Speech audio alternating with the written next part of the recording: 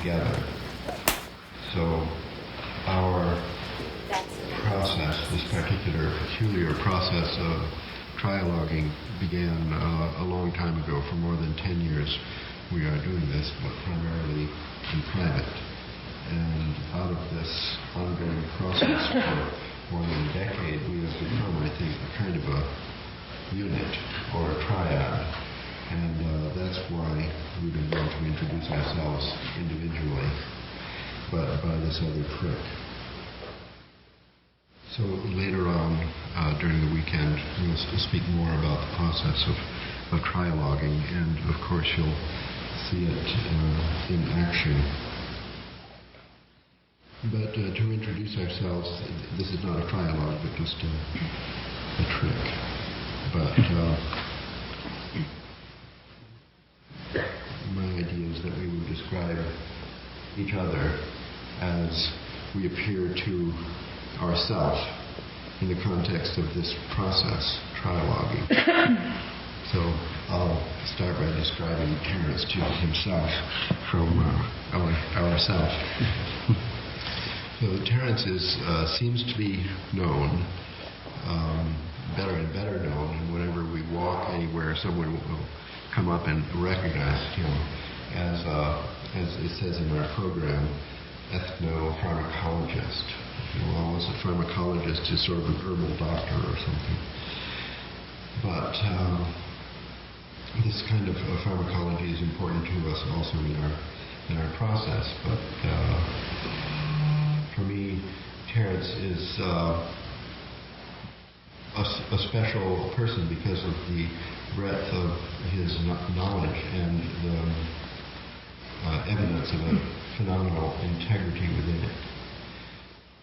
So first of all, when we first met, Terence was persistently asking me about mathematics, kind of mathematics that I was interested in at that time that nobody else had even heard about. And as our relationship developed, I saw that he had this philosophy of time, let's say, or maybe even mathematical model for the structure of time. That is an odd thing for a person to be obsessed with. And from this obsession, he had to learn a great deal about history. So in our process of trialoguing, we find it very much enriched by Terence's phenomenal knowledge of history, and not only that, but his special way of saying it is sort of, you're familiar with this here, a bardic skill, so that whatever he says will have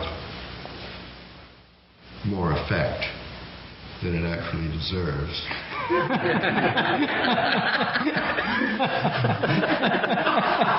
Because of his phenomenal way of saying it and his apparent conviction in it. And is he Irish? Yes, that's hard, of course, to deal with in a cooperative process. Furthermore, what seems to inform or maintain the integrity of his total presentation is some kind of spiritual belief. I don't know exactly the right word for this, but I can tell that you know what I mean anyway.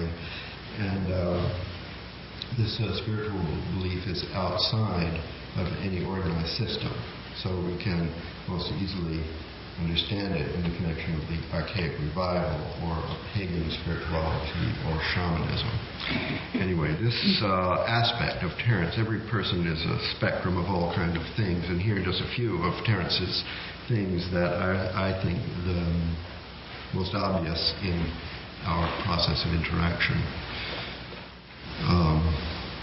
The primitive spirituality, which always speaks against any church guru or leader. And I'm almost done. I'm squirming there. Finally, besides this information-based personal style and integrity, there is something else which I think is very important to us, and that's the adventurer. That's the willingness to risk going to some kind of edge. and also the propulsion to talk about it upon coming back, fulfilling some kind of responsibility to the community which is beyond, which risks more than simply individual development. Is this too long? Yes. That's it then. Good. Well, so it falls to me to share with you my view of Rupert, who I'm not sure when I first became aware. Probably it was the Nature Review, which I think Rupert should certainly be very grateful to Nature, because in their perverse way they saved him perhaps from obscurantism by calling for the burning of his book. And my intellectual method has always been to seek out the heretical. And so when I heard that Nature had called for the burning of a book, I burned up my tires on the way to the store to see if I couldn't obtain a copy. And it was very interesting, and I added it to the slow rising intellectual edifice that I had been building for years in the area of theoretical biology. I was very interested in Driesch and Kemmerer and the school of vitalism that refused to genuflect to the idea that life could be reduced simply to physics and chemistry. That seemed to me inadequate. But nevertheless, after reading Sheldrake's book, it just seemed like an intellectual war being well fought in a distant land by someone I was probably not likely to have cross my path. And I discussed it with other people, and I was amazed at the animosity that rained down upon what seemed to me a fundamentally interesting and not easily dismissed concept. I can remember one person telling me, "You have only to heft the book in your hand to tell that it's bogus." Well, I thought they must have an intuition into the nature of scientific theory far beyond my own, because I couldn't make the judgment at that stage. And then Rupert, I believe it was through Ralph, contacted me and came by bus to see me. I live in the wine country north of San Francisco, and I didn't know what I expected. I was mentored by Eric Jansch, who some of you may know, and so my vision of the European academic was of a corpulent, elderly, animated person, and I projected that and expected that. And when Rupert arrived, and Ralph vectored in for that first meeting as well, isn't that interesting? That's right. And there he was. And I thought I immediately fell under the spell of his personality, his spirit. Scientists, I don't know if you spend a lot of time with them, but they tend to be pretentious boors, most of them. And the higher they rise, the more this quality seems exacerbated in their personality. And I've found Rupert to be an incredibly generous, intelligent, forgiving person. I feel very privileged to be in the presence of these people. I'm sure you all know the cliche when Newton was asked how he did it. He said, "I stood on the shoulders of giants." That's how it was done. And to whatever degree the mathematics of Ralph and the theoretical constructs of Rupert have supported my own work, and not only my work, but my the building and maintaining of a personal vision, I've felt that I've stood on the shoulders of giants. It's hard to say what the fate of morphogenetic fields will be in the history of ideas, but I am convinced that given even a halfway level playing field, the best ideas always win. And so I'm very keen to stand close to this man, because I'm absolutely convinced that the light of glory will fall upon him. Mechanistic biology has failed, and for 20 years has been involved in the cover-up of the catastrophic failure of its program of reducing life to physics and chemistry. It will not happen soon. It will not happen ever. And when the history of biology is written, I'm convinced that Rupert's work will stand at the turning point, because the key problem in biology is form. And the ideas that have been put forth in the past have been inadequate.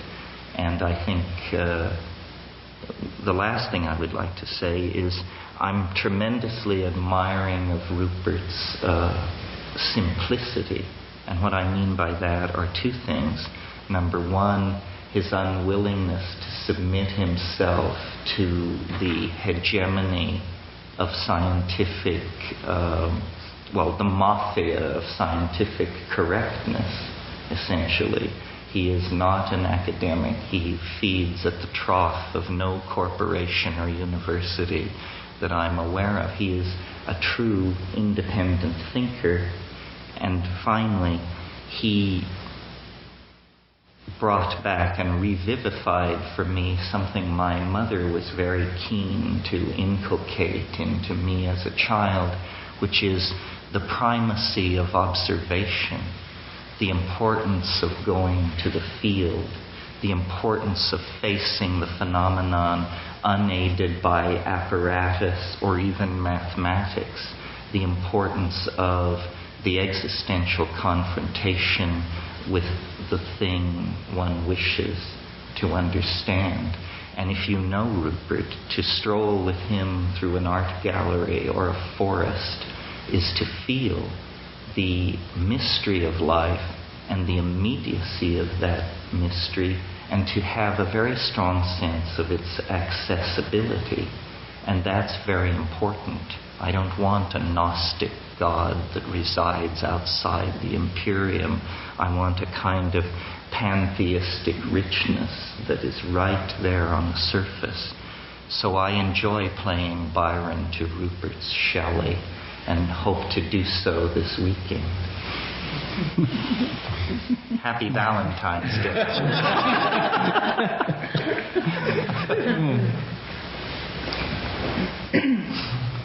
Now I'm going to introduce Ralph. I met Ralph and Terence, as Terence has described, when I got off the bus at Sonoma. Was it Sonoma? Santa Rosa. Oh, Santa Rosa. Having been sent by a friend in San Francisco to meet him. This was in 1982. And Ralph was there too, so I met Terence and Ralph together. And that's when we found we had this way of relating together, which for us has been very helpful. Well, Ralph is a mathematician, a chaos mathematician. But he's much more than that. Most mathematicians are peculiar, and he's no exception. But he's peculiar in a very interesting and accessible way. One of the things that he's done, which some of you may be aware of, is made mathematics accessible to ordinary people like ourselves who haven't studied it. The secret of maths is that for those who are skilled practitioners, it's in fact a kind of inner landscape that they see. They have, some of them at least, have an amazing visual intuition. They're seeing internal pictures.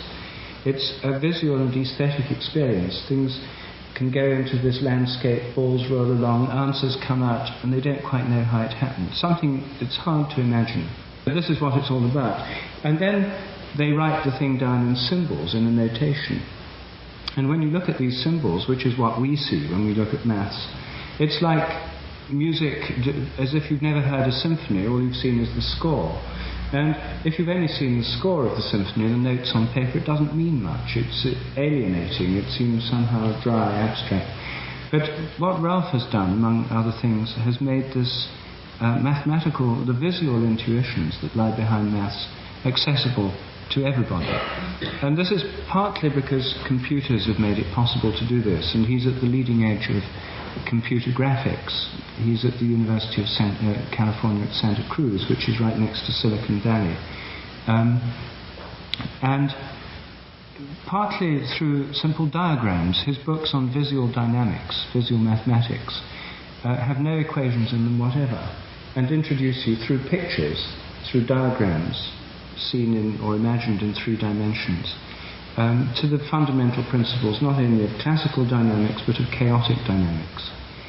And for me, this was the first time anyone had unveiled the inner mysteries of what's going on in maths and made it something that one could grasp intuitively. It's rather like having spent all one's life just seeing musical scores. You suddenly hear the music. And this is one of Ralph's gifts, to be able to do this. His ability to visualize mathematics, I'm sure, is innate, but I think it was enhanced in the late 60s and early 70s by certain inner experiences, which would fall into the category of what Terence calls hands-on pharmacology. And these he took to Ralph. He doesn't look like it, but he's an extremist. And when he does something, he takes it to extremes. For the last 20 years, he's been taking moderation to extremes.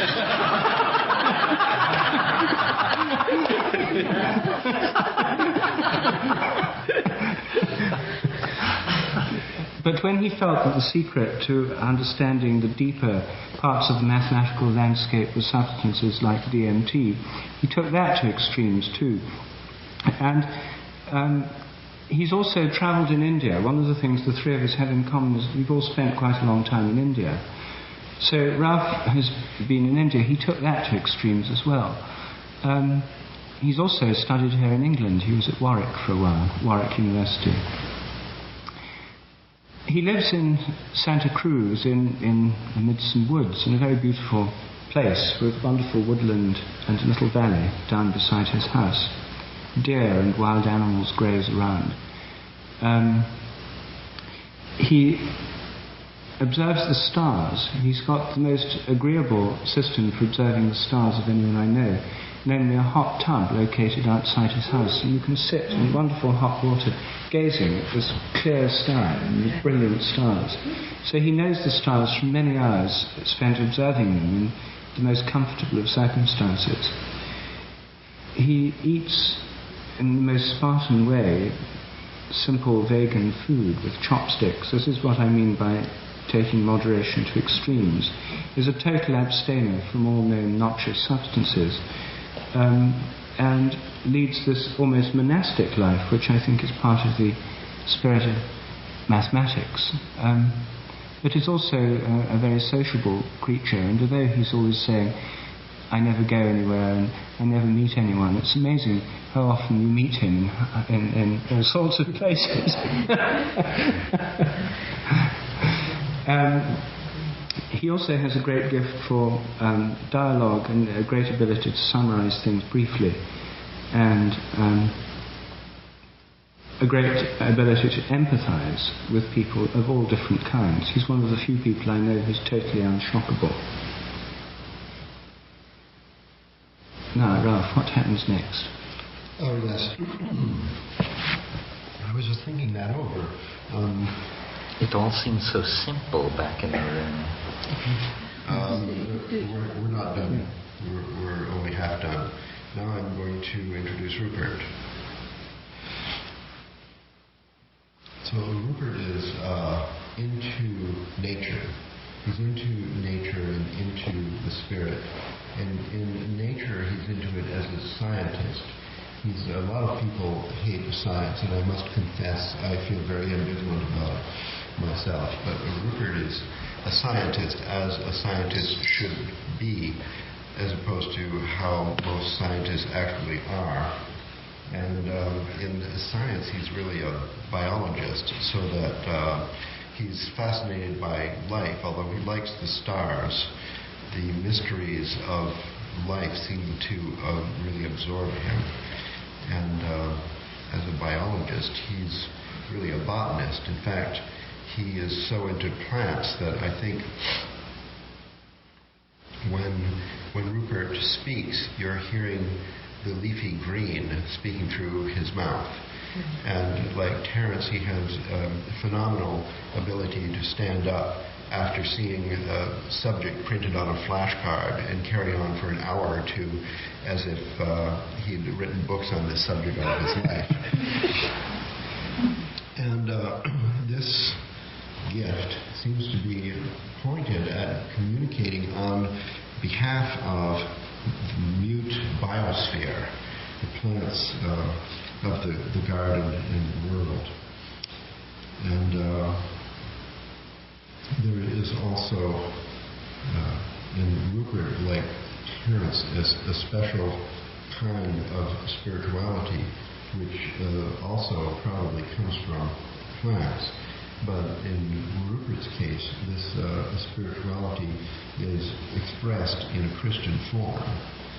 So, unlike Terence, who's a pagan, or me, certainly not a Christian, there's in Rupert's integrity a kind of living proof, for us, a constant reminder of the fact that the ordinary and familiar spiritual paths actually work, can work. So with the voice of the leafy green and this integrity of a true spiritual connection from the other realms has come this heretical posture of the scientist who cannot say other than what is obvious from plants about nature. And to say that, I mean, you would have a choice if you perceive this, either to say it or not. So here's another aspect of Rupert that I think is singular and maybe for him unfortunate, and that is the courage, the adventure, the dedication, the responsibility to report on the weaknesses of science. And, it's very expensive to be a heretic. If you had a choice, you wouldn't be one. And the reason for being one is a kind of unyielding integrity, which it would be easier not to have. So as part of our group, this is a kind of a skeletal structure. We can never waver too far into speculation which is not based on the integrity of our direct observation of a certain something. It has to come back to the reason for risking it all, which is the obligation to tell the truth. Now Rupert will introduce Terence. No, I will introduce you. Oh. Or would you rather do me? Ralph's worked out a mathematical Now system. Rupert will introduce Terence. Very good.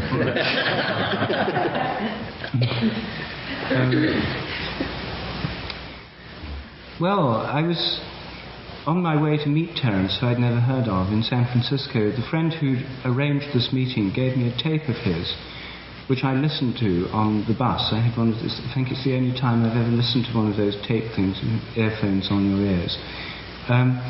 And I heard this extraordinary lecture about the effects of DMT, a powerful hallucinogen, and an entire family of hallucinogen derivatives. And I was amazed that subject such as this was being discussed in such a fascinating, interesting and coherent way, since previously I'd associated this subject with total incoherence. When I met him, I found that really he's a kind of naturalist. Fraser, hello, welcome. We must find you a seat.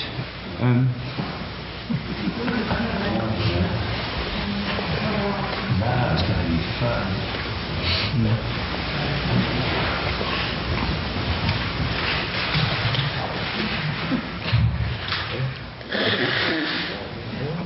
So this is Fraser Clark.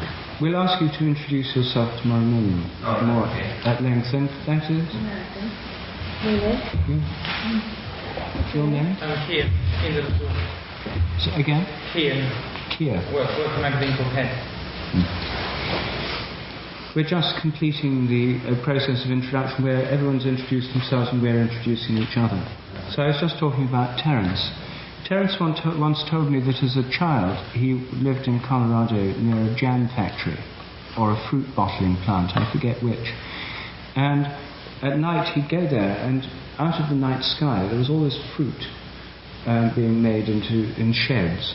And out of the night sky, out of the darkness, would appear moths of every different description, attracted by the bright lights of the bottling plant and the delicious fruit jam or whatever they were making. And how he used to go and watch there as out of the darkness coloured moths just flew in from the sky. And it seemed to me a wonderful image of what he does. I mean, partly he's known for his visionary qualities, looking for visions which come out of the darkness of the mind, if you like. But also he's quite literally a naturalist. He's spent years travelling through Indonesia with his butterfly net, collecting butterflies of various species. And he's spent a long time exploring the jungles of the Amazon. And so he's a kind of naturalist of the mind and of nature, has an extraordinary knowledge of biological subjects, including surprising ones like octopuses. And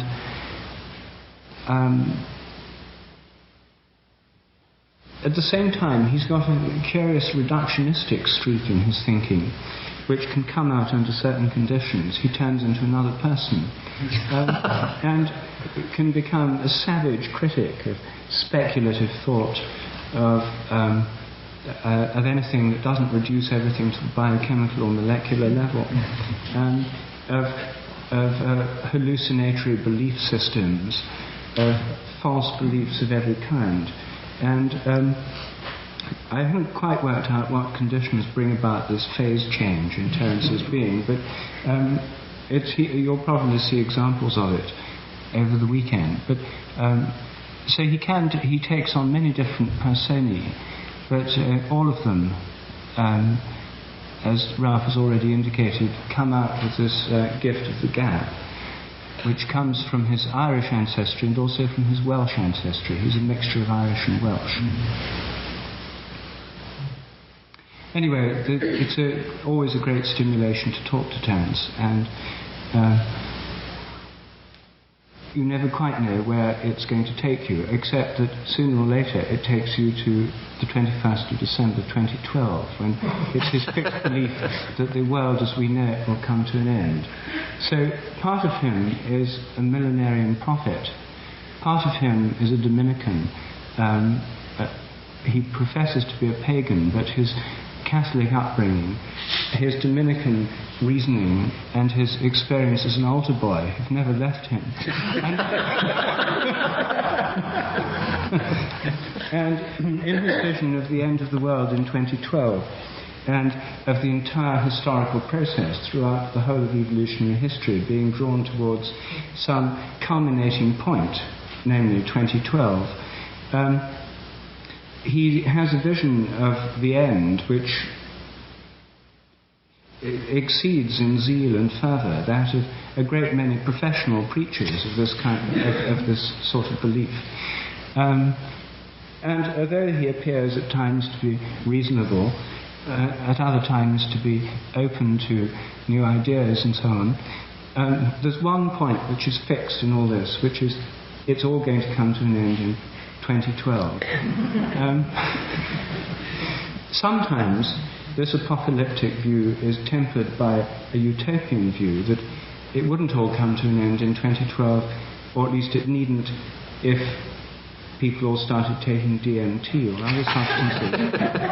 But then it turns out that if you actually try to envisage what would happen when there's a total change of consciousness in human beings and the entire cosmos in 2012, it would be just like everyone taking DMT.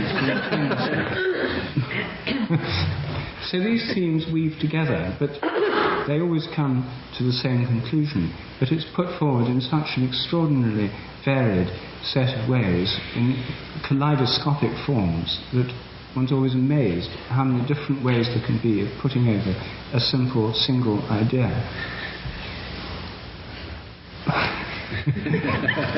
I'll forswear the desire to rebut. Yes, I'll yield to the momentum of the program.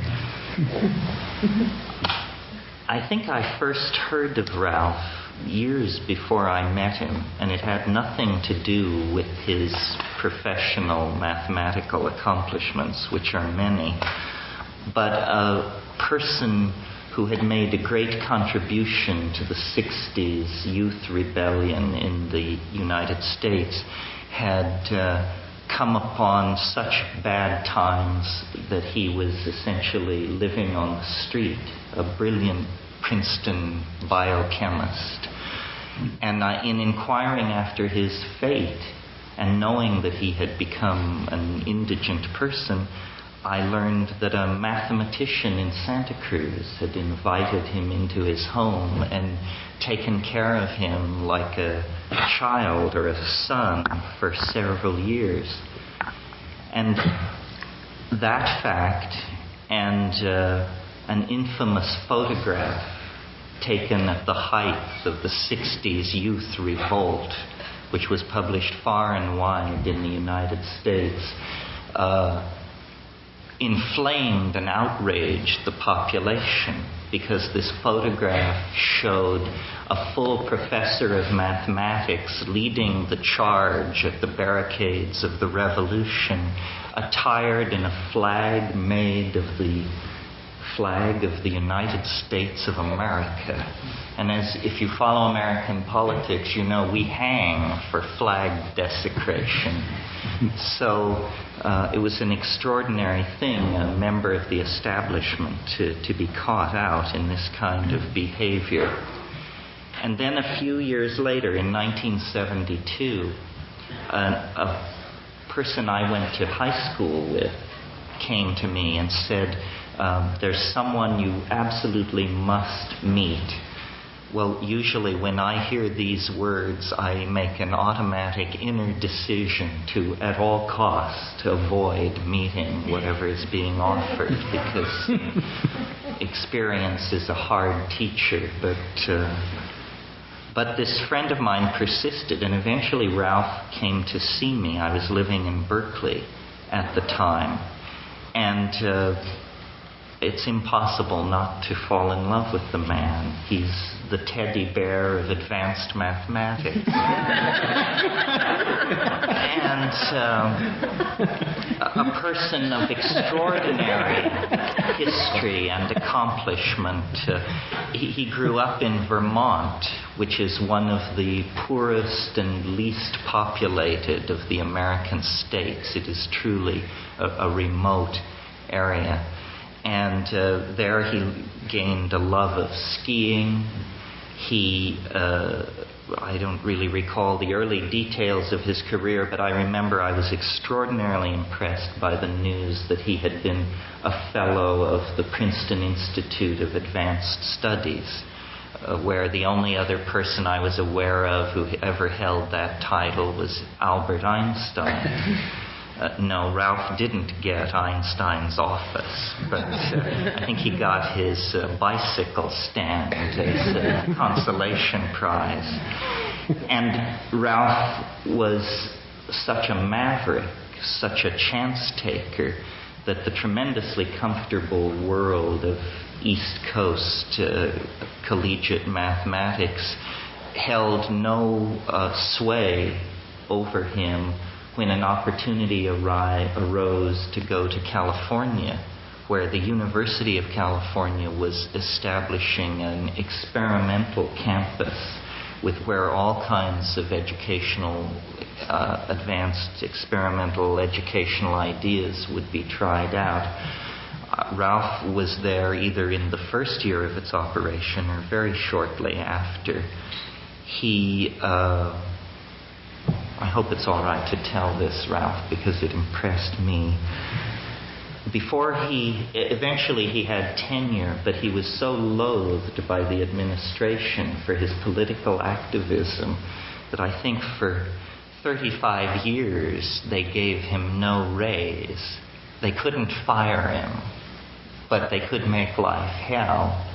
And he stuck with it until now. I think even the most hardcore of the administration recognize that in Ralph they have a real gem, one of the major thinkers and contributors to what may seem like an arcane field, research mathematics. But in fact, mathematics rules the world from far, far behind the throne. Ralph estimated to me at one time that there are only about 2,500 people in the world making a living as research mathematicians. And Ralph's work has always been forward-thinking, extraordinarily creative in the abstract realm, but never without a human dimension. And mathematicians are extraordinary aesthetes. This is not a quality in your work that is respected in mathematics. The more abstruse, the more incomprehensible, the more removed from the human world, the more kudos your colleagues will shower upon you. Ralph has made major contributions in the area of model building for natural phenomena. Everything from population theory to models that prove the impossibility of monogamy, to models of the functioning of anorexia nervosa, and so forth. An extraordinary, rich and varied career. Indian musician, student of the magical systems of the Renaissance and of Dr. Dee, founding member of the John Dee Society, founder of the Institute for Global Analysis, IGA, yes, and founder of the Institute for Visual Mathematics, the author of several books on dynamics that have brought dynamics from the closet of obscurity into a field that many, many people are conversant with, largely through Ralph's books and the illustrations of them by Chris Shaw. He is not simply a worker on the fringes of advanced mathematics. He is author of Foundations of Mechanics, and I dare say anybody who's written a book titled The Foundations of anything gets a lot of respect from me. Ralph has been an extraordinary friend over the years. We see each other as often as our busy lives permit, and I go to him not for insight into advanced mathematics, which, other than my own narrow interest in the field, remains arcane, but for his insight into the human condition.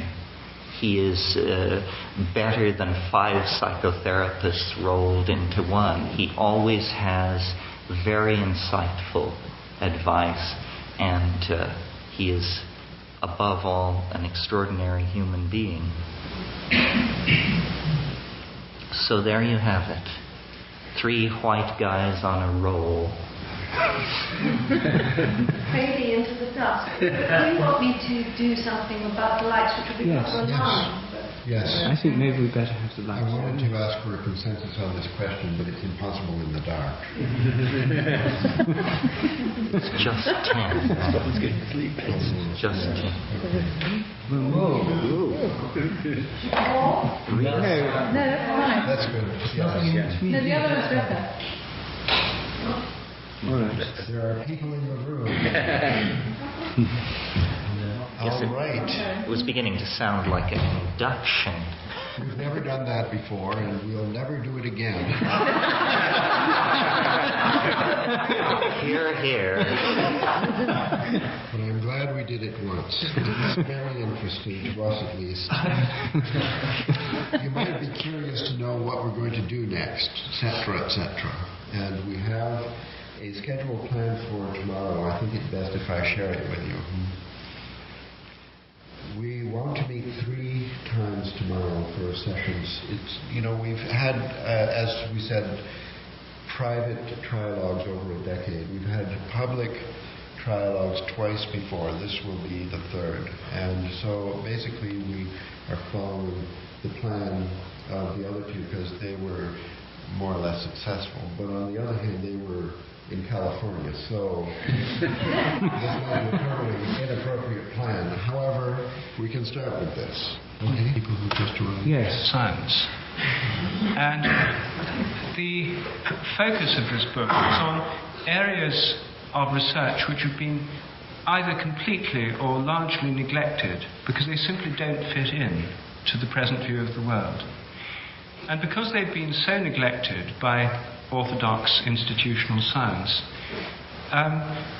there are quite simple experiments to open up these fields that could be done, in many cases for budgets of less than £10. And as soon as one realizes that important research can be cheap, then the terrible Stalinist restrictions that institutional science has, you can't do it unless you've got approval, peer reviews, grants, committees, and so on. Terrible stranglehold of orthodoxy.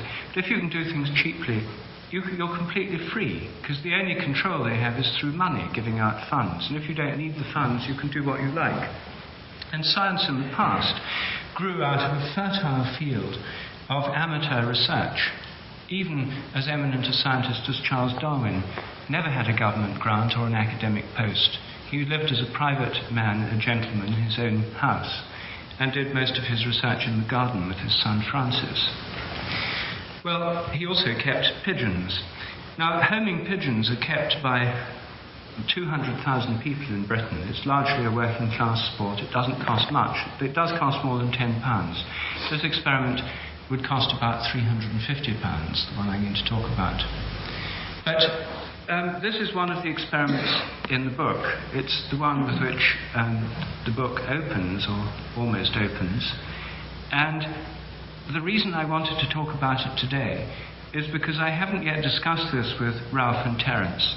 And the present state of play, which I'm going to summarize now, it shows that science. There have been investigations of homing pigeons. It's one of the few areas where research has been done, and it's led to the conclusion that we really do not know. We haven't a clue how they do it. And in this state of the utterly unknown, I don't know how they do it either. So I was hoping that by talking about it with Ralph and Terence, it might become clearer, or possibly even more obscure.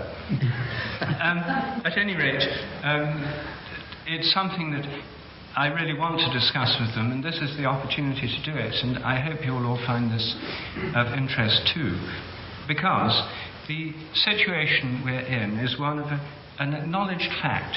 Pigeons can home from huge distances. You can take a pigeon, a homing pigeon, 700 miles from its loft and release it, and it'll be home that evening, if it's a fast-flying bird.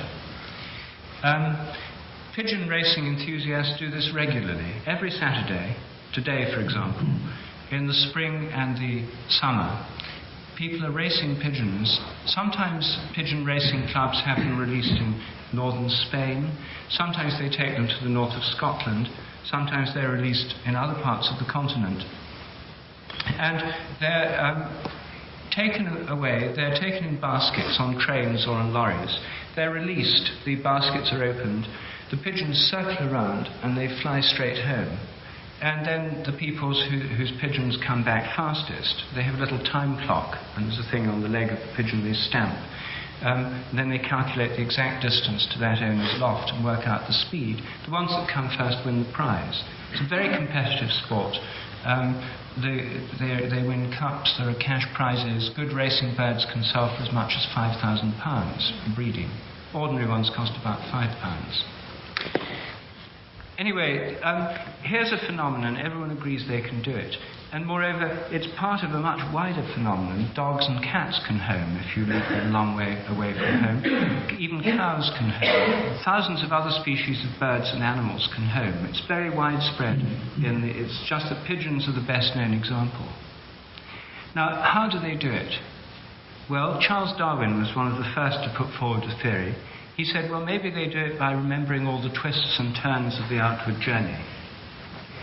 This theory was tested, and to test it, people anaesthetized pigeons, put them in rotating drums, and drove them in vans, sealed, closed vans, by very devious routes to the point of release. And when the pigeons came round from the anaesthetic and overcame the ill effects of this treatment on the way out, when they were released, they circled around and flew straight home. So nobody any longer believes that's possible. They can't remember the twists and turns of the outward journey. This experiment's been done many times, sometimes with slow rotating drums, sometimes with drums rotating so fast that the poor birds are sort of centrifuged against the edges of the drum. And despite these appalling maltreatments, the pigeons go straight home. So that's theory number one. That's not how they do it. Second theory, that they do it by smell, that they sniff the air and sniff their home. This, of course, smell is usually what people propose when animals show uncanny powers that can't be explained. They usually say, well, it must be an extraordinarily good sense of smell. Well, this has been tested too. First of all, it's not very plausible. If you release a bird in Spain and it flies to England, and the home is downwind from the point where you release it rather than upwind. In other words, it's flying with the wind. There's no way smells could blow from its loft in England to Spain against the wind. So this theory is inherently implausible. Nevertheless, because everything else has failed, it's believed in passionately by some researchers in the field, particularly the Italians. Anyway, this has been tested too. People have blocked up their nostrils with sealing wax. They still get home. They've severed their olfactory nerves, poor birds. They still get home. They've anaesthetized their nasal mucosa with xylocaine or other local anesthetics, and they still set off straight away in the homeward direction and get home. So it's not smell. Next theory, they do it by the sun, somehow calculating the latitude and longitude from the sun's position. Well, pigeons can home on cloudy days, and they can also be trained to home at night, so they don't need to see the sun or even the stars. But if they can see the sun, then they use the sun as a kind of rough compass, more or less as we would if you want to keep your bearings, keep the sun on your right, that kind of thing.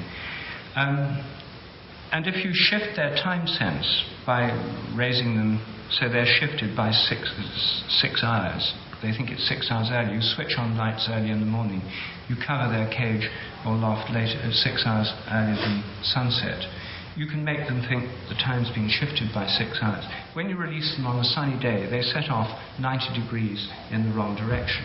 So they use the sun as a compass, but after a mile or two they realize they're going the wrong way. They change course and go home. Landmarks are inherently unfeasible because if you release the birds hundreds of miles from anywhere they've been before, landmarks couldn't possibly explain it.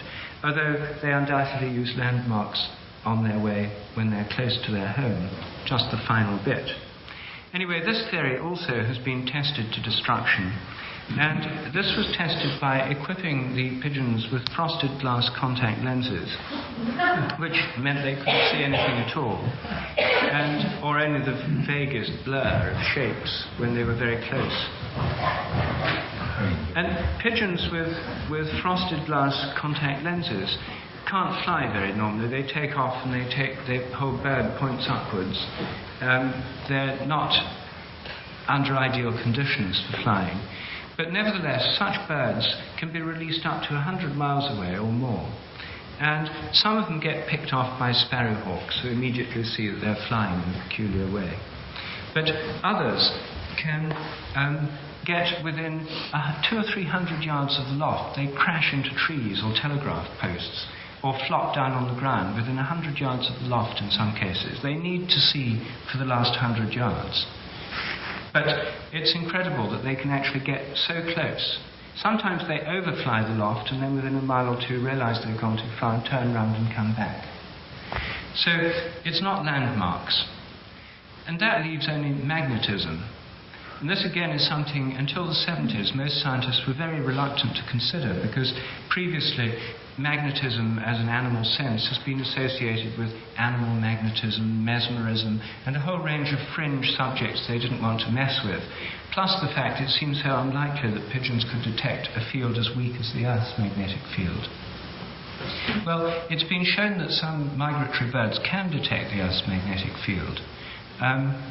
They can tell where north and south are from the magnetic field. They do seem to have a kind of inherent compass. But magnetism can't explain how they get home, because even if they could measure the dip of the compass, i.e. the angle towards it dips down, at the North Pole it points straight down, at the equator it's parallel. If they could measure the dip, they could tell how far north or south they'd been taken. But if you took pigeons due east or west, the dip would be exactly the same as at home. And it wouldn't give them any information on whether they were east or west. And pigeons can home equally well from all compass points.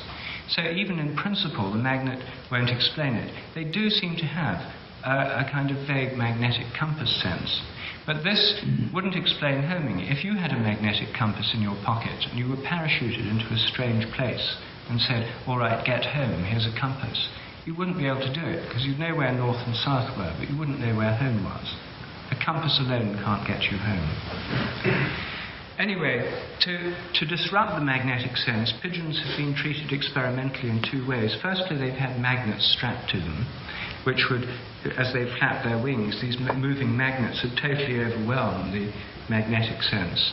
And secondly, they've been degaussed by being put in extremely strong magnetic fields that would demagnetize any magnetically sensitive parts within them. Well, these demagnetized pigeons and pigeons with magnets strapped to them to confuse their magnetic sense, or with magnetic coils over their heads, still get home perfectly all right. Well, that's the current state of play. Every hypothesis has been tested to destruction. They've all failed. And the remaining ones, there's one, the only one that you occasionally hear is, well, maybe they hear their home from hundreds of miles away because of extremely sensitive hearing. But even that one won't work, because pigeons that can't hear can still get home. So everything has been tried. Everything within the last 10 years has finally, the most rigorous tests have been done in the last 10 years. All these theories have failed. Nobody has a clue how they do it. And pigeon homing is the tip of the iceberg of a vast range of unexplained biological phenomena, which include the migration of swallows, how they come back to Hazlewood every year, having flown to southern Africa in the winter, the migration of cuckoos, the migration of salmon, of eels, and so on. These are usually explained in terms of smell, as the fish runs, but which only works really within a few miles of the home river. It doesn't explain how they can get thousands of miles through the oceans to the right place. So there's a huge number of phenomena to do with migratory and homing senses in animals which are unexplained. And human beings probably have similar powers too, not very well developed in modern urban people, although even some urban people have quite a good sense of direction, but extremely well developed in nomadic people like Australian Aborigines, South African Bushmen, and also the Polynesian navigators. Now, they probably use ordinary senses as well, but this is a whole range of unsolved problems, which is hardly touched by science, which leads to the idea that animals, and probably we too, may have senses or powers undreamt of within existing science. So that's the present state of play, and the experiment that I'm proposing is very simple. I can outline it briefly. I think that the evidence suggests there must be some unknown sense, force or power connecting the pigeons to their home. Now what it is I don't know. My image of it is of a kind of invisible elastic band. Take them away and it's stretched and they tend to be pulled back. It gives them a kind of directional sense. I'm not bothering at the moment about the possible physical basis of this, whether it's part of existing physics, whether it's an extension of non-locality in quantum physics, whether it requires a new field. That question is open. But with this simple model of an invisible connection, the experiment I'm proposing is the converse of those done so far. If the pigeon's connected to its home, then the usual experiments involve taking the pigeon from the home and it comes back. My experiment involves taking the home from the pigeons. This involves the use of a mobile pigeon loft, which is essentially a simple pigeon shed mounted on a farm trailer on wheels that can be moved around. And I've actually done this experiment, first in Ireland and secondly in Suffolk. So far I haven't been able to carry it past the first phase, the training phase. I found, however, it's possible to train pigeons to home to a mobile loft. They don't expect their home to move any more than we do. And the first time you take them out of it, you move their home just 100 yards the first time. And when you release them, they can see perfectly well that it's not where it was before. But they go on flying round the place where it was before. It takes them hours before they'll go into the loft in its new position. That's how we'd behave if we went home after being here at Hazlewood and found our home 100 yards down the street. Most of us wouldn't just go straight in and settle down to opening our letters and so on. We'd probably go round and round in circles around the place where it was before and look awfully puzzled. Well, that's what pigeons do. But if you keep doing this, after 3 or 4 times, they just get used to it. They realise they're sort of nomads or gypsies now. And they'll go straight in. They'll find the home up to 2 or 3 miles away within 10 minutes and go straight in. You can do this. And in the First World War, the Belgian, German and British military pigeon corps had mobile lofts. The British had 200 mobile lofts in converted London buses by the end of the First World War. And there is still a mobile pigeon loft research project going on in Europe. The Swiss army is the last army in Europe to have homing pigeons. And the head of the officer commanding pigeons, Dr. Hans-Peter Lipp, I'm now in correspondence with. He's at the University of Zurich. And he's carrying out a fascinating research program on military uses of mobile lofts in Switzerland at the moment. He and I are exchanging notes on the subject. It's the only other research project going on of this kind. His objectives are quite different though. They're to find ways of carrying messages more effectively. Anyway, the key experiment is you move the mobile loft 50 miles, let's say, after you've trained the birds, and see if they can find it. If you move it downwind from the point of release, so they couldn't smell it, and if the pigeons can find it quite quickly, fly straight there, then this would suggest there's an invisible connection between them and their home. The next question is it between the loft itself, them and the loft itself, or the other pigeons? You leave some of their nearest and dearest in the loft. And you can do that further experiments then by taking the nearest and dearest somewhere else and seeing whether they find the nearest and dearest or whether they find the physical structure of the loft. Anyway, this research is relatively cheap. I mean, £500 would cover the entire project. It's well within the capacity of the 5 million pigeon fanciers worldwide who keep pigeons and are well experienced in dealing with them. How the experiment will turn out, I don't know. But here is a profound mystery, the tip of the iceberg of a whole series of biological mysteries which have been more or less neglected. And if there is a new power, force or sense involved, what might it imply, what might it tell us? And where would we go from there? And that's the question I wanted to raise with Ralph and Terence. Well, Thanks for the question. Maybe I could ask you for just a couple of little details first. When they race the pigeons, and then the winner is the pigeon returning to the home loft first. Yes. But these home lofts are all in different cities, different streets, Yes. and so on. So how does it work? The wife of the pigeon racer is at home, and when the mate comes, then pulls out the cellular telephone and calls headquarters. No, the racing pigeon has a little thing on its leg, a ring for the race, with its number and the race number. They all have those when they're released. When it gets into the loft, it actually enters the loft. The pigeon fancier is waiting there. He captures the bird, takes this ring off its leg. He has a sealed time clock issued by the local Racing Pigeon Federation. He stamps this thing with the time it's come home. And then they all send in these tags with the time that are stamped by these sealed clocks.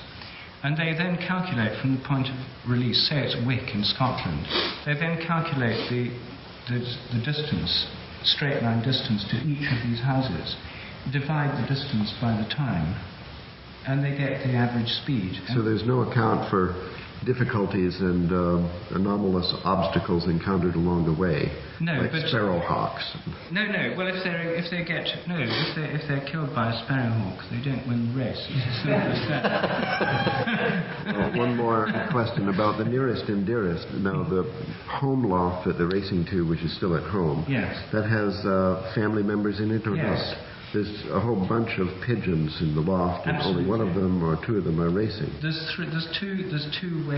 several racing systems used. They have to have a motive to get home. If you race them in the winter, they don't home very well. But if you race them they usually race them in the spring and summer, either when they've got eggs and young, so they have an incentive to get back to their family. Or there's another system called the jealousy system, widely practiced, where pigeons are monogamous. They form pairs, at least for the year. And it's a kind of limited monogamy, but at least for that year. So they wait until they've paired up. Then they show, if say they're racing the cockbird, they then hold the cockbird and put another cockbird with its mate, so that the two start billing. Disgusting. And then they take it in its basket to the north of Scotland and release it, and it gets home real fast. This competitive spirit will stop at nothing. And does the pigeon home to an empty loft? I mean, it requires it to be populated with nearest and dearest. I'm thinking of Bell's theorem. I don't know. No pigeon racer would normally home them to an empty loft. I've homed. What about Dr. Hans-Peter Lipp of the Swiss Army? Yes, he's done it to an empty loft, and I've done it to an empty loft, but not over long distances. Well,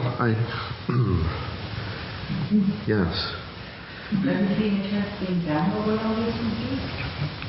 To empty lofts? I don't know. I've only done it over short distances.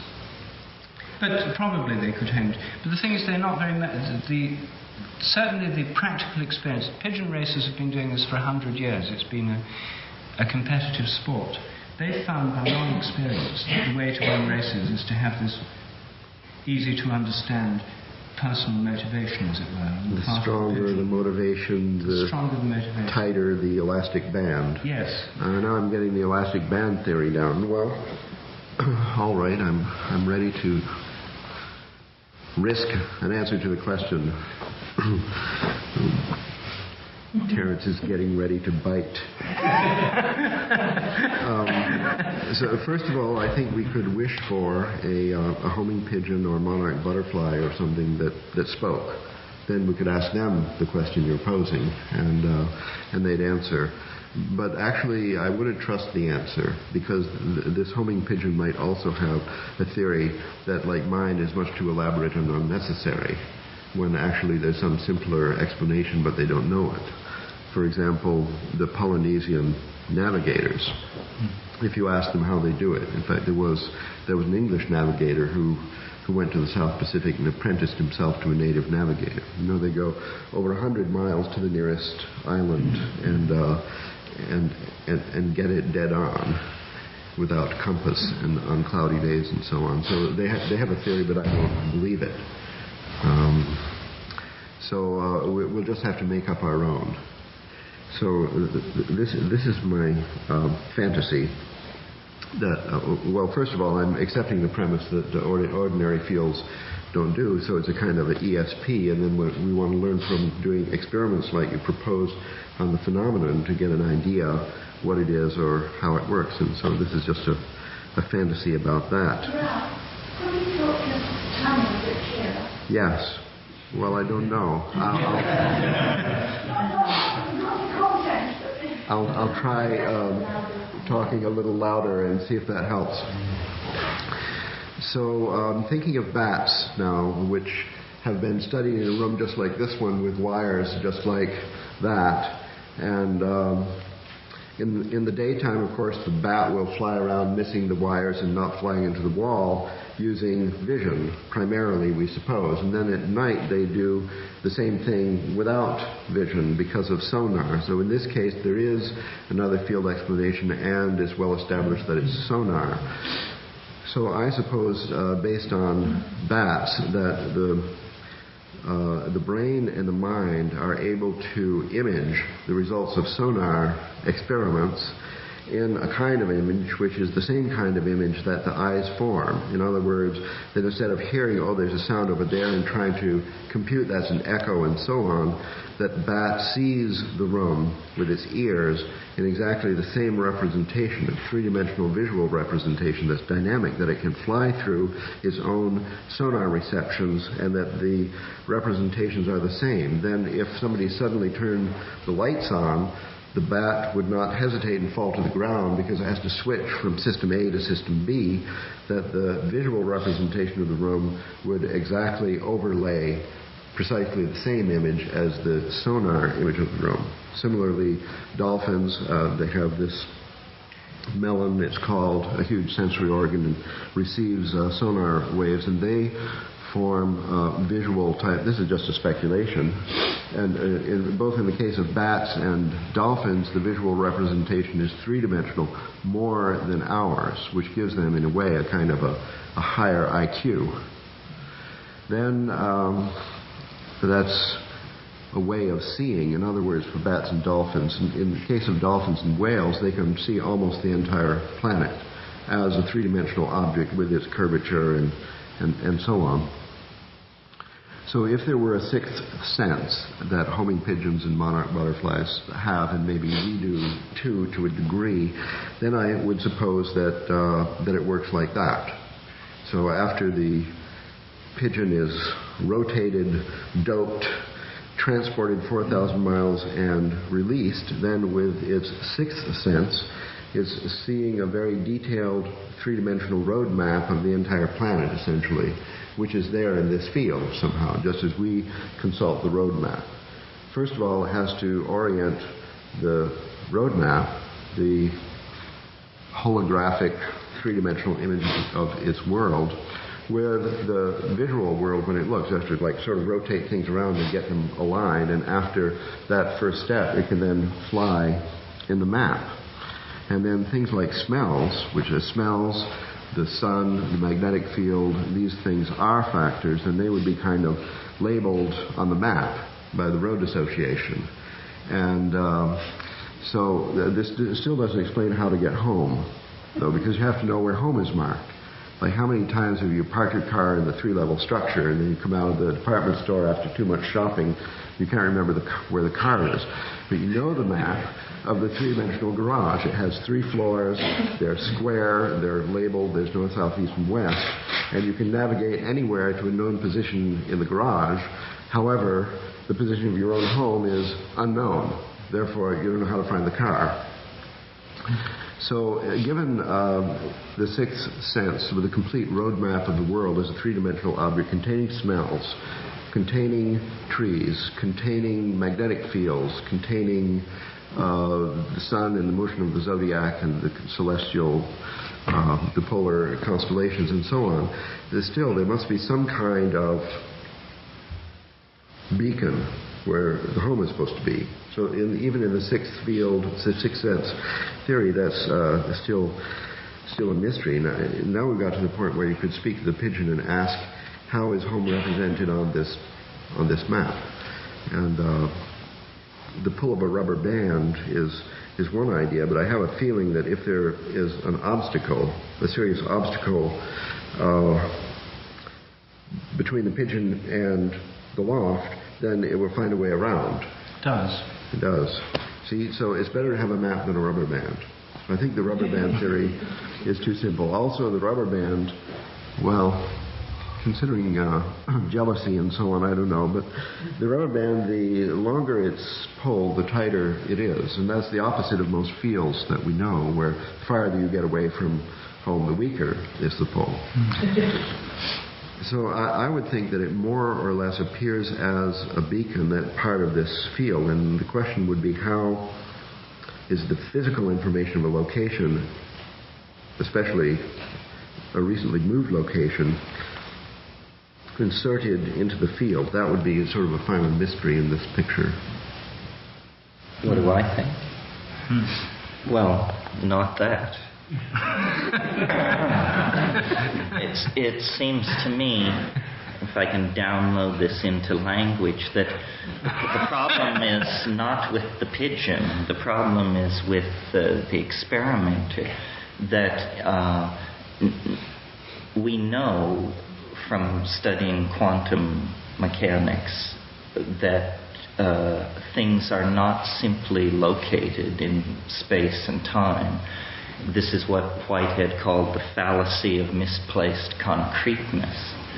And it seems, I've always felt that what biology is a strategy, a chemical strategy for amplifying quantum mechanical indeterminacy into macrophysical systems called living organisms, and that living organisms somehow work their magic by opening a doorway to the quantum realm through which indeterminacy can come. And I imagine that all nature works like this, with the single exception of human beings who have been poisoned by language, and that language has inculcated in us the very strong illusion of an unknown future, but that in fact the future is not unknowable if you can decondition yourself from the assumption of spatial concreteness. So the answer to how the pigeon finds its way home is that a portion of the pigeon's mind is already home and never left home. And that we, gazing at this, assume that pigeons, monarch butterflies, so forth, are simpler systems than ourselves. But in fact, our assumption of the unknowability of the future creates a problem here where there is no problem, and that it's only in the domain of language, and perhaps only in the domain of certain languages, that this can become a problem. To put it simply, I assume that if you are a pigeon, we speak here of asking the pigeon, if you had the consciousness of a pigeon, you would not have a diminutive form of human consciousness. You would have a consciousness that we can, obviously, based on this discussion, barely conceive of, because the consciousness of the pigeon is a continual awareness extending from egg to death. And the particular moment in space and time in which an English-speaking person confronts a pigeon is, for the pigeon, not noticeably distinct from all the other serial moments of its life. So the problem is in the way the question is asked, and in the way human beings interpret the data that is deployed in front of them. After all, in the animal world, the future is always rather like the past, because novelty is rather suppressed in the animal world. Most things that happen have happened before and will happen again. So my expectation would simply be that what we're seeing when we confront these kinds of edge phenomenon in biology is the beginning of a set of phenomena which, when correctly interpreted, will bring the idea of quantum mechanical biology out of the realm of charge transfer and intercellular and subcellular activity and into the domain of the whole organism.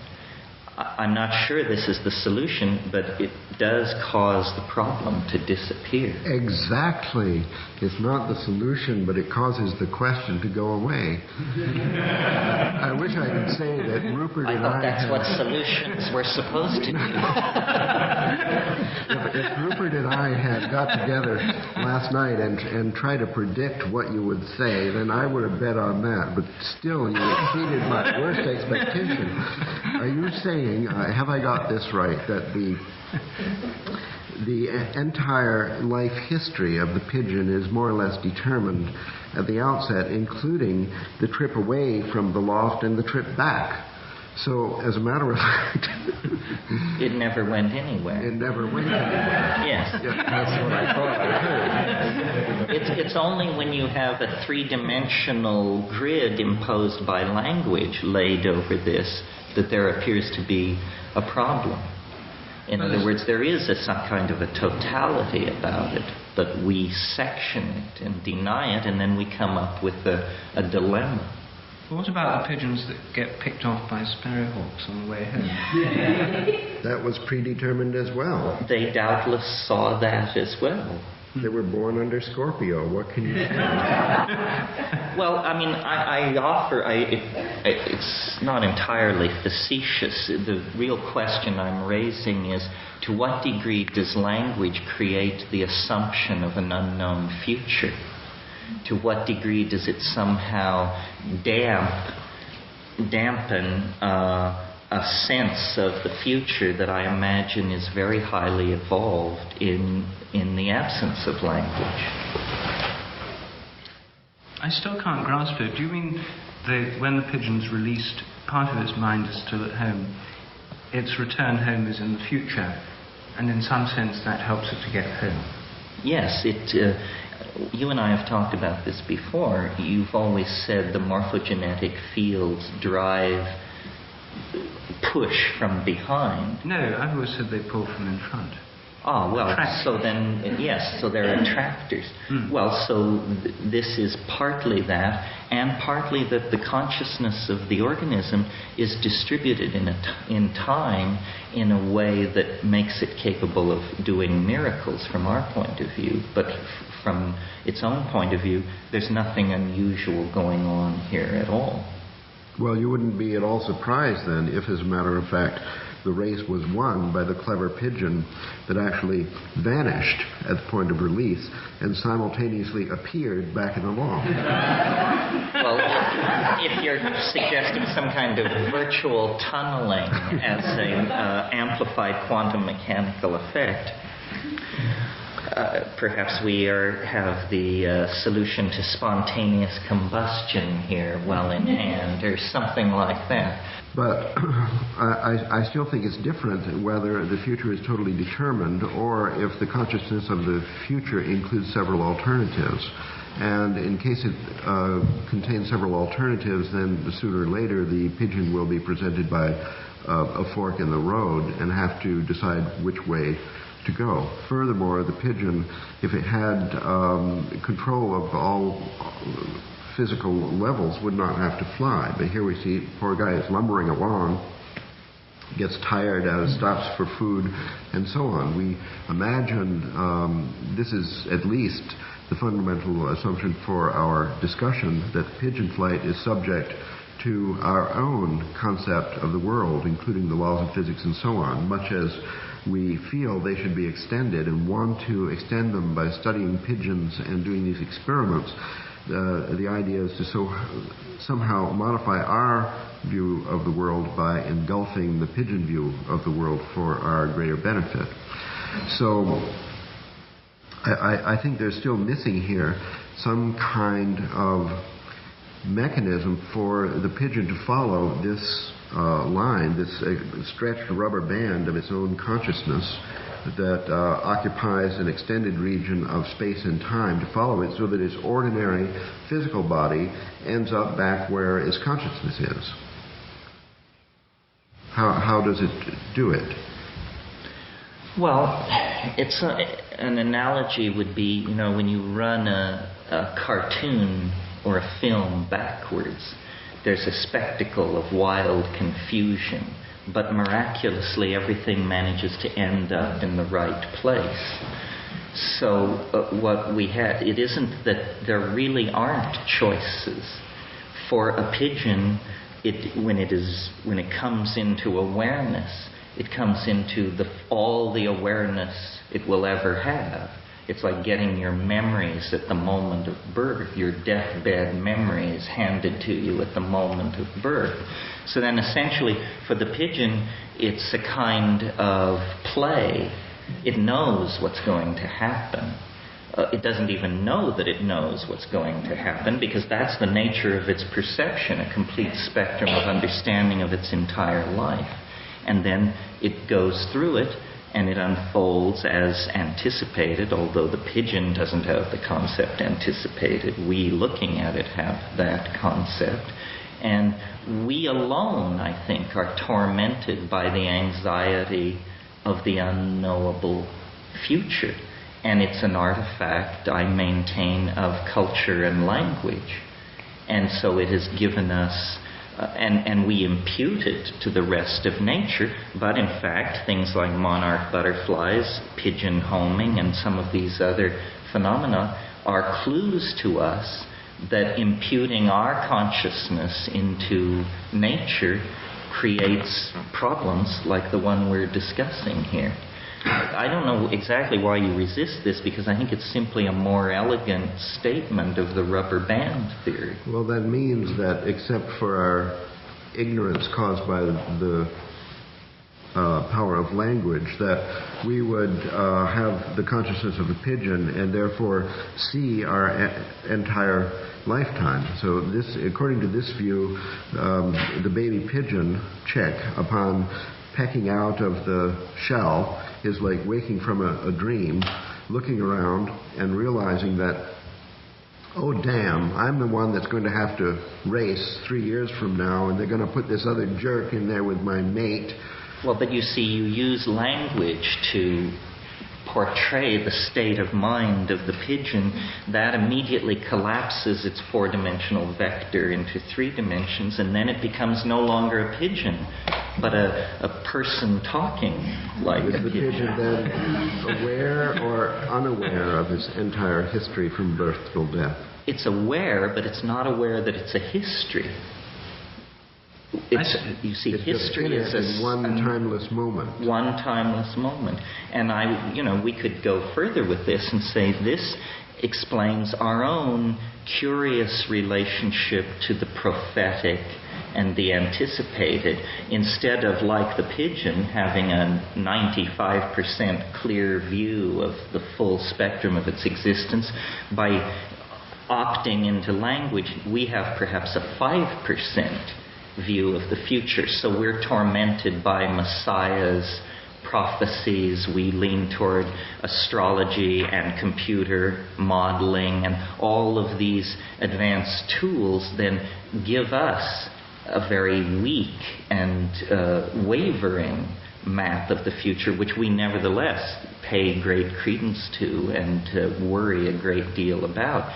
I'm suggesting that theoretically, if we could step away from language, and perhaps this is what Zen anchorites and people like that do, that isn't this what they teach? That you fall into a timeless realm where death holds no threat, and all things are seen with a kind of great leveling, and anxiety leaves the circuit. So I'm suggesting, one more version of the fall, that from the fourth dimensional world of nature, complete in time, we fell into the limited world of language and an unclear future, and hence great anxiety about that, and hence conundrums like how do the pigeons find their way home. Well, this suggests that we should stop talking and writing books and just hum. I've always felt that. Rather like a pigeon, I think. Does this imply, I mean, is this, as I suspect, a polite way of saying that Rupert's current book and the homing pigeon experiment is a total waste of time, and even if it only costs £10, it's a shame? Well, that's a wider issue, but you know, you know very well that I think experiment as currently understood is futile, because all experiments, including, I assume, all the experiments in Rupert's book, make the assumption that time is invariant. And I don't believe that time is invariant. So we're now going to, I mean, I didn't intend to open this up as a general frontal attack on the epistemic methods of modern science, but in fact, the idea that time is invariant is entirely contradicted by our own experience, and it's merely an assumption science makes in order to do its business. I believe that we have a case here of multiple personality in action, and now I'm going to undertake to prove it. So we suppose that Rupert had in his book an 8th chapter on an experiment with homeopathic medicine. And this experiment was done, and the outcome of it was that a flower power was discovered which absolutely and instantly cures hay fever. Then you would be interested in the result of the experiment or not? Sure. I rest my case. Well, as a practical matter, I don't think we should confuse our ideologies with our sinuses.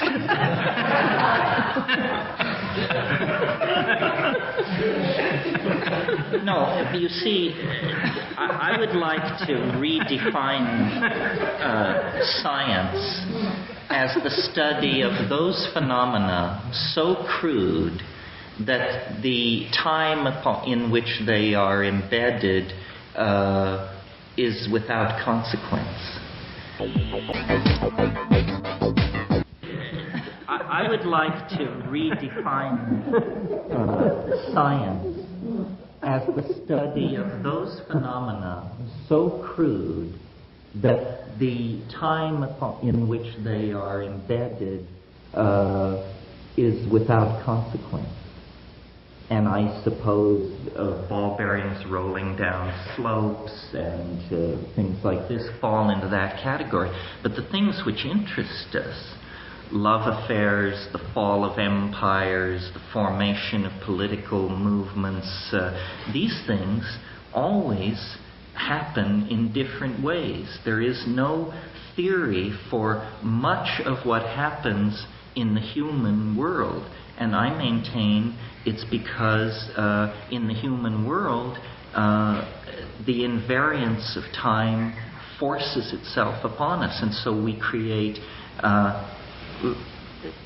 categories of human knowledge outside science, like psychology, or that's sort of a fence sitter, but advertising and political theory and this sort of thing. So that addresses the invariant time, or the variable time that we experience, and then we hypothesize a theoretical kind of time that is invariant, and that's where we do all this science that has led us into these incredibly alienating abstractions.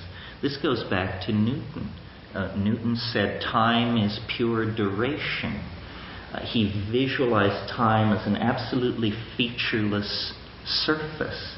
Well, now notice, Ralph, Aristotle's effort to describe nature with perfect mathematical solids has been abandoned long ago, because nowhere do we meet perfect mathematical forms in nature.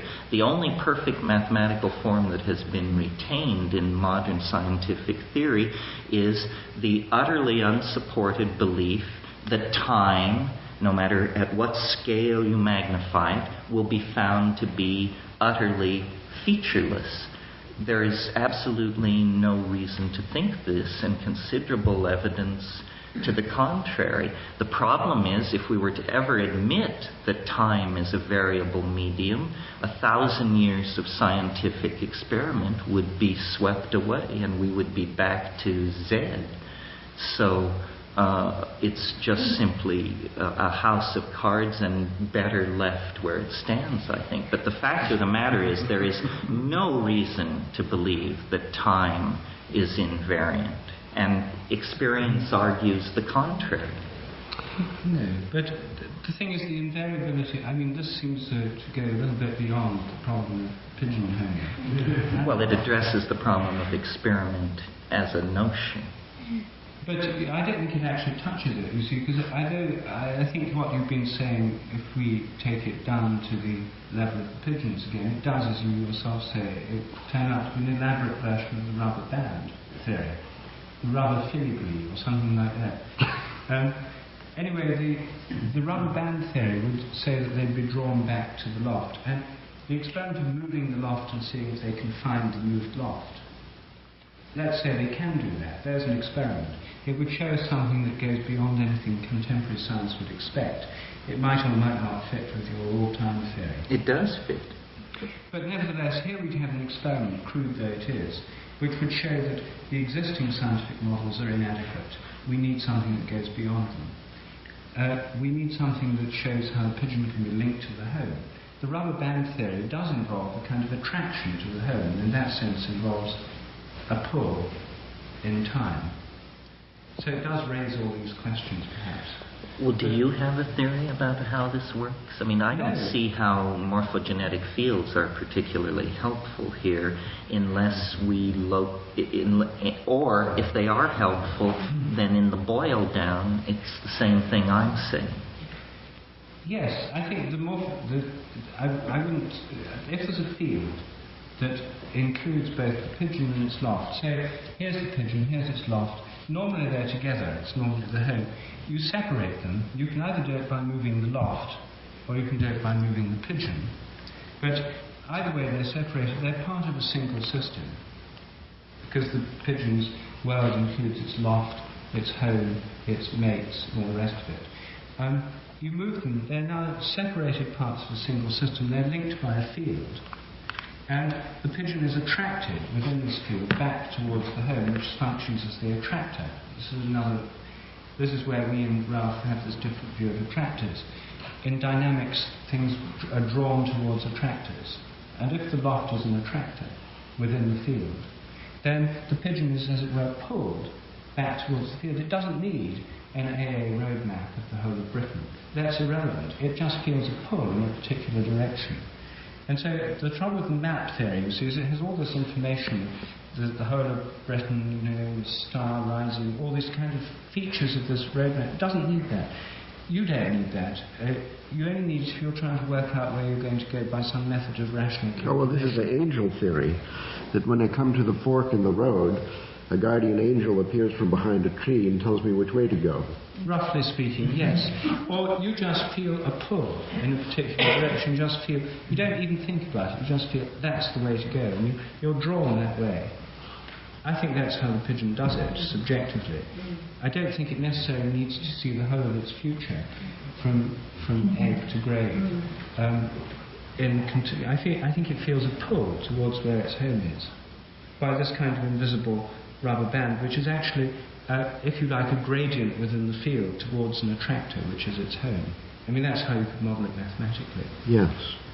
But you wouldn't need to bring in the whole of the rest of Britain and a road map. Now, if you did need a road map for the whole of the rest of Britain and all the rest of the world, then we'd have the question, how would it get it? Well, I've got a theory how it could get it, but I think it might tune in to the collective memory of all the other pigeons that have ever gone on homing races. All of them see the ground they're flying over. If a pigeon could access the collective pigeon psyche, or take it further, even the collective memory of other species, not just pigeons, if all birds could link up to what all other birds had seen, then they would indeed have a global map of the world. They could gain access to it.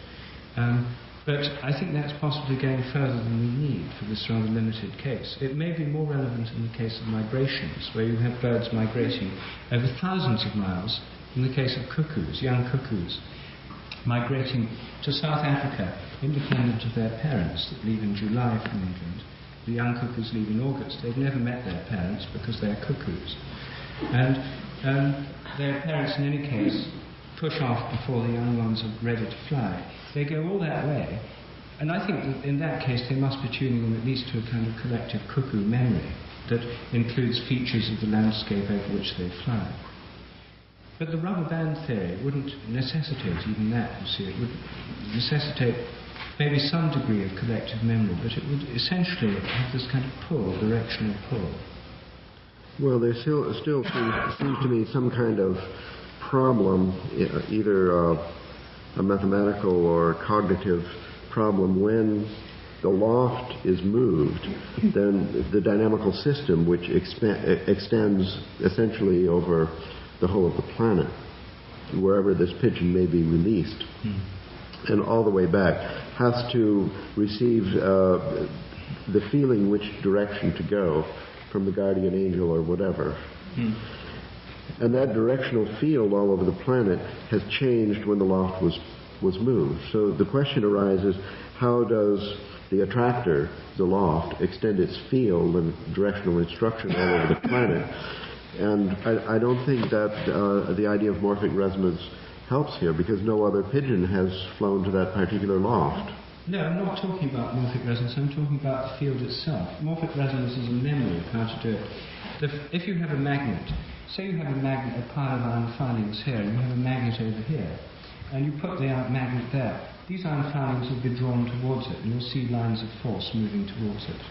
If you then move the magnet over here, you don't have to, there's an immediate adjustment. So the loft itself simply functions as a magnet, as it were, like in another field which is not an electromagnetic field, that's right, but it's sort of an emotional field. Yes. And the loft's like a magnet, and so you move the loft, it's just like moving a magnet. Automatically, now the iron filings or whatever will go there.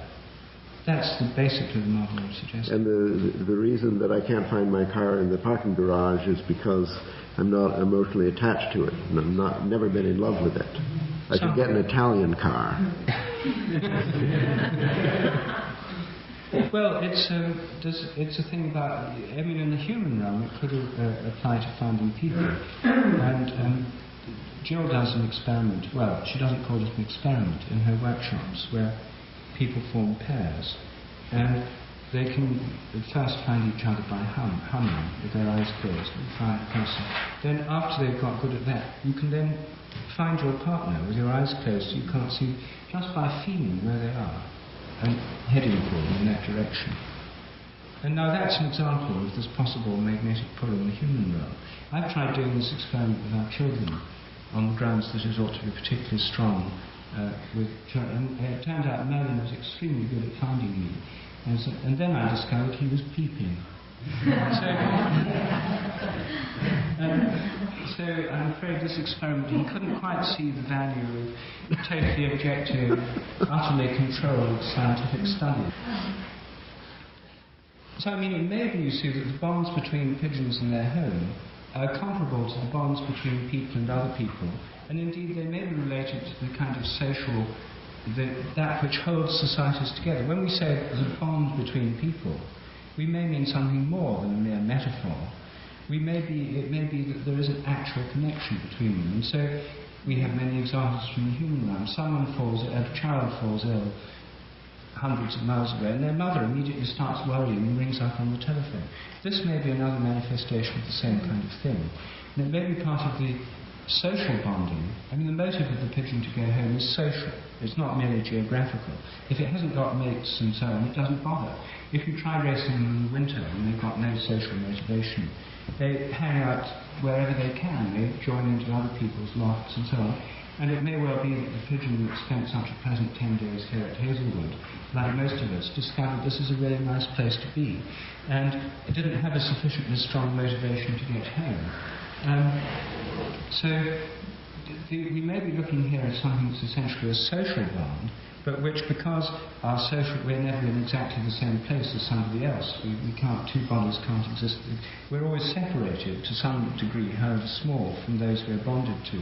And often, in the case of birds that fly foraging for food, in the case of migratory birds, in the case of all animals that have to go out, bees that have to forage out from their hives and then come back, there must be some way in which these social bonds extend into a geographical dimension and then become spatial, directional bonds to find a home group. In the case of wolves, there are these cases reported by naturalists of packs of wolves that go out hunting. A wolf may be injured, sometimes they're injured, and then they stay behind in a kind of lair while the whole pack goes hunting. And there's this book by W.J. Long called How Animals Talk, about his tracking of wolves in Canada, in the snow. The pack would go out hunting about 20 miles and went round and then killed an animal quite silently, no baying, they do it quietly.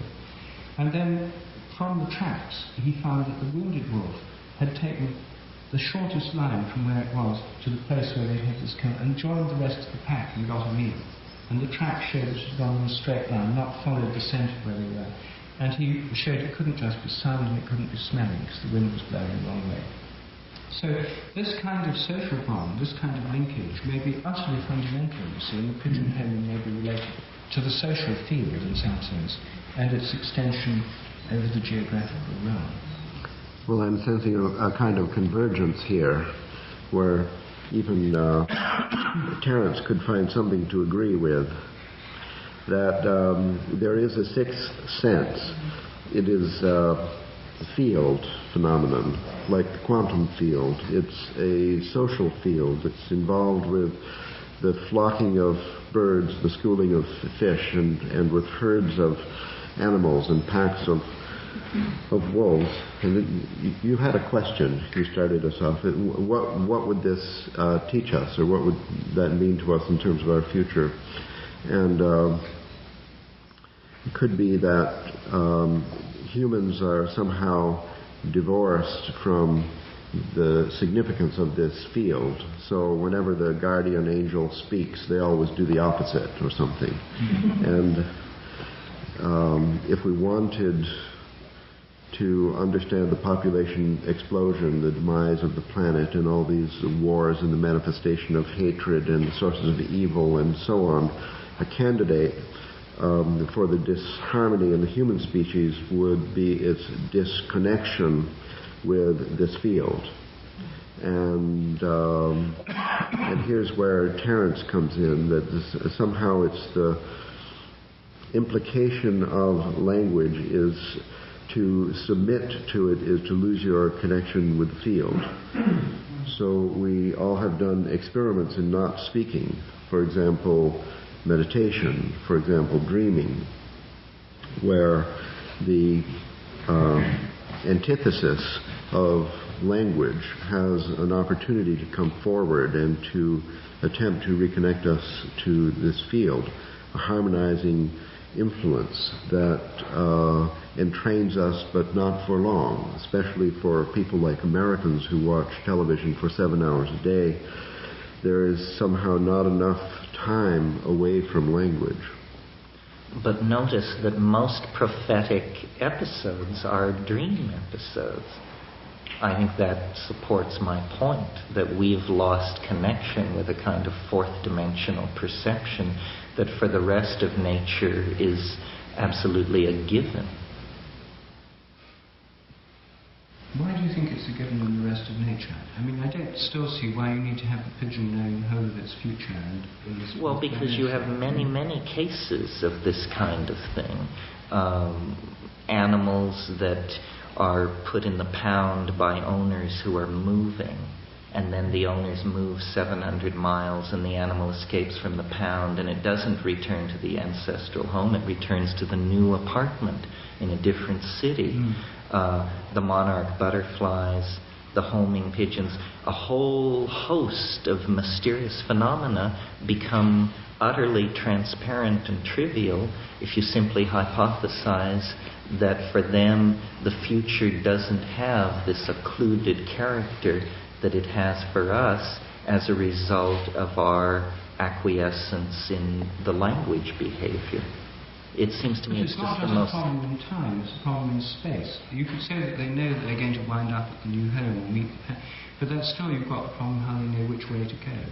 And I don't presumably they see themselves at every point in their life, not just the high or low points. And a minute in the future, they're a minute ahead of where they are, so yes. they just go that way. In the future they're that way. In other words, they can always see it from where they are. It's always ahead of them, in the same way that we navigate through space.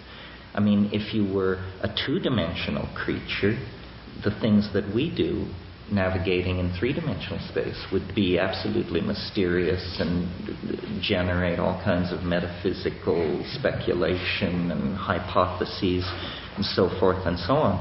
But, I mean, why should nature imprison itself within a temporal domain?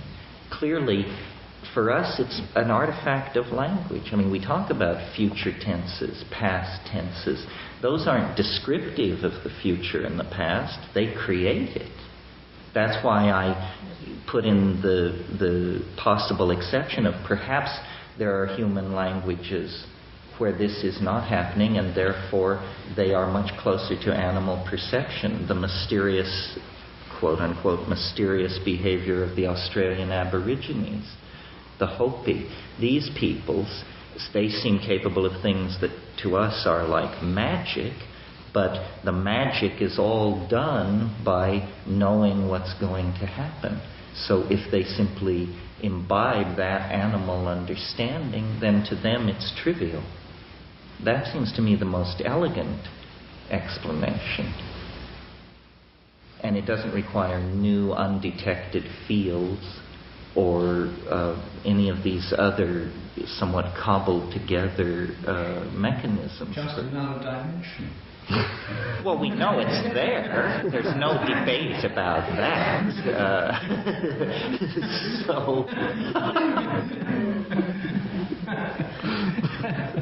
Here, an example then to carry that forward, I've always felt that the role of shamans in Aboriginal society, especially the ones that were using psychoactive plants, that all the magic that they do suddenly becomes not so mysterious if you simply assume that by perturbing the ordinary brain states and ordinary language states, they then let in this hyperdimensional understanding. Because look at what shamans do, really. They predict weather, that's classical. That demands a knowledge of the future. They tell the tribe where the game has gone, also requiring a knowledge of the future. And they rarely lose a patient. That means they know who's going to make it and who isn't, and they refuse all cases perceived to be fatal. So here are three examples of shamanic magic, all easily explained by the simple assumption that they can perceive to some degree the future, which is occluded to ordinary people locked in ordinary language and brain states. QED. Do the pigeons do a ritual then to get in touch with it? No, animals are in this place to begin with. You see, look at the shaman, to push this point again. What is the shaman's strategy for attaining his special knowledge? he becomes like an animal. He is master of animals. He dresses in skins. He growls. He talks to pigeons. He talks to the animals. He perturbs his brain state with ordeals or drugs or something like this. But the very close association of the shaman to the animal mind suggests that that's the clue to entering this atemporal or 4D perceptual sphere. And as Joe mentioned at the beginning, in the Christian tradition, the principal symbol of the Holy Spirit, which is that which gives inspired prophecy, shamanic type gifts of healing, all the gifts of the Spirit, including speaking in tongues, prophecy, healing, and so forth, discernments and intuitions of various kinds, are symbolized by the pigeon. So there's some curious way in which the dove, well known at the biblical times for its homing powers, the Egyptians had a homing pigeon service in ancient Egypt. So the choice of the pigeon was not just plucked out of nowhere. Noah's Ark is the first biblical story of the pigeon, where the pigeon is sent off and comes back with the hose with an olive twig. So right from the beginning, the pigeon is seen as a messenger that can find out things in distant places and come home and bring back the information. So you could say that central to the whole Western tradition, this shamanic thing of becoming like an animal, in this case somehow entering the mind of a pigeon, or in some way assimilating into the state of a pigeon, is the basis of the gift of knowledge, prophecy, and spiritual power. It sounds right to me. So should we now... Yes, I think so. Let us now open this up and then we can... I'd like to ask him a question. Do you suggest that if we suspend our language for a while in our mind,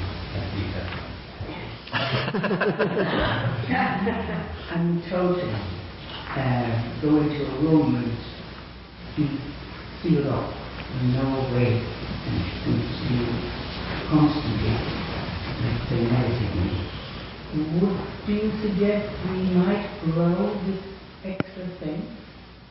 Essentially, yes. I mean, I think it might take some time, but I think as a strategy for expanded awareness, that's how it would present itself experientially. Trappist monasteries do this.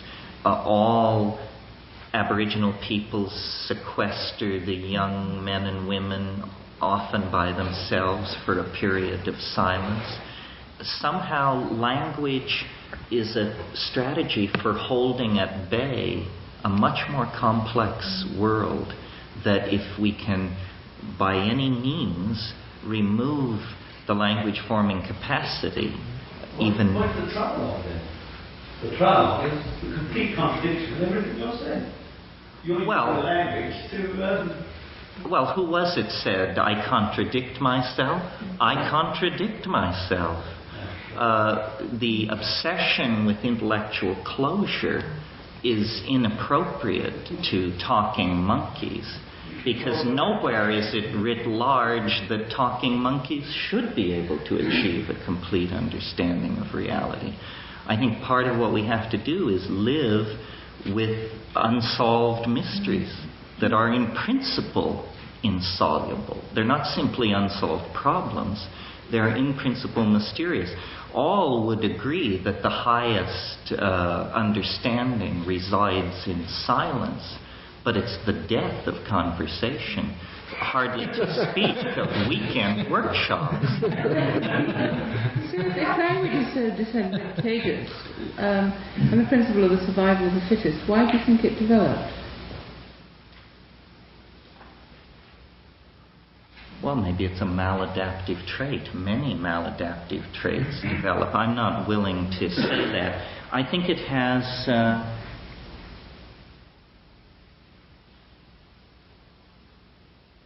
for us, it's a substitute for other forms of cohesion, like pheromones, which are a kind of language that knit together insect societies. Originally, we were possibly fairly unsocial creatures. In other words, human beings may have paired and reared their children in secret. We've created societies of billions of people, and the linkage is language, and it's an unsteady linkage, as we can see. I mean, I don't have an answer for why language evolved. Presumably we were pack animals like wolves or horses and tribal cultures. Pack animals are the animals that produce complex signaling systems to coordinate themselves in space with barks and yips and yells. They coordinate hunting activity and this sort of thing. It may be that relatively benign adaptation carried further becomes something else. What we do, I think, that no other animal does, is we carry out symbolic activity. And it's this symbolic activity that has closed us off from the reality of what lies outside the symbol system. Can you give an example of that? Symbolic activity? Everything we do. I mean, for instance, think of a child lying in a crib with an open window and a hummingbird comes through the room. Well, this is like a miracle. It's all light and iridescence and whirring sound, and the child is sucked into the presence of a miracle. And then its nurse or its mother comes into the room and says, "It's a bird, baby, bird." Suddenly the miracle is collapsed into a lexeme, and by the time you are 5 years old, the entirety of reality has been very carefully mosaiced over with words. And to burst through that to whatever reality lies beyond is the task of a mystic or a shaman, and it's extraordinarily difficult. That's what I mean by trading in the world for symbolic signification. But we think in words. And I'm not sure when you speak of language whether you talk of words, of communication, or reasoning, because we think in words. And we are, the words that we are thinking in are, as you said, communicated to us by our parents. The first communication. To maintain the miracle, cut off communication. And what would happen, how would we develop our thinking processes in alternatives to words? Well, I question whether we actually think in words or to what degree we do. What you notice when you experiment with these shamanic tools, such as psychoactive plants, is that as the intoxications deepen, thought becomes vision, and one thinks in images. And I imagine that this is the Aboriginal thought style, and we must have thought in images for a long time before we downloaded into words. To the degree that people think in images, I think they are a different sort of person than the word-oriented person. I think thinking in words may be an artifact of writing and print, and may have been most intensified in the last 1,000 years. I mean, sensory ratios are incredibly subject to cultural modification. As an example of what I mean by that, St. Augustine, to prove his piety, they would open a book of scripture in front of him, and without making a sound, he would examine it for a few minutes, and then they would close the book and question him, and he was able to discuss what was written there on the page. He was the only man in Europe, in other words, who could read silently, and it was thought a miracle. Well, we all read silently and think nothing of it.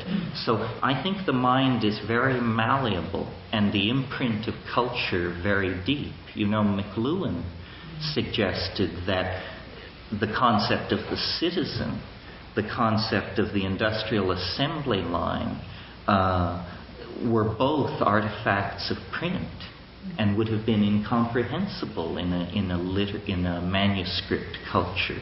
This is an area where we are very naive. How our languages affect our view of the world. We are part of a continuum in nature, but animals nevertheless have a different type of consciousness. They don't have to make moral choices. They are not running around killing each other in Bosnia. They are preying on each other for food within a limited, all the people in this room are probably concerned about the world. And I think that one of the things I would like you, gentlemen, to address in some way is a feeling that things might be moving in some place which is better. And I think to try and bring things into some notion that animals are in perhaps some better place than Earth is not helpful. Well, I didn't mean to suggest they're in a better place. As I hear what you're saying the glory of our humanness is our free will. No, I'm not saying not about words like glory. I'm not putting emotive context on this. I'm trying to keep it rather specific. But in fact, you're right. The decisions that we make form us as individuals, not as a species. And so in an animal situation, the individual animal, I think, that's not what is of interest there. We differentiate ourselves from each other by the choices that we make, and that requires this unknowable future dimension. You just poo-pooed it, so we don't need it, it's an illusion. Well, I didn't poo-poo it, I said animals don't have it. Clearly, we are of a different order. I'm not a pro-animal, anti-human sort. I mean, I think the human world is definitely the most interesting world, but I think maybe you've put your finger on it, that without this illusion of an unknowable future, we would not differentiate as individuals. So it's a happy flaw, o felix culpa, right? Is that why people have always been afraid of prophecy? That you have the moral dilemma. Well, it raises real questions about free will, that's for sure. I mean, one can suppose it raises real questions. I mean, if a prophecy comes true, does that mean then that in principle all of the future is determined? You see, we have to avoid determinism here, because a true determinism means thinking is pointless. Because in a rigid determinism, you think what you think because you couldn't think anything else. So the concept of truth is utterly without meaning in a rigid determinism. So perhaps in the pursuit of truth, the unknown future is a necessity, and it allows our individuation from each other, and that is the particular hallmark of our species, is that we are a population of individuals, not a population that is defined genetically. Well, this is a challenge, isn't it? Because we have to... These language structures are very provisional.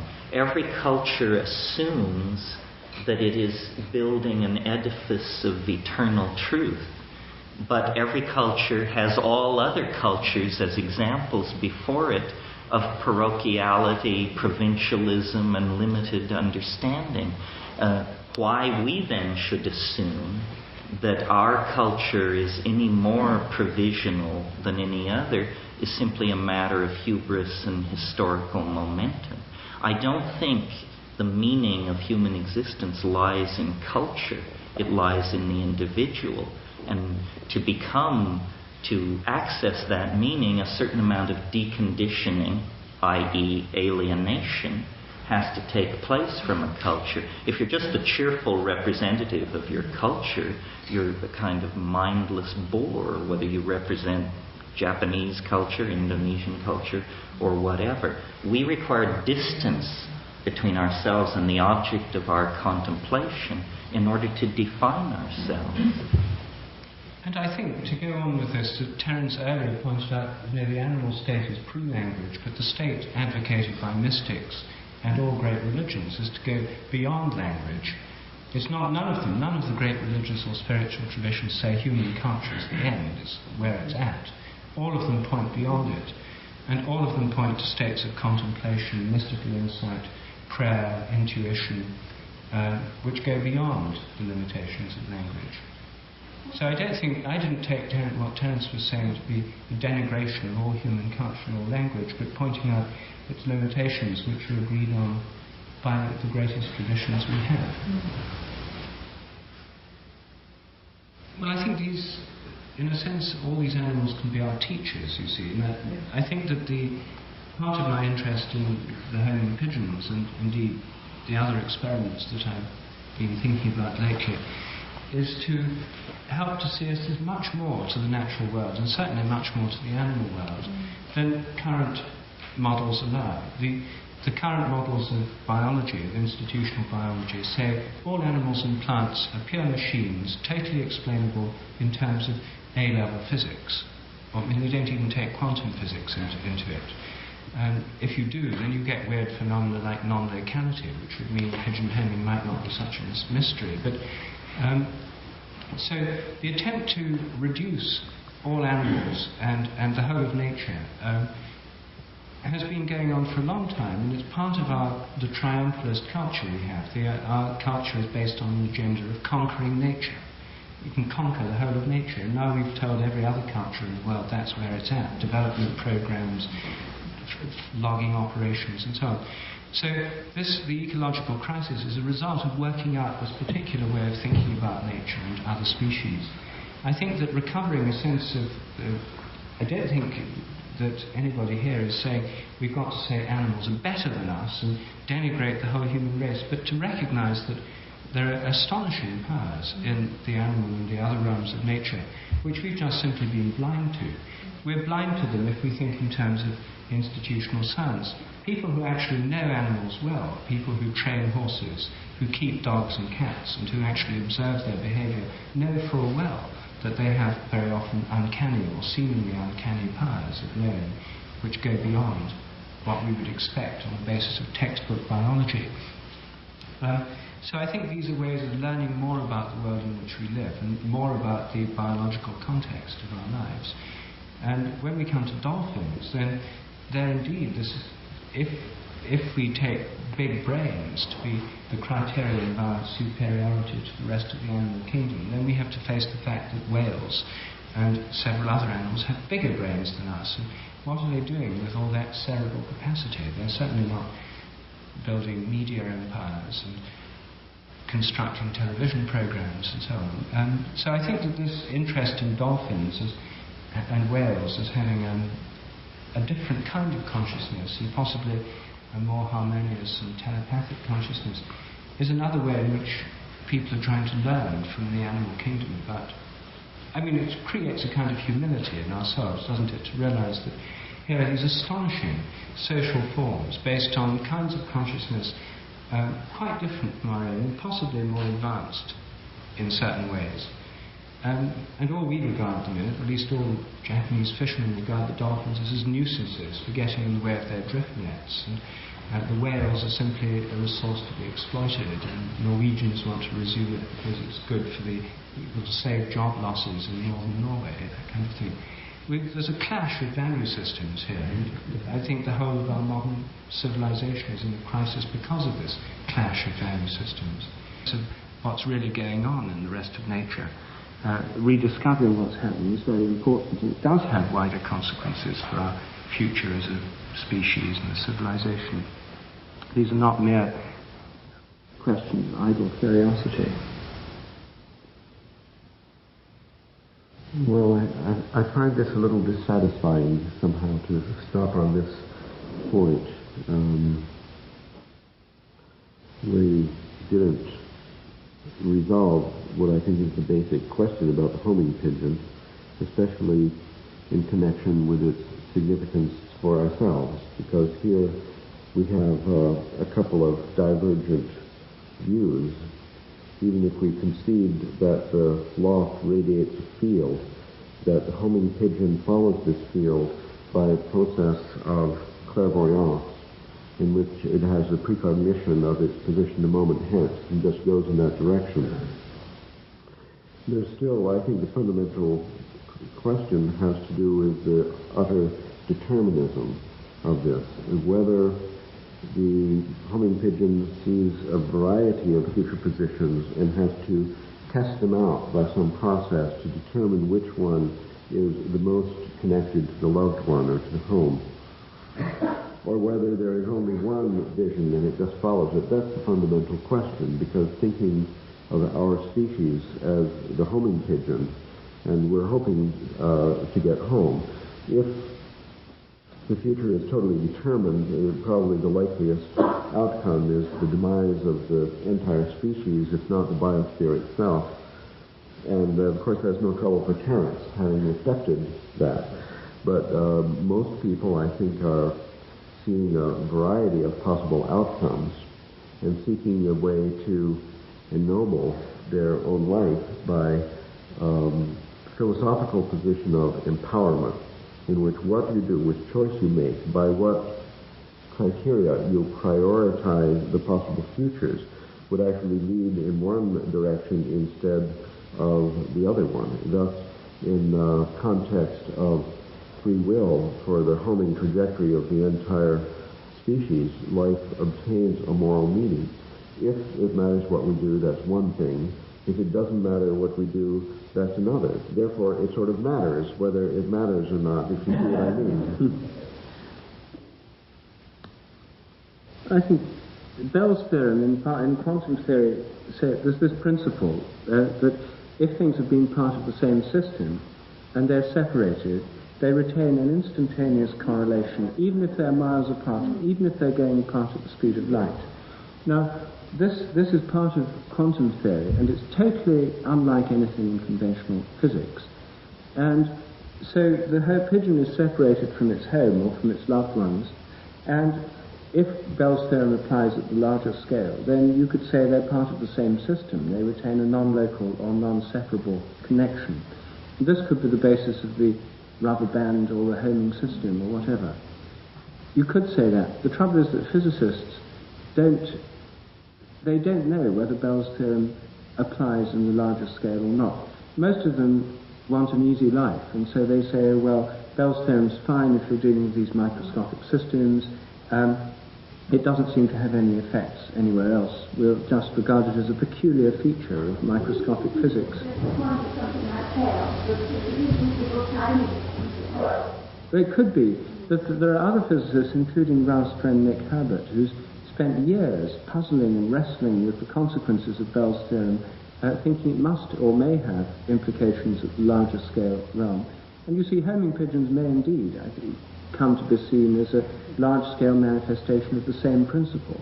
I mean, I myself think that's quite a likely possibility. But Ralph knows Nick better and has talked about these things more. So what do you think about that, Ralph? Well, what I think is that quantum mechanics applies to a different realm, and it provides us with metaphors, and Bell's theorem is a stimulating metaphor to understand this phenomenon of bonding. But to take this model too seriously seems to me ridiculous. But isn't it really extraordinary, taking into consideration how complex life is, we'll find oneself forming in life, that one gravitates towards certain people who are terribly important. It's like one is part of a certain group of people. The fact that one makes friends. I mean, if you came from where I came from and ended up knowing people that I did quite extraordinary, what attracts one in quite a conscious way towards certain people. It's a little bit maybe we're part of it, because maybe we share a vision. I mean, there are other levels of this.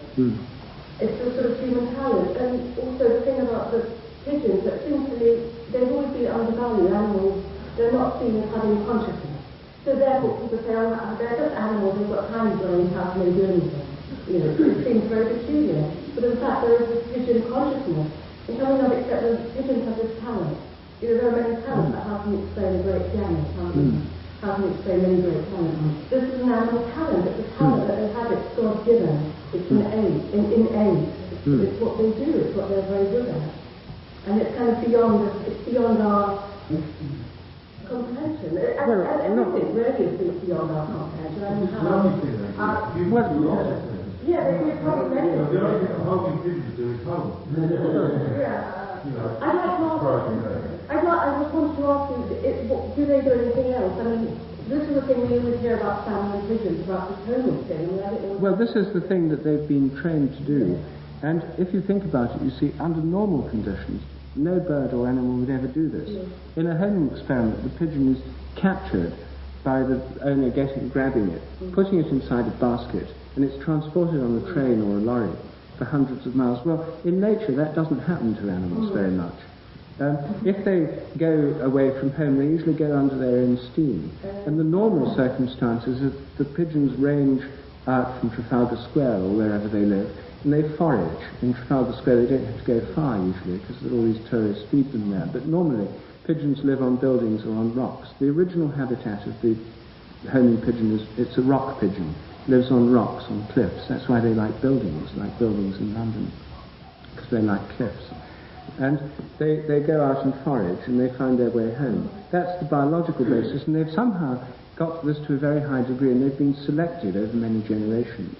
But they have all the normal bird life as well. The talent of it like that as well, isn't it? It kind of operates in slightly odd, strange circumstances. And these pigeons have also been selected very strongly over many generations. Pigeons that aren't very good at homing don't make it back from races, and they don't get bred from in the next generation. So there's been tremendously strong selection. Anyway, yes, I think that how this relates to human affinities and so on comes back to this question of the social bonding being the underlying basis for all these forms of behaviour, and what forms of affinity or bonding are involved. We don't know much. Forms of love, you could say, love at various levels, instinctive love and... Yes, but that's another subject. I think maybe it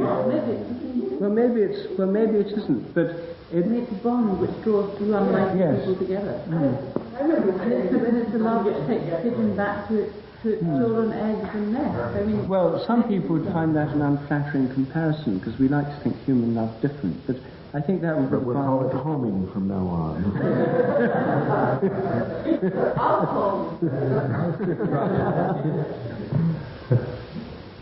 We've actually passed our point at which we should be breaking up, and Joel's going... Well, the subject for tonight's trialogue is a subject near and dear to my heart. You might even say it has my initials on it. I had decided to talk about time, and then there was a request to do so that must be the general drift of our interest and intent as far as what I can contribute. I'm very interested in time. I'm very interested in the largest frames into which phenomena can be fitted, and sort of the various ways in which we view our humanness if we change the way we look at time. And I think that it's sufficiently unsecured by science that we need feel no trepidation about doing this. What I mean by that is examine or recall to yourself for a moment what it is that orthodoxy teaches about time. It teaches that for reasons impossible to conceive, the universe sprang from utter nothingness in a single moment. Now, whatever you might think about that idea, notice that it is the limit test for credulity. In other words, if you believe that, you could believe anything. It's impossible to conceive of something more unlikely. Yet this is where science begins its supposed rational tale of the unfolding of the phenomenal universe. It's almost as if science is saying, give us one free miracle, and from there the entire thing will proceed with a seamless causal explanation. But there is an aspect to the phenomenal universe that I think impinges on anyone who undertakes to examine it, that is not given any weight whatsoever by science. And that is that when we look at the span of time which stretches from the Big Bang to the present moment, it's very clear, I think, that complexity has aggregated toward the nether end of this process in the dimensions in which we find ourselves. And for example, the early universe was very hot, and only a kind of electron plasma could exist. Hence, there was no atomic physics, no molecular chemistry, only the physics of plasma. By cooling, complexity appears. This is not argued. But what interests me is that each successive advance into complexity occurred much faster than the stage which preceded it.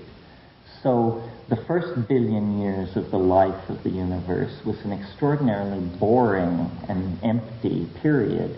Basically, atomic systems were forming, the simplest elements were aggregating into stars. This permitted fusion, the cooking out of heavier elements, and after some long period of time, carbon appeared. And of course, 4-valent carbon then permits a whole new set of properties to emerge, including ultimately life. And I'm moving through this very quickly because what I want to concentrate on is what I call the short epochs. And my terminology here is largely drawn from Alfred North Whitehead, I think is the great unsung hero of British 20th century philosophy. And he had a notion of a progression of epochs leading toward what he called concrescence. And I've taken this notion of concrescence and attempted to construct a temporal cosmology that literally stands on its head the explanation of science. Because I don't believe the universe is pushed outward into substantial existence by the primal explosion. I believe the universe is being pulled and shaped into an ever more complexified and concrescent entity that is in fact a transcendental attractor. Transcendental in the sense of residing in a higher dimension than ordinary space, and transcendental in the feeling tone sense in which we ordinarily use that. Now, this idea is basically just Catholicism with the chrome stripped off, unless, Teilhard de Chardin-ism of a certain sort, the idea of the omega point, the idea of a telos attracting and drawing history into itself. But what I'm interested to consider is that most delicate of all questions in prophetic systems of this sort, and that is when. When? Science evades this issue by setting us down somewhere between the Big Bang and the heat death of the universe, imagined millions of years in the future. Science, notice, also completely marginalizes human experience. We are told that we live on a typical planet around a typical star at the edge of a typical galaxy, and that we are animals of a complex type but easily identified to more typical forms. my notion is to take seriously the apparent vectoring in of universal intent on the human world and keeping away from the pitfalls of religion to try and talk about why that might be happening. And I think it might be happening for the following reason, that history is actually the shockwave of eschatology, and that this is a concept that we have not sufficiently entertained, but which we are going to be forced to entertain as the planetary crisis created by modernity builds toward some kind of climax. What I mean by that history is the shock wave of eschatology is something like this. If this planet were a planet of hummingbirds, woodchucks, giraffes, and grasslands, then Darwinian mechanics as modified by molecular biology would be sufficient to explain what's going on. The fly in the ointment of that simple schema is ourselves. We represent some other order of existence. We, this afternoon, talked about language. My notion is that out of the broad moving stream of animal evolution, a species was selected, fell victim to. The terminology can vary, but a higher animal fell under the influence of an attractor pulling us in the direction of symbolic activity. And this is what we have been involved in through theater, dance, poetry, chant, magic, religion, science, politics, cognitive and symbolic activity. And it's only occupied for all practical purposes outside the dreary world of chipping flint and picking fleas less than 25,000 years. It's a blink of an eye on the cosmic scale. It is the shock wave which precedes eschatology. An analogy would be, think of the undisturbed surface of a pond. If the pond begins to boil, it indicates that some enormous protean form is moving beneath the surface and is about to, in fact, make its presence visible. This is what history is on the surface of nature. It's a boiling anticipation of the emergence of the concrescence, or the transcendental object at the end of time. And it has been anathema to discuss this in secular society, even New Age secularism, because this has always been the province of beastly priests and their hideously hierarchical and constipated religions, so that decent people have tended to turn away from it. But in fact, this is some kind of primary intuition about our circumstance. And the reason it's important is because we now are in a situation of planetary crisis, where you don't have to be an enthusiast for Whiteheadian metaphysics or psilocybin or the more arcane metaphors of Terence McKenna to realize that we are approaching our limits. It's inconceivable to speak of 500 years in the human future. History is a self-consuming process, and all we need do at this point is extrapolate any of a number of curves. Here are some of my favorites.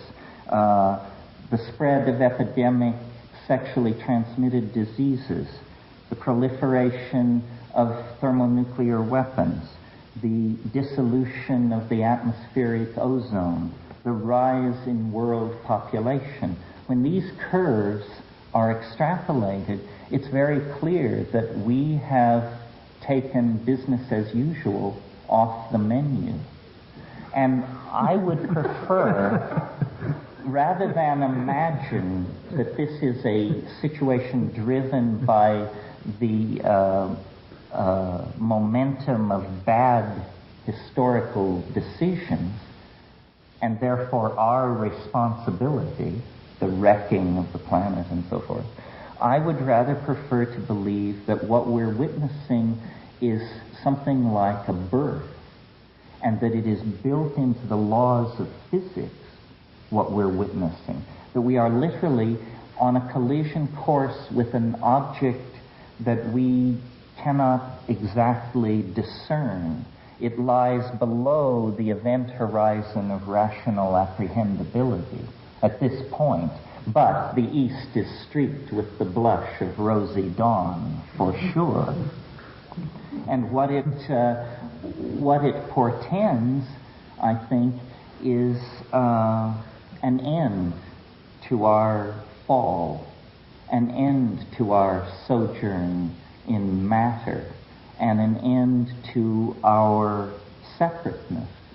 And it lies now so close to us in historical time by virtue of our having collapsed our options in three-dimensional space that you need only close your eyes, have a dream, take a shamanic hallucinogen, practice yoga, and there you will see it. It's an attractor which has been working on the species at least 1 million years, and I maintain that this is actually somehow a universal attractor, and we represent a concrescence of complexity that is truly transcendental. You know, James Joyce said, if you want to be phoenixed, you've got to be parked. Up nient, prospector, you sprout all your worth and woof your wings. He said the end is nearer than you might wish to be congealed.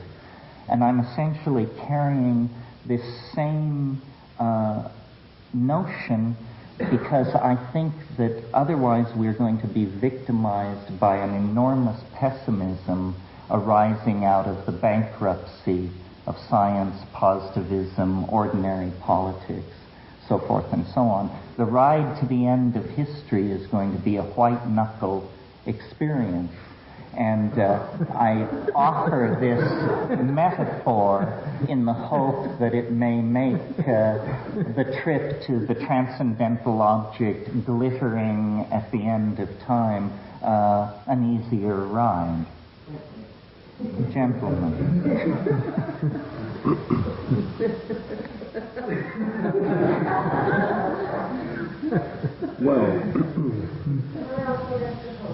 Yes, let me fill in the footnotes. Esque, it refers to the last things, the final things, the eschaton. The eschaton is a kind of neutral way of saying what some people call the Buddha Maitreya, what some people call the flying saucer at the end of history, the second coming.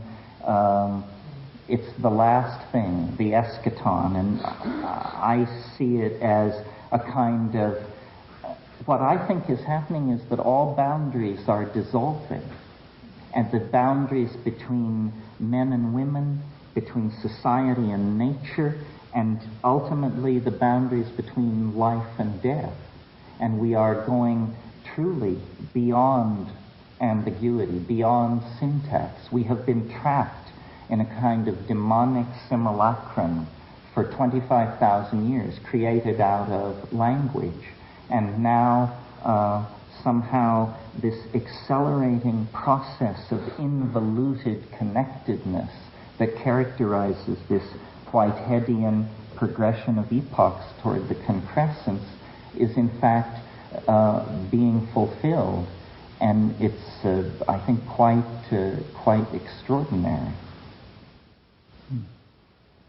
Well, this, I think, Terence, it sounds a little more optimistic than I've heard you before. If I'm not mistaken, that although in this model you accepted the one miracle of science, the Big Bang fantasy, for your creation myth, and then you reflected it into a similar event coming in the near future, about which you're concerned with the when, but I think you spared us and didn't mention the date this time. Yes, I thought it should be a sort of a generalized discussion of the assumptions that come out of this kind of thinking. But when the forthcoming event, that the optimistic part is that I think for the first time I've heard you describe it as a birth.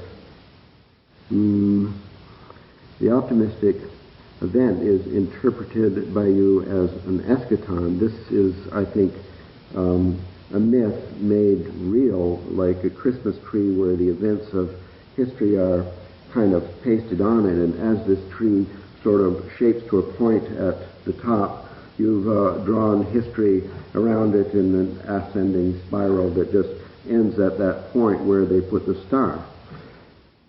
Now, I think this is a myth, and that history can be wound on the form in a lot of different ways, and only by starting with an assumption, which to me is very symmetric and identical to the big birth of the universe that for which you make fun of science. I agree with you there. That far, we're together. But this, it puts me in mind of the history of history, where the concept of time in different cultures suits different models, of which there are but few. There's the bang-to-bang model, which you share with Teilhard de Chardin. There's the infinite linear progress model, which is pretty much discredited now by everyone. There's the reflection model, where a cycle is completed and then repeats at the beginning, and 4 more epochs, or 5 or 10, in a cycle of epochs which might be never-ending. There's the Kurt Gödel model, in which time goes forward and closes on itself without reflection by going around a torus and coming back. Many ancient societies shared this one, where it was understood that this is something like your theory of the homing pigeon, that every action we are doing today will be repeated again another day. I think also that these different models for history, which are essentially mythical structures, that is, no pseudo-scientific evidence could be given to distinguish one from another. They start on the basis of belief, and then it is thought that what follows from this particular belief of a certain model of history is the actual evolution of that culture into some shape which is to a degree determined by the model, and which has been analyzed in the different cultures, comparing the different evolutions of the culture with the creation myth and model for historical time in each one. Eric Vogelin, for example. Then it's also thought that, well, now that we have archaeology, cultural history, and so on, we know this much. We know there's different models of time historically, that they fit into a certain pattern, and by and large it's thought that they give guidance to the evolution of that culture itself. In other words, if it's not true that tomorrow is already determined and we just have to do a good job to follow our dream, if it's possible that what we do, think, or say affects the future, then it's important which historical model we choose, because the myth itself guides action, determines evolution, at least influences to a degree the outcome. I'm not saying that belief in an eschaton guarantees an eschaton, because I don't think the influence of our belief is that seriously important. I don't see, though, even accepting the Christmas tree and the point with the star, I don't see why it would be a birth or a death or anything other than a simple cultural transformation, which is more or less timed by, presaged by, announced by the shockwave at the end of, well, this epoch. Why not just a simple social transformation like the Renaissance? Well, because the planet can't bring forth further societies. We've come to the end of our road in Newtonian space, And that's what I wanted to say. I mean, wouldn't you agree, Ralph, that when we look back over the whole history of life as known to us, what it appears to be is some kind of strategy for the conquest of dimensionality. In other words, the earliest forms of life were fixed slimes of some sort. And then you get very early motility, but no sense organs. The being literally feels its way from one point of perception to another. Then you get sequestering of light-sensitive pigment on the cell, and the notion of a gradient of here and there appears. And then for a long, long time, it's the coordination of, backbones, skeletons, binocular vision, so forth and so on. Then with us, some fundamental boundary is crossed, because we are beginning apparently the conquest of terrestrial space ended with the cheetah or something. But in us, what begins is the conquest of time, first through memory and strategic triangulation of data out of memory, and then with the invention of epigenetic coding, writing electronic databases, and ever more deep and thorough spreading out into time. And so this eschatonic transition that I'm talking about, essentially all that's happening is that the deployed world of three-dimensional space shrinks to the point where all points are cotangent, and it literally goes into hyperspace. It's no longer a metaphorical hyperspace. And so what we're saying here is, you're right, it's no big deal, and yet what it actually will come to be seen to be is a transition from one dimension of existence to another. But a continuation of this universal program of self-expansion and transcendence that can be traced back to the earliest and most primitive kind of protoplasm. Isn't this a fancy way of saying we're running out of time? Yes, time is speeding up. There isn't much left. Someone said time is God's way of keeping everything from happening all at once. Well, my notion is that we are caught, think of the transcendental attractor as a kind of black hole into which we have fallen into its basin of attraction, and now we're circling ever faster, ever deeper as we approximate and approach to this singularity. The eschaton is simply a singularity. It exceeds rational apprehendability. Somehow, intrinsically, in principle, it lies outside the framework of possible description. We're on a collision course with, the unspeakable. And that explains why we are not groveling around like groundhogs and other animals. We have been selected out for this very, very peculiar metamorphosis via information and the conquest of dimensions to become something completely other, a new ontological order of being, as we represent now a new ontological order of being when contrasted to animal life. Now we're apparently about to take one more step. But it's too early to tell. Let me just respond for 1 minute, then we'll see what Rupert thinks of this.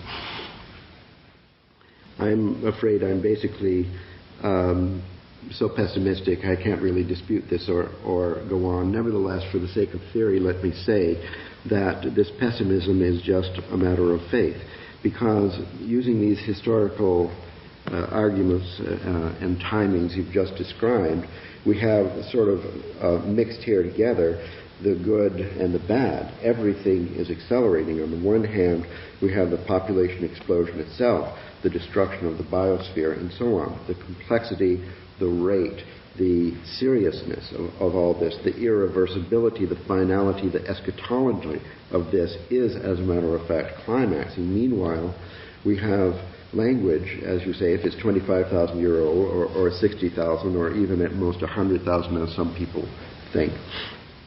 That is really recent on the timescale we're talking about. And then we have such things as agriculture and the urban revolution, and now we have automobiles and airplanes and computer. You spoke about memory. Computer memory has somehow increased our intelligence by an enormous amount. So on the good side, we have all this increase in the complexity and the fractal dimension of life is more or less to our benefit. So we have, as it were, a race between two processes, both of which growing faster exponentially. But we don't know for sure which one is growing more. And furthermore, the possibility of a miracle can't be ruled out due to the fact that we wouldn't even have got this far without a series of miracles. For example, the miraculous appearance of oxygen in the atmosphere. So if there is a race, it's a subtle matter, I think, the way in which the myth of the eschaton could intervene in this race between the two accelerating processes. That's all I wanted to say. What do you think, Rupert? Well, I think, I agree with you. This is a cultural pattern. The Judeo-Christian tradition takes further tendencies already there in early civilizations. A sense of movement towards some end. Apocalyptic prophecy, the last book of the Bible, the book of the Apocalypse, speaks of things not unlike those that Terence does. It's very similar. And as he's well aware, this apocalyptic nature of his thinking is a transform of a vision which appears in Christianity and in Jewish messianic and apocalyptic literature. So the question is, to what extent is the pattern of acceleration we see in our culture a product of the fact our culture is based on this myth of history? Or to what extent do these visions reflect some true perception of a cosmic process, something far beyond history? That's not easy to decide, because although there's a self-fulfilling prophecy built into these cultural patterns, we're now seeing these dreams coming true in many ways, these things that have led to emphasizing novelty, innovation, change, moving faster and faster. These are both prophesied and believed in and coming true, and makes it easier to believe in them and so on. It's all self-fulfilling. But we've now spread it to the rest of the world, so it seems pretty global. Does it go beyond this? For me, this is the big question. Is there in this prophetic vision, a real influence of something beyond humanity, beyond history, which Terence thinks there is, namely the transcendental object, the attractor, or, as Teilhard de Chardin would put it, the omega point? Or is there not? And if there is, how limited is it in its range of application? Are we talking, as Terence sometimes seems to be, about something just happening on Earth? I have the same problem with Christian apocalyptic speculation. Teilhard de Chardin, for example, he talks of the noosphere around the Earth and this growing emergence of consciousness here. Is he talking about the transformation of this planet and of humanity? Or is he talking of the transformation of the entire universe? And you have the same ambiguity in the New Testament, when St. Paul writes, the whole creation groaneth in travail. The idea of the whole universe groaning in travail for the coming of a new birth, of a new age. So this is the real question I have to Terence tonight, is how provincial is this vision? Are we talking about the future of human culture on this planet? Or are we talking about the future of the solar system, the galaxy, or even the entire cosmos? Because if we're talking about this planet, a lot of these accelerating changes, graphs, extrapolations look pretty plausible. If we're talking about the solar system or the galaxy, I don't think astronomers in the last few years or decades have suddenly noticed curves rushing off to some extreme point where we can expect stars all over the galaxy to turn into supernovae, planets all over the solar system to collapse, crumble, or otherwise undergo dramatic alteration. The history that we're so preoccupied with here on Earth, human history and the effects of human activities, doesn't, as far as we know, seem to be mirrored in changes going on anywhere else in the solar system, the galaxy, or the cosmos. So just the question really is, how limited is this vision? I mean, are we just talking about the destiny of a small planet which has come under the, for some reason, under some planetary attractor? Whether it's human-made or human-making, we can leave aside for the moment. And what's your view on that?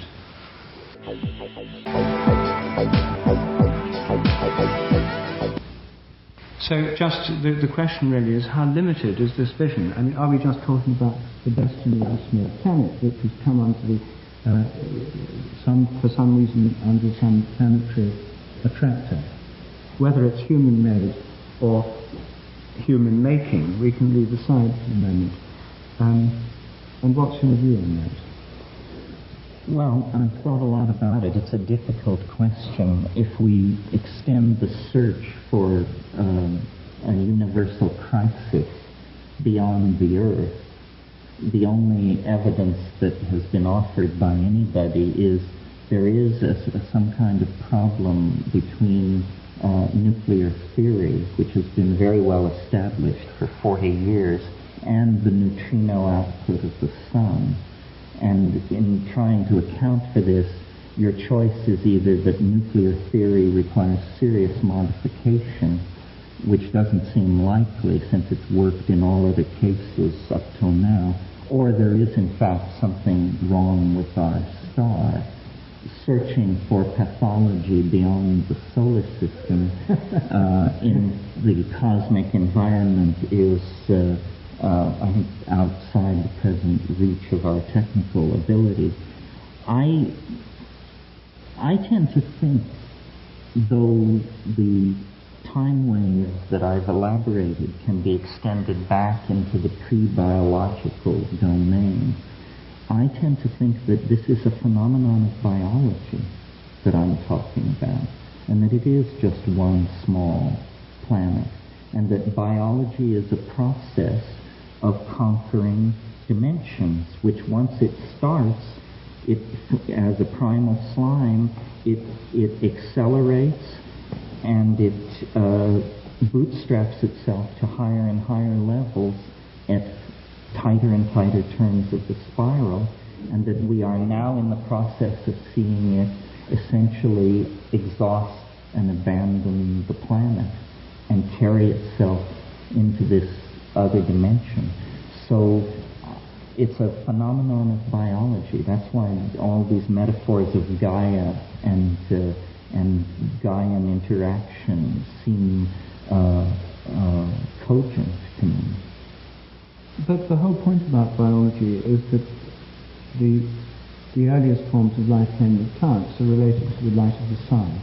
And the whole of biology, the whole of the plant kingdom, the whole of the transformation of the atmosphere of the planet is dependent not on merely terrestrial events, but on our relation to the sun and the wider cosmic environment, since the elements of carbon and so on are produced by the dust of supernovae, of exploding stars. So biology on Earth is rooted in a much larger ecology. And so first of all, I don't think the evolution of life on Earth can be regarded as merely terrestrial or merely biological in that sense. And secondly, every human culture that's talked about some light pulling it from ahead, some vision that's gone, has tended to talk in terms of images of celestial influences of one kind or another. Sky, planets, stars, heavenly influences of one sort or another, which suggests to me that if we're to take them literally, and you take most of these things quite literally, really, that we have to look for influences from outside the Earth working on us. The transcendental object may be located or channeled through the sun, other stars, planets, constellations, something to do with the astronomical environment. Well, if it is truly a higher dimensional object, then it is in some sense, everywhere in this universe. And so all routes of evolutionary progress may lead into this. It's a kind of universal hologram of time and space into which we enter into some kind of, I suppose, galactic community of intelligence or something. In other words, biology, if I understand what you were implying in the early part of your statement, I agree, yes, that spores or viruses or bacterium probably percolate and permeate through the physical universe. And wherever they come upon a planetary environment in which they can work their magic, then life takes hold, and from then on, it's a battle in which life attempts to modify the abiotic environment and control it and keep it at equilibrium sufficiently for the program of bios to be put into place. And that program is to go from this initial seed to a return to the higher hidden source of all outside the pleroma of three-dimensional space. It's a kind of Gnostic return idea. It's an idea of alchemical sublimation and rarefaction. I see the cosmos as a distillery for novelty, and the transcendental object is the novelty of novelties. And when we formally define that, we discover we are getting something like a Leibnizian plenum, a monad of some sort, a tiny thing which has everything enfolded within it. And that means that you're in another dimension where all points in this universe have been collapsed into cotangency. And it is an apotheosis. It is an apokatastasis. It is something else in Greek. I'm not sure what. Pure poetry. While trying to listen to this, did I not observe a consensus that, as a matter of fact, it's provincial? Is that right? That I'm suggesting biological catastrophe on planet Earth. Well, the rest, yes, the Earth is giving birth to a hyperdimensional being. In spite of the fact that the eschaton permeates as a higher dimensional object the entire universe. As a matter of fact, it's got a special sub-eschaton with a more accelerated program of just for us. Salvation proceeds on many schedules, my son. The fact that the galaxy is spiral suggests to me that in the interest of modesty, we should probably confine this supposition to the notion that it's happening within the galaxy. It's perhaps what spiral galaxies are about. Well, the sun is burning out. People believe that. A mere 500 million years to go, which is a little bit longer than the 18.5 years that... Well, but excuse me, if there is a problem with the neutrino output of the sun, the orthodox interpretation of that is that means the sun has stopped and gone off the fusion boil and is in fact just sitting there. And the amount of time it would take for evidence of this having gone off the boil to percolate to the surface is about 25,000 years. And the moment that it happens, 8 minutes later, the radiant energy reaching the Earth will drop 60%. I'll accept your lower bound of 25,000 years without further discussion. Let it be known. Just to shock you, let me take a position much more pessimistic than yours. There have been several close calls lately with comets. And some people, William Whiston, for example, or Emmanuel Velikovsky, felt that the beginning of our planet, the Big Bang, as a matter of fact, was a collision with a comet. And in the last couple of years, there have been several close calls. In fact, the closest call in history is only 3 or 4 years back.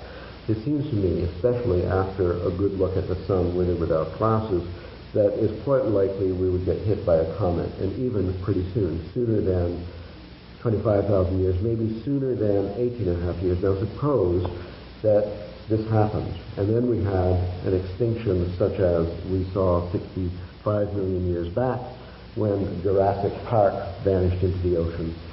Then all of this biological miracle, accelerating to its own omega point anyway, according to a schedule with exponential condensation to the concrescence of the eschaton and the shock wave from the transcendental object at the end of time, would be rendered totally insignificant because the cause came by a car crash on the highway of the solar system, totally independent of the progress of biology on planet Earth. No, you don't get it. It's entirely possible. I didn't want to bring it up because it's a little Halloweenish, but it's entirely possible that the transcendental object at the end of time is nothing more than a 5-kilometer wide carbonaceous chondritic asteroid that in a single moment will stand us all at the gates of paradise. And that is what it means trying to destroy my argument by appropriating it. Didn't I say that the dissolving of boundaries would eventually mean the dissolving of the boundaries between life and death itself? Well, why then, if the eschaton is a comet rapidly approaching New York City, why is it necessary to have this increase of complexity, the population explosion, the destruction of the ozone layer? Well, it's very interesting. Did you know that immediately preceding, by immediately preceding, I mean in the million years preceding the impact that killed the dinosaurs, some enormous extinction was underway, that they can't figure it out. It's like the Earth knew, or something like that. There was an extinction underway when that cometary impact hit. And so what I'm suggesting, Ralph, is that biology knows. This is back to this morning's discussion about the homing pigeons. Biology has a complete 4-dimensional, 5-dimensional map of the planet's history. What the hell? The comet's on the way. Let's get it on. The planet says the comet's on the way. Let's get these monkeys moving toward the production of sufficient complexity that when this impact event occurs, it will have a transcendental rather than simply an opportunity to escape into another dimension. Yes. So all of history is this curious relationship with this intuition that nobody wants to face, but nobody can quite get rid of, and so here we're sacrificing goats, and we're doing this, and we're doing that, because we have this very restless feeling that all is not well in 3-dimensional space and time, and history keeps bearing it out, and now it's upon us. It's who don't quite make the moment.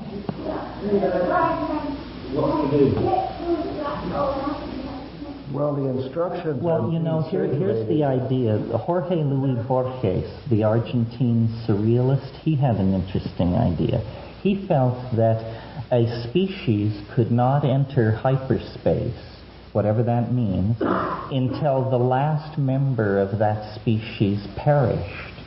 And so what is happening here is that vast numbers of souls are accumulating in some dimension, waiting for us to decently depart this mortal coil so that the human family in a body can find itself at play in the fields of the Lord. Crypto-Christian, after all. All along. Yes. But what I want to do is to think this through a bit further. Given that there'll be this, we used to think that this great transformation of humanity, a kind of collective near-death experience, except it would be an actual death experience, would be brought about by a nuclear cataclysm. Well, although the bonds are still there, that model's gone out of fashion for some reason. I mean, it could easily come back. I mean, but currently, we're now more into ecological. I mean, your list, apart from nuclear proliferation, had the ecological apocalypses.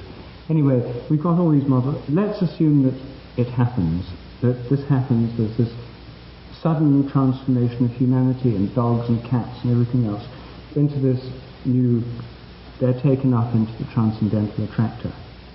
Now, what effect does this have on the rest of the universe? That's my question. I mean, leave aside the details on Earth. Well, I think it's not an answerable question, but it is in fact what we will then set out to understand.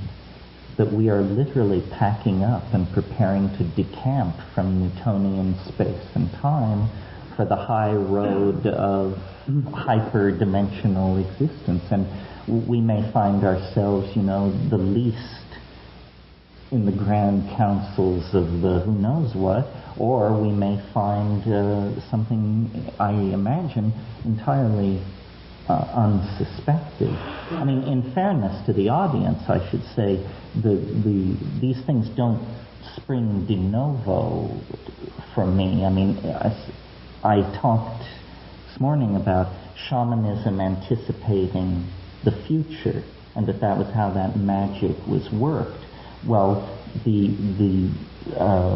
if you pursue these psychedelic shamanic plants, there is inevitably this conclusion scenario or this apocalyptic intuition. And I think that shamans have always seen the end, that the human enterprise in three-dimensional space has always been finite.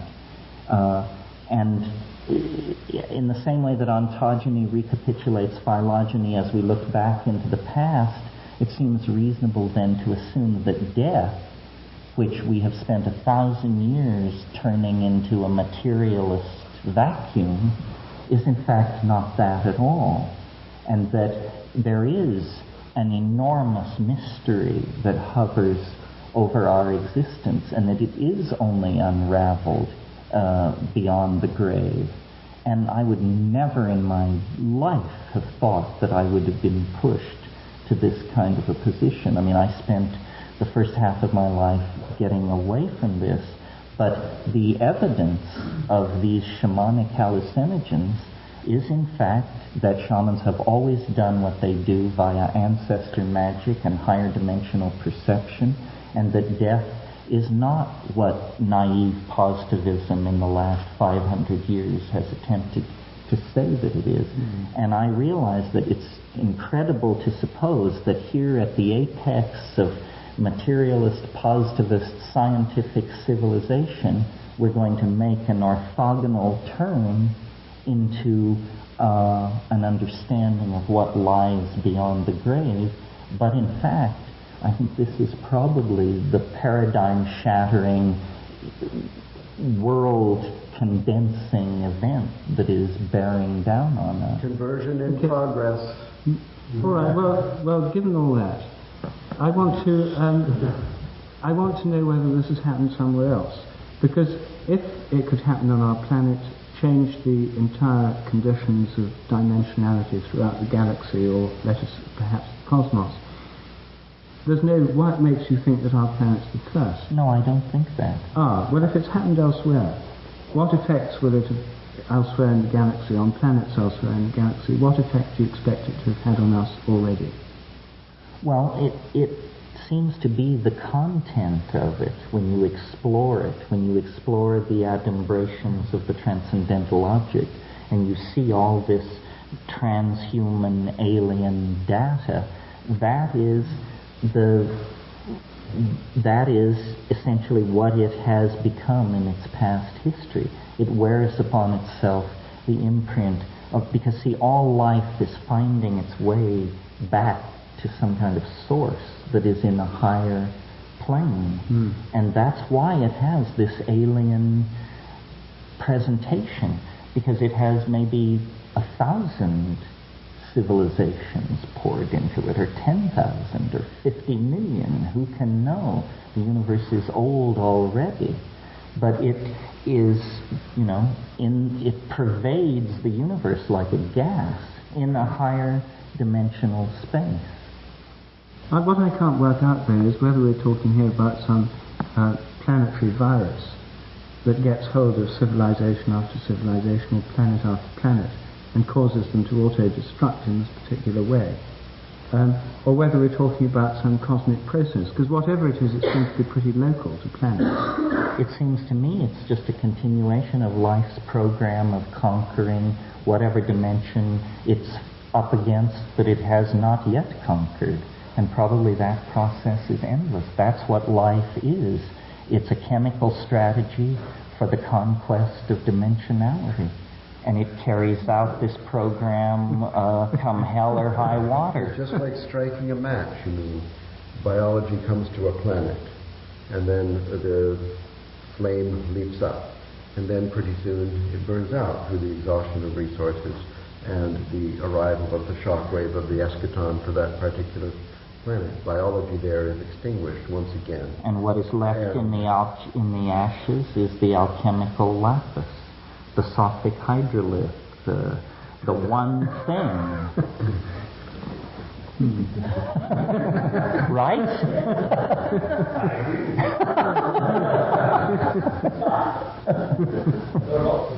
Yes, well, I wouldn't expect you to buy into it whole hog, but it's interesting because it provides a way of imaging what is happening that doesn't fall to some of the dualisms that haunt either a reductionist view or an out-and-out gung-ho, no questions asked religious conversion view. And let me say one more thing while we're on this subject, because it shouldn't be left unsaid.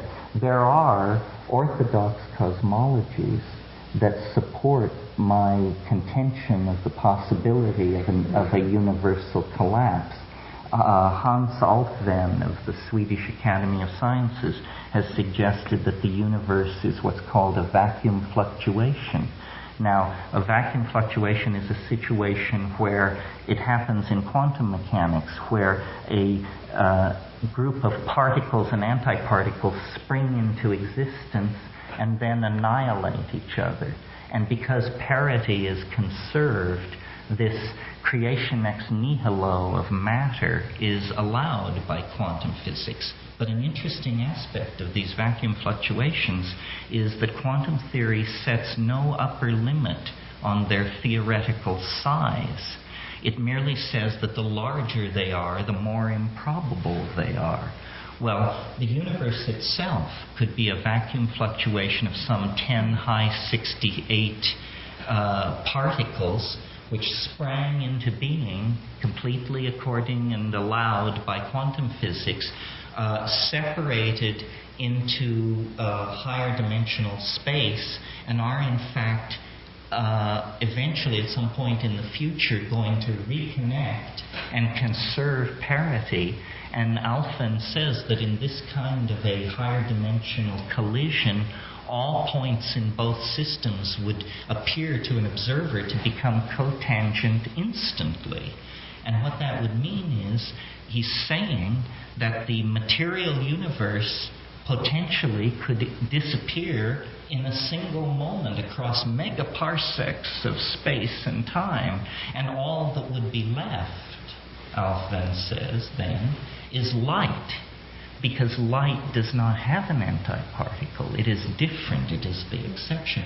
And no one knows what the physics of light, a universe made only of light, would be like. And I suggest to you that the many myths and intuitions that link light to the process of spiritual advancement and talk about the generation of the light body and so forth, may anticipate something like this. So even within the toolbox of ordinary quantum astrophysics, there are ways of tinker-toying the syntactical bits together to produce incredibly optimistic, transcendental, and psychedelic scenarios. There's no way to personally leap into the dimensions of hyperspace in the birth event of the eschaton, not in quantum physics, I suppose. We're talking about a different kind of thing. What about the timetable, Terence? So far it seems like your idea is pretty similar to Teilhard de Chardin, and except you said he didn't give us a timetable. So assuming we have sunshine for 25,000 years, when do I think it will occur? Yeah. Well, it's sort of weird to talk about that because it rests on a formal argument where you have to look at a lot of historical data. What I did was I produced curves that I felt were reflective of the ebb and flow of novelty in time. Then by fitting these curves to historical data, and granted, history is not a quantified entity, but nevertheless, there are certain there's general agreement, for example, that the Greek Renaissance was a novel time, the 20th century was a novel time. So by doing this, I slowly refined down a prediction based on a spiral closure, which makes it happen much faster than you would expect, of the winter solstice of 2012 AD. After I had made that calculation, I discovered to my amazement that the Mayan civilization had a very complex cyclical and recursive calendar, and it too indicated that same date. I think if you take these World Bank, United Nations strict, objective data curves and put in the fudge factor of the unexpected, it seems pretty reasonable to suppose that at least there is a nexus of prophetistic intensity of some sort that has caused a number of traditions for some reason to get focused on the late months of 2012 AD. When I attempted to understand objectively what could be going on there, using computer simulations of the star fields, a program called Voyager that lets you see any place in the solar system 10,000 years in the past or 10,000 years in the future, it turns out that there is something unique about this December 21st, 2012 solstice. It's a solstice which will occur at the heliacal rising of the galaxy. What that means is once every 26,000 years in the precession of the great year, there will be a winter solstice sunrise that catches 28 degrees Sagittarius on the plane of the galactic ecliptic. What does that mean? Who knows? Certainly not me. In Hamlet's Mill by Giorgio de Santayana and Helga von Decken, who were both very well-respected historians of science, they suggested that for ancient peoples, these were somehow galactic gates or way stations of some sort through which souls had to transit to make their way back to their higher and hidden home. This is not compelling stuff to me. I find it a little too mediumistic or something, but nevertheless it is an objective fact that the heliacal rising of the galaxy, which occurs once in 26,000 years, will occur on this date I chose, and that I did not know that at the time, nor did I know. Well, that's interesting, I agree, but let's look at this. We have here the coincidence of three different things. One is what you did looking at historical data, which I think we could fairly describe as novel and very interesting and fancy kind of mathematical extrapolation of historical data that does sort of culminate in a point. We grant you that. The other two things, the Mayan calendar and the greatest astronomical conjunction in 26,000 years, these are both periodic phenomena. The Mayan calendar repeats a cycle in 26,000 years, and the greatest conjunction in the galaxy, from our perspective in the galaxy, recurs every 26,000 years. So they could be expected to recur once more before the sun gives its last gasp and biology must extinct. So if we would weigh these things equally, it would kind of suggest that your mathematical extrapolation, which is good, I like it, but it's not the same as the reportage of a shamanic clairvoyance that you were talking about, of a hyperdimensional investigation. This is more like academic scholarship with huge database of history and this imaginative curve used to extrapolate the data. So this suggests that your extrapolation curve could actually be reversed, like you take it like this, it ends here, you take it out and you rotate it around and you put it back there. And then you have a completely different model which must necessarily, without a doubt, equally well or poorly fit the historical data up to now, and yet it has a future, but only for 26,000 more years. In spite of this, that it's not a shamanic reportage, it's not an ironclad extrapolation, and it's not a coincidence with two other disparate eschatological predictions, then I think the case for this actually being the omega point is weak. You should think about this. It's an important day. It's some kind of transformation. As far as the transition from all of us into the fifth or eighth dimension, I don't see a case for it. Well, we'd have to look at it, because what it comes down to then is a very fine-tuned argument, looking at a particular curve, looking at historical... Look at the curve, reflect it around, and put it on the other side. What's to contradict this? History sort of starts running backwards from the point of view. I'm not sure if I can explain, but there is an answer, and I'll try. It's something like this. It's a damped oscillation. It actually does run down. It isn't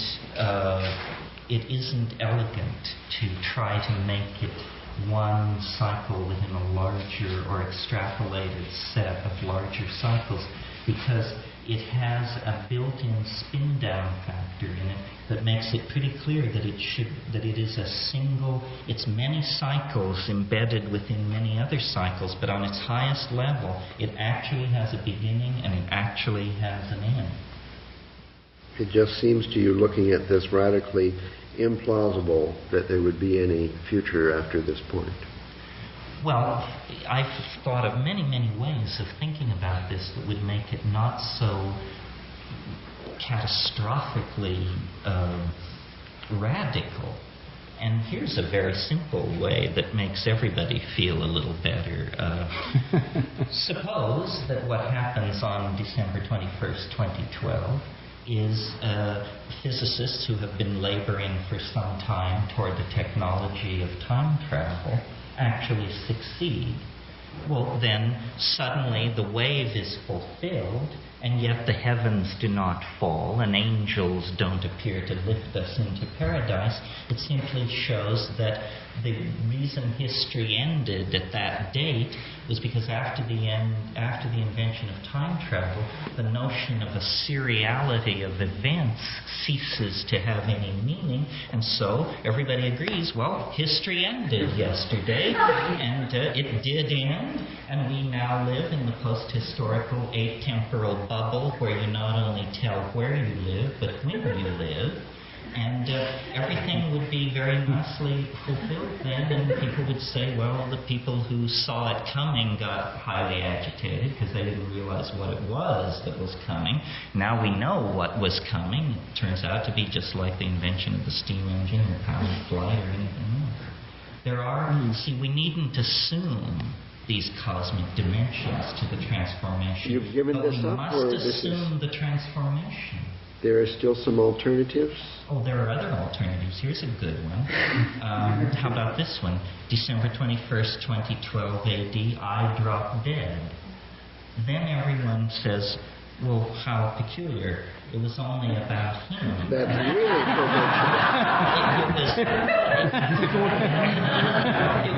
it was just we were all swept along for 45 years in some bizarre mathematical hallucination that this very glib Irishman was able to foist on, and it's totally fulfilled, and yet again the heavens don't fall nor the oceans boil. So, but I'm telling you, Ralph, there's something out there. There's something out there. And I'll know it when I see it. And I expect you at my elbow.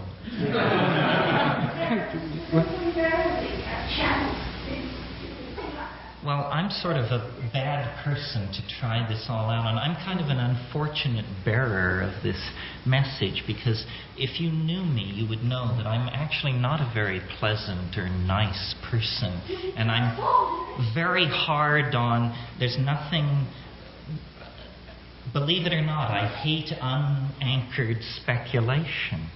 And yet I find myself in the position of leading the charge in the greatest unanchored speculation in the history of crackpot thinking. So it bothers me. See, my method, which I can't really go into tonight, but it's very formal. What I say is, it's very easy to predict the future, because who the hell can say you're wrong, you know? It's just fire-free zone. Predicting the past, on the other hand, is very, very difficult because it's happened. So if you're wrong, everyone will know. So what I have done is make a career out of predicting the past with a wave which proceeds right past the present moment into the future. And my argument to my skeptics is, my wave has correctly predicted any past moment that you can conceive of. Therefore, there is a certain intellectual obligation to at least take seriously the contention that it predicts the part of history that has not yet undergone the formality of actually occurring, as Whitehead would say. And if, you know, under different circumstances, I would demonstrate this wave, because it gets down to a very, very finely grained argument about the vicissitudes of history and where the great changes lie. And without that, we're just, it's a sort of arm waving at this point. Terence, I've just got one final question I want to ask you about this, which is that other people who tell us the end is at hand, as in placards, the end is at hand, prepare to meet thy doom, right, suggest that this requires some kind of special moral preparation on our part. Now, does yours come willy-nilly, no need to get ready for it in any particular way? Would you recommend some special kind of preparation? Well, this is a very difficult question for me, because much of what I was involved in many years ago was political activism, political struggle, and yet when I go to my sources on this matter, they assure me that it's a done deal, and that possibly one might spend one's time reassuring other people, but only if you felt like it, or something like that. It's, the walls are now so high, the creode so deep, the momentum so tremendous, that I really don't think anything could swerve or divert us from what we are being drawn into. I wasn't thinking in terms of more recycling and so on. I was thinking in terms of moral preparation, or conscious preparation. Well, conscious preparation, I think people should drive out and take a look at the eschaton at the end of the road of history. And what that means is psychedelic self-experimentation. I don't know of any other way to do it. But if you drive out to the end of the road and take a look at the eschaton and kick the tires and so forth, then you will be able to come back here and take your place in this society and be a source of moral support and exemplary behavior for other people. Because I think that as we approach the eschaton, remember I called history its shockwave, literally the Q forces, as engineers call them, the vibrational forces that will rip the wings off an airplane as it approaches hypersonic speed. History is good. That's what I meant when I said it will be a white-knuckle ride. There is an outlandish amount of vibration in the next 19 years. It's going to look good, then bad, then worse, then good, then bad. And if you haven't driven out to the end of the road and taken a look at what's waiting, it'll just drive you nuts what the next 20 years are going to be like. Because all the resonances of all past time are now in the close packing phase as the thing is squeezed down and the contradictions are rubbing up against each other. Boundaries are dissolving all around us. The Soviet Union, gone. Yugoslavia, gone. America is a great power, gone. Good taste, gone. Boundaries dissolving all around us. This is going to happen faster and faster and faster. And governments now, all they're doing is managing a spreading wildfire of uncontrolled catastrophes and trying to keep us in the dark about how bad things really are. And so it's good to go out and take a look and reassure yourself that it's there. Can we discuss it in trialogues tomorrow? I don't know. It's a possibility. I think we should. It is a possibility. I think we could discuss it now. Don't you think? Or do you have another point, though? No. We've reached the time to open it up. Yes. Terence, you sound to me like a psychedelic version of Karl Marx. Well, Marx was the last great millenarian theoretician in Western civilization. That's right. He was convinced that history was the result of the interplay of conflicting classes, and once that conflict has been removed, history itself would cease. And I hear a similar story, except the players are not the classes in society, but these various forms of global problems that we have. And it could be that it's a kind of test arranged by this attractor down the end of the road there that's leering at us and saying, let's see if you guys can get yourselves together enough to get around this one and show us that you can reach a higher stage of evolution. If you don't make it, you don't survive. If you do make it, then you go to the next step. It's an initiation ritual. A sort of, yes. Planet. Put in this kind of phraseology. A series of hurdles to be leaped as we approach the your end. kind of language. It's not the way I exactly express it, but it's a fun way of talking about it. So it might not be the end. It might just be like entering the Masons or something like that. Yes, well, it's impossible to say, but you're right, certainly, that all of these factors are coming together. I don't see it as class war. I see it as a kind of universal Manichaean struggle between habit and novelty. And, habit is forever dragging novelty back down to its level. And novelty is forever conniving new ways to escape the control of habit. But the good news is, over vast spans of time, novelty always wins. And what we're simply seeing is novelty crossing a particularly significant milestone in its infinite journey outward towards self-expression. What about all these people that say we're merely crossing from the Piscean age to the Aquarian age, and the emergence of high-speed electronic communications, etc., is the typical symptom of the Aquarian age, and it's high-speed communication? I'm not an astrologer, but and all this turbulence is because we're right at the the point Well, where we're crossing, you know. See, I think that as we approach this eschatological object, the number of interpretations of what it is will just proliferate exponentially. I mean, false prophets of all sorts and thousands of variants will arise because everyone can feel it, and yet everyone has a unique perspective on it that then distorts their description of it. I mean, I think that all the messiahs and mystics of human history can be seen in this light.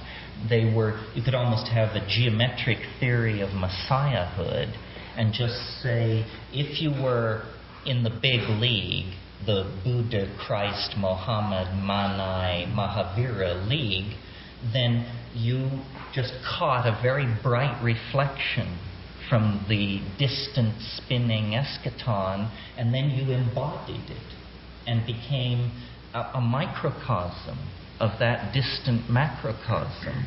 And religions are set marching by this means. Well, then the guy parading down at Hyde Park with the sign, the only difference between him and the big leaguers is he got a smaller scintilla of the noetic energy. And so then with each of us, we each have a perspective on the eschaton. And to the degree that we cultivate and fan that flame, we get an insight. Through the filter of our personal circumstance, the infinite interprets itself to us. Something like that. So we're all little bits of noetic fallout. Fall in. We're all carrying a tiny piece of the whole, and at the end of time, each person will make their contribution. Yes, we're like motes being drawn in to those this. leaf mulching ants. In other words, we're all aspects of God. Yes, although I think God is a contaminated term, but we're all aspects of the transcendental other, and our deployment in three-dimensional space and time is just one aspect of its being, and we are in the process of finding our way to a nodal point of transition into a different dimension of its self-expression.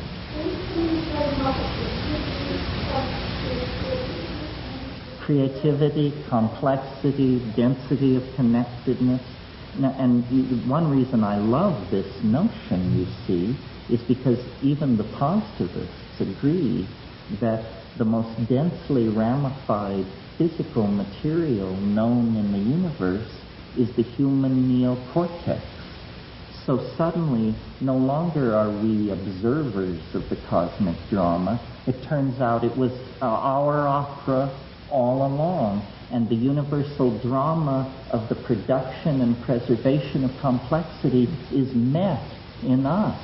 We represent the most precious distillation of this 4, 5, 6 billion year process of the production and the conservation of novelty. It returns us to the center of the cosmic drama and ennobles the human condition thereby.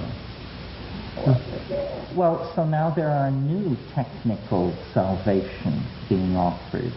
The possibility, no one knows, well, not some people think they know, but it is assumed possible to perhaps migrate into some kind of dimension of electronic microstorage or something. We're all going to live in a gold ytterbium supercooled cube buried 1,000 feet beneath Copernicus and abandon the Earth to animal life, or that's not very attractive to me. On the other hand, I've never been downloaded into a chip, so I suppose one shouldn't knock it till they've tried it. But the virtual realities that I have seen have been hideously sterile and cartoon-like. On the other hand, predicting the pace of technological innovation, especially with these new technologies, is very, very tricky. The study of neural networks, parallel arrays, they are pushing out in directions where there could be unexpected breakthroughs in the imaging of human intelligence. Or take the cold fusion thing a couple of years ago. It turned out not to be so, but for a moment, the whole thing problem was solved. Hung in the balance there, you see. There could be more of this kind of thing. No one is directing or controlling the creative energies of this species. It's being driven by thousands of micro units called companies, all pursuing agendas they won't discuss with anybody who hasn't signed a non-disclosure agreement.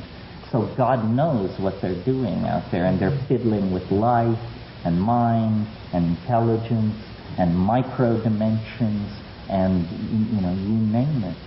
So given the past history of technological development, I certainly wouldn't rule out breakthroughs that could make the timetable of my scenario even seem conservative. Even less than a miracle could, as a matter of fact, sort of turn it around, push it to a new phase, like cold fusion. Yes, or superconducting thinking machines, or any of a number of things. It's the future we're living in. Hollywood creates it, and we have to swallow it until something better comes along, or until we get sick enough of that system to do something about it.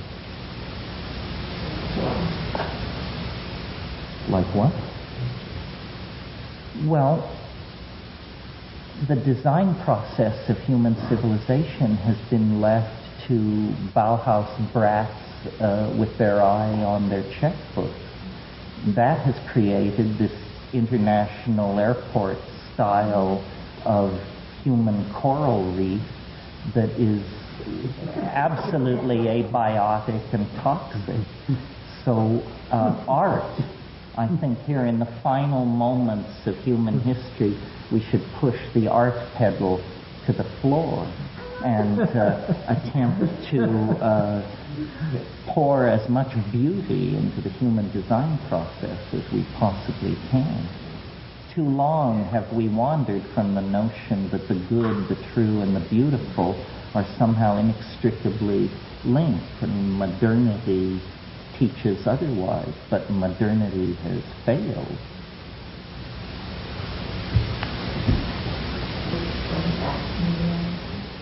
Well, a revivified shamanism, which would be the culmination of this program of art that I'm suggesting. Essentially, on one level, shamanism is the art of gaining a familiarity with death. And this is what we must do, I think, because we've become so alienated from it. So part of what I talk about is a neo-archaism, that what we are, by leaving history, we're returning to the values that preceded history, where there was a great de-emphasis on material culture and a great emphasis on human bonding, feelings, cognition, that sort of thing. We have to re-empower our sense of self. We have accepted our place in a very rigid hierarchy as consumers of images, products, and ideas. And as everything dissolves, responsibility will flow inward to the individual, and we will be more and more held responsible for ourselves, our actions, our presentation. No more can we say, well, I'm white, or I'm American, or it won't work. We're entering into a domain of such freedom that the responsibility will be concomitant. And this is a beautiful thing. This is what all the struggle was about, human unfoldment. This is why all those kings were hung and all those, enemies of the human spirit turned back and defeated.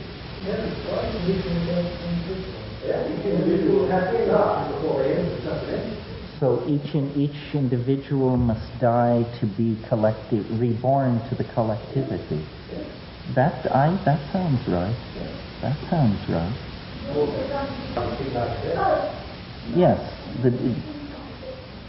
Somehow the modalities of both must be preserved in a higher union. This is the union of opposites, the coincidentia oppositorum that Jung and alchemy is all about. Well, I really see, now that we're on to this metaphor, what I've really been saying here this evening is that history is an alchemical process. This novelty that I'm talking about being conserved, we might as well have been talking about the Sophic waters or something. History is the act of calling into existence the perfect tool, which is discovered to be the self itself. In a sense, what history is a process of turning ourselves inside out, so that the soul becomes visibly manifest in three-dimensional space, and the body becomes an object freely commanded in the imagination. The patristic father Justinian taught that the resurrection body would be spherical, just to the joy of heathen controversialists, I might add, because it made him so open to attack. But it's an incredibly modern anticipation of ourselves going into a kind of quasi-union with our technology. What is it Yeats says in Sailing to Byzantium? The part about how I would be a thing of gold and once out of nature I would be a thing of gold and gold enameling, set upon a branch to sing of what has been and what will be. That is the idea that we change ourselves into an eternal, golden, superconducting, perfected object that transcends death, transcends space and time, and has no apparent connection to our physical image as animals. It's the alchemical sublimation. All alchemical processes are like fractal anticipations of this final rendering of the stone itself. But isn't that, you just talk about this as being a collective. It seems to me this is a very, very individual work, a very individual work, which affects the collective, but it doesn't, it's not of nature, it's going against nature, and although it's me, is man, no more being part of nature. No, it is the alchemical idea is not that one goes against nature, but that one aids nature and catalyzes it. And it's very explicit in alchemical thinking that what one does is one makes it happen faster. One accelerates, catalyzes natural processes. And so this is what we would be doing. We would essentially be by transforming ourselves in this way, we bring ever closer the final apocatastrophe. I think the Buddha speaks about enlightenment, as far as I understand, is getting out of time, is being beyond causes, which seems to be a personal, not a collective journey. That time, the world is time, it has kind of, it's different models of working, there's no beginning, no end. There are just these causes that can manifest in time in these different realms. Well, no, that... Beyond time, getting out of time, it's what we see at the end of the world, one is no more forward, no more driven by the... No, one has stepped from the mortal coil. Yes. Plato said time is the moving image of eternity. And so eternity is outside the wheel. And that is what I mean by this higher dimension of completedness. It is eternity, and all time rests within it. I mean, if you don't think that we do this as a species collectively, But I don't think I think it's an individual. Well, if it happens in the individual, then it's a property of the species. Ontogeny recapitulates phylogeny and vice versa. There are only these fractal adumbrations of the transformative process on every level. Yes, that's what I mean. Yeah. Well, we're past time, I see. Thank you for your indulgence, and thank you, gentlemen, for your indulgence.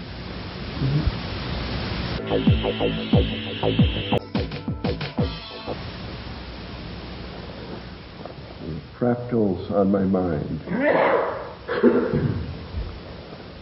An epic in 4 parts. Part 1, the sandy beach.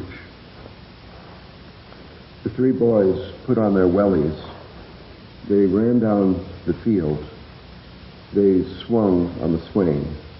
They rolled down the corn circle. They came to the river. They sat on the edge, dangling their feet over the stream. "Look," said Ruth, "a sandy beach." Sure enough, they saw there was a little tiny beach of sand. Terence said, "The land reaches down into the water." And Rupert said, "No, the water reaches up into the land." Ralph said, "It's both water and sand. It's the sandy beach. It's a fractal object." They stood then. They walked in the stream. "Look," said Terence. "It circles to the left."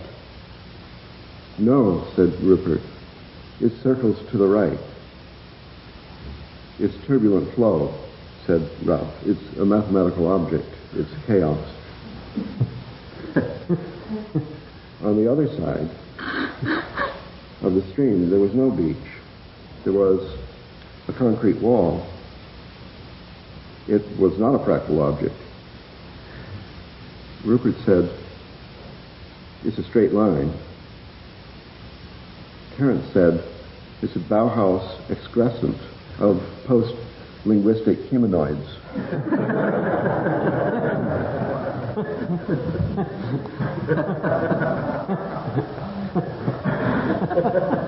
Thinking of peanut butter sandwiches then, they walked back up the slope. Rupert said, "Nature has given us a lesson. Nature is our teacher. We have learned about the sandy beach." The sun had set. Ralph pointed to the sky. "Look," he said. They looked and saw there was a silver stripe in the sky shining there. They hadn't noticed it before. It girdled the entire celestial vault. It sprung from 2 legs to the south. That way, they saw that its 2 legs pierced the zodiacal belt.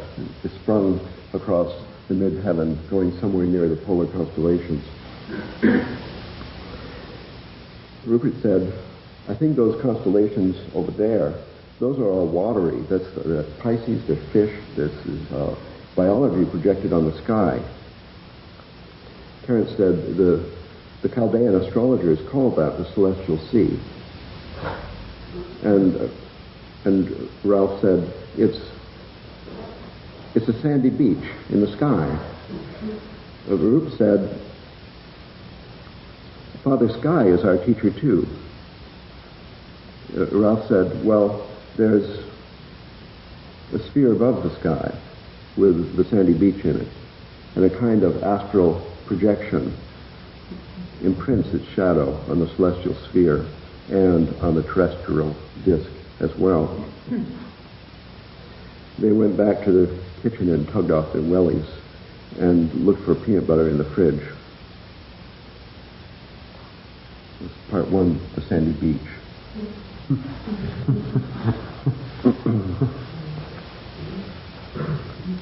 Part 2 is called 2 roads diverged in a yellow wood.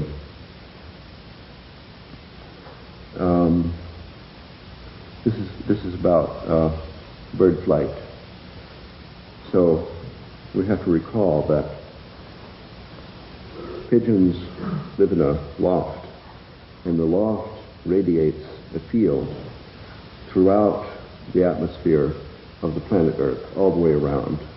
And this is a field of intuitive flying instruction. Wherever a pigeon might be released, it can consult its intuition in its heart and see a snapshot of itself a moment later in a certain direction. And by following itself, it gets the instruction to fly in a certain direction, which, even though it's not a straight line, will eventually lead back to the loft, which is the attractor of the dynamical system or intuitive field of directions. And we'll assume this for the sake of discussion. This is the morphogenetic field of the loft. And now we have to put ourselves in the position of someone reading Rupert's book soon when it's published and trying to do the experiment with the movable loft. First we dispose of monotheism, we'll leave that behind. Now we have two lofts. The two lofts each radiate a morphogenetic field instructions wherever the pigeon might be. That's the fixed loft at home and the movable one just taken off the truck or out of the boat or whatever it is. The pigeon has spent time in each loft and been trained and feels the impulse of the morphogenetic field of each in a combination averaged by mathematical functions built into the heart of the bird. The result is that after flying, the bird will arrive either at the fixed loft or at the movable loft, depending on where it starts. This is sort of a mathematical fact, but I hope that experimentalists will try this out. That would mean training a whole bunch of pigeons in the same fixed loft, in the same movable loft, and then releasing not all of them, but a certain proportion of them from different locations, sort of neighboring in a region, and later on marking the starting points in that region with the color red for all the starting points of birds that flew to the fixed loft, and green for all the birds that ended up in the movable loft. Then we end up with this region is painted part red and part green. So these colored regions in dynamical systems theory are called basins. The basins might be particularly important if you were of the gambling sort and were betting on a certain pigeon whether it would go to the one loft or the other. You could certainly win your bet if you knew this colored map from successive experiments with the same two lofts of flock of birds. Yes, I am talking about you. So it's important to know where the green and red regions are, and it could be all red over there, sort of toward the home loft, which is in the south, and all green over there toward the movable loft, which is in the north. But it could be much more complicated because during flight there are all these hills you have to go around, and there's certain nests of sparrowhawks that have to be avoided by a wide detour. And one possibility is that between the red and the green regions there is a sharp line, like that Bauhaus concrete wall on the other side of the river. And another possibility is that the red and green have been stirred and mixed, like the colors on this carpet, into a pattern with the boundary as a fractal object, as a sandy beach. A sandy beach in the morphogenetic field, so that the separation between the red and green, which might mean life and death, might be the red eschaton and the green eschaton, is a fractal. And that means that whatever you would be in the supposed boundary, like wherever you are on the sandy beach, if you are a pinhead, you might be either in water or on land. And even the tiniest puff of wind could blow you from land to water or vice versa. So unless it was an entirely windless day, you couldn't even predict whether you were going to end up in the home roost or the movable roost, in life or death, in the good or the bad eschaton. It's the fractal boundary, the sandy beach, which destroys determinism.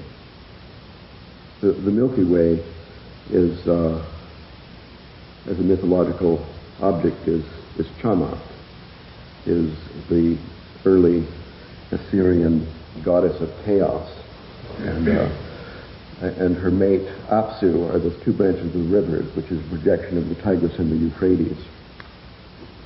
The identification of chaos and the Milky Way and Chamat and indeterminacy and the creative source of all form is traditional, at least for 6,000 years. I didn't make up this fable.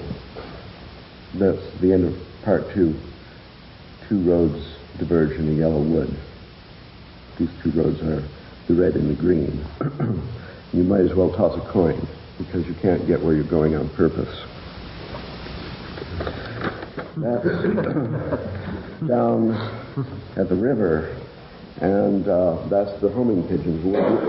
We're pigeons, and the eschaton is our home, Terence would say. And now let's take a deep breath. We've survived 2 lessons of mathematics without the despicable, frightening word being mentioned. And now I want to apply the concepts in the context of a single individual mind. So we have in mind different parts which are somehow dynamical objects where there's a cycling about, a roving over that repeats a pattern or follows a track for a long time until we get out of that track into another one. This could be an entire paradigm, whatever that is. Let's say a paradigm is a bunch of basins, like instead of the red and the green, we could have 100 different colors, all of them kind of mixed up fractally, like this rug. And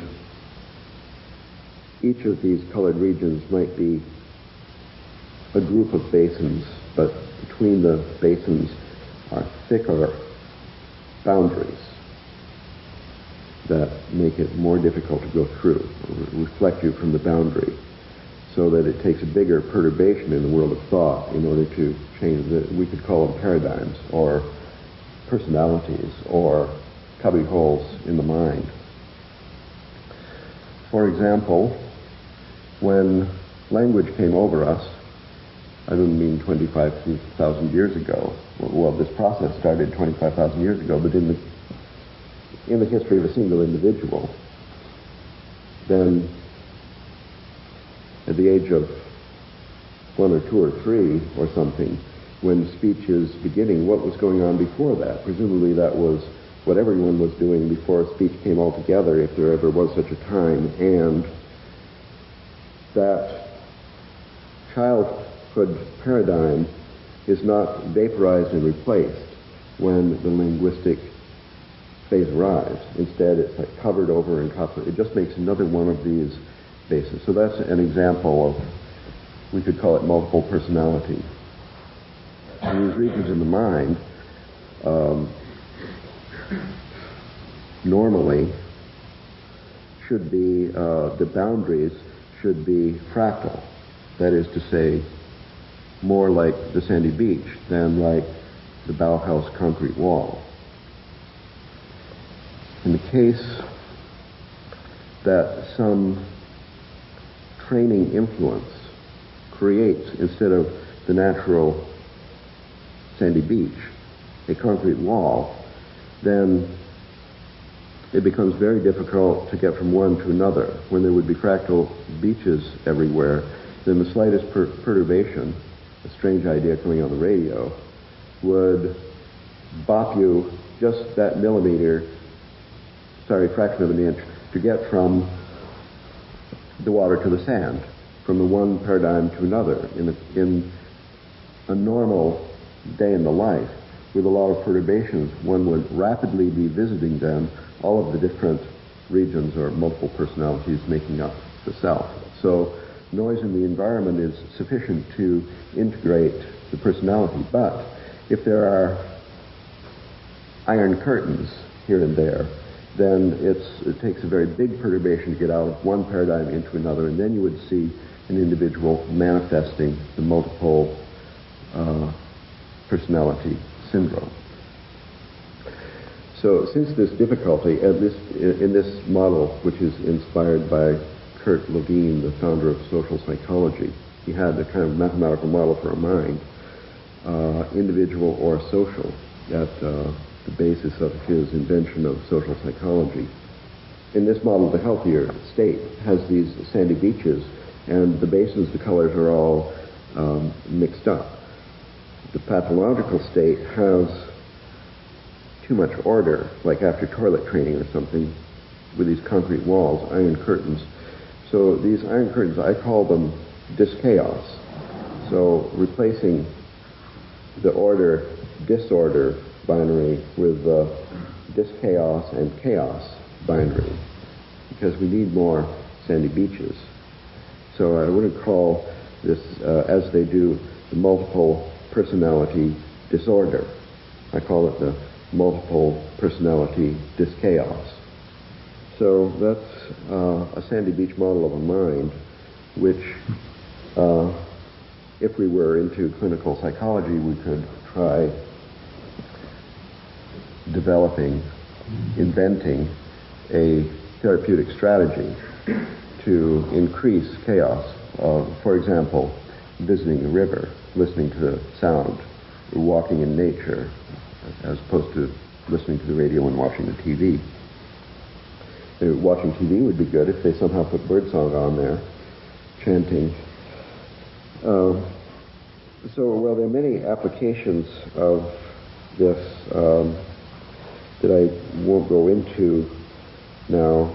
I'll just mention a possible application we could come back to someday, just to point to some possibilities for individual psychology before I go on to the fourth and final lap of this course. And this has to do with the question, why do people believe in UFOs? Or why do people want to believe in corn circles? Or this is quite independent of whether UFOs are real or imaginary. It hardly matters, and not to put down UFOs. And why they would want to believe in God or monotheism, or there is one God, and so on. I think that the multiple personality dis-chaos phenomenon is pretty universal in our culture. And there are heavily walled off regions. Walls were built at different stages in life, and the child part was sealed when there was an authoritarian, trustworthy emotional environment that had the illusion of absolute truth or something. So that part is sitting there yearning for some validation from the outside world. Something like that would, if you wanted to try experiments, or you could write a book recommending experiments in social psychology in which the tendency of people to believe in God, you could try to affect it by playing music. Music therapy for dyschaotic religious belief. And in case of success, then restore pantheism, which is maybe badly needed at this time. Instead of going on with applications to fractals in the individual mind, I like to just go on to the collective mind, to our social sphere, and in this fourth and final part, and then I'll end with a couple of questions for you guys based on this idea. Well, I wouldn't have thought of this exactly, but I think Terence suggested that I was guilty of making a mathematical model for monogamy. And since that's true, I might as well share it with you. and this is it, in fact. We are there. So this is about the sandy beach in the collective mind. And, well, we could get to this collective mind stepwise, as in the Zhuangzi.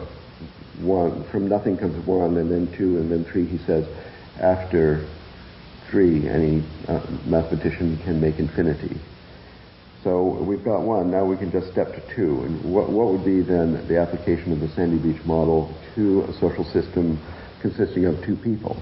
Now you have the two people, and there's some kind of mathematical model for the psyche, not to be taken too seriously, but this is just what psychology does, makes Kurt Levine type models for the psyche, and now you've got like two of them, and then they start talking to each other, touching, cooking and eating together, or something like that, and then these two systems are coupled into one. And of course, the behavior of the coupled system is much more complicated than the behavior of the parts, and the behavior of the coupled up complex system can't be predicted or even guessed at from the full knowledge of the behavior of the two parts. And besides, you would only know one of the parts if you were involved in this to a degree.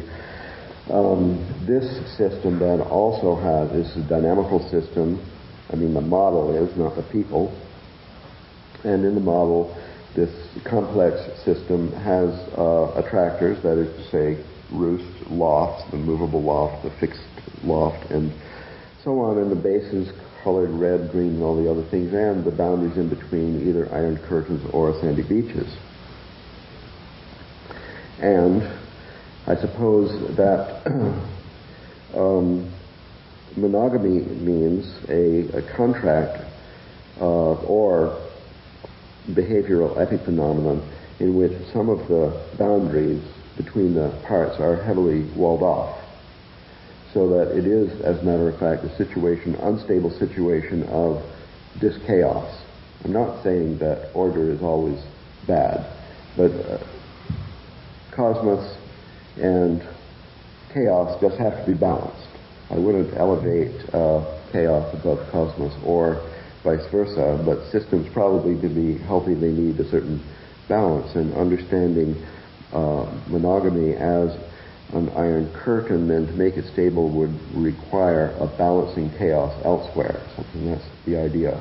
Otherwise, this multiple personality, that's the system of the two people, would have the multiple personality, this chaos and out of balance situation in the direction of order, which, like the concrete wall doing its best to hold up the bank for life, is highly unstable. That's one application. Then I won't go into details, but considering two nations instead of two individuals, one also gets a model of this sort, in which the stability of the complex system would require adequate balance of chaos and order.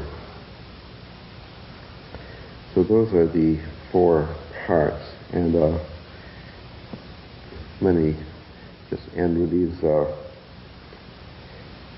questions for Rupert and Hare.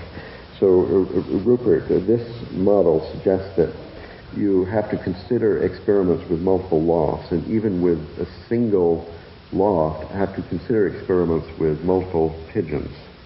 And anyway, that's a consequence of your idea, your model of what is going on. And so I wonder what you think the results, maybe you already know of results of this that have been tried. It could, for the ancient Egyptian government, of course, mean the success or failure in the war with the Hyksos. And for Terence, I think, I just wonder, what would this do to your idea to consider multiple attractors at the end of time? 2, 3, or more eschatons. Nothing in what you said seemed to me prohibited this, other than a misplaced iron curtain of the monotheistic type that perhaps filtered the speech of the mushroom that came through your lips. I see. Well, there you have it. Can I just try and summarize, Ralph, what I think you said, because I'm not sure I've got it. Okay. One element seems to be that personalities and, of course, social relationships and international relations and the behavior of different groups of pigeons fall into different basins. And we can visualize that like being a landscape with different valleys in it. And so if something's in a particular region, the ball will roll down in a particular valley. If it's another region, it will roll into another one. And each of these basins represents a different kind of sub-personality. Within a marriage or a relationship, then each of the basins represents what we normally call a personality, each of which has sub-personalities within it. These are the different basins, and you seem to be pointing out that personalities are made up of different sub-personalities. A very fashionable view. Everybody is talking about sub-personalities. James Hillman says we need a polytheistic psychology where you have all the different gods and goddesses not only representing the archetypes that we all go through, all these different ones.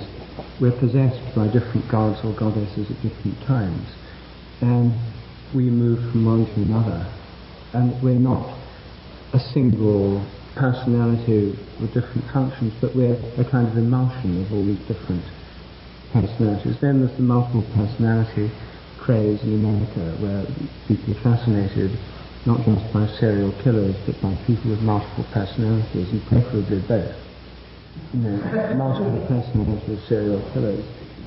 Anyway, there's a fascination with multiple personality. There's the Hillman thing, there's the computer model, Minsky and the MIT multiple module. Daniel Dennett, the materialist philosopher, has the multiple drafts theory of consciousness. So everywhere we find these multiple models, of which yours is one. And all of them seem to be saying that to get away from monotheism, which is reflected in psychology, by the idea of a central ego, a dominating ego, you've got to get away from that too. So these more democratic models, where you have kind of grassroots democracy, all these different personalities, that seems to be one drift in what you're saying. And that's one discussion, is whether or not a polytheistic model is possible, or whether indeed there have been any. Because in India, which is frequently called polytheistic, you have many gods, but you have all through all Indian traditions the idea of some state beyond all this, Brahma or Atman.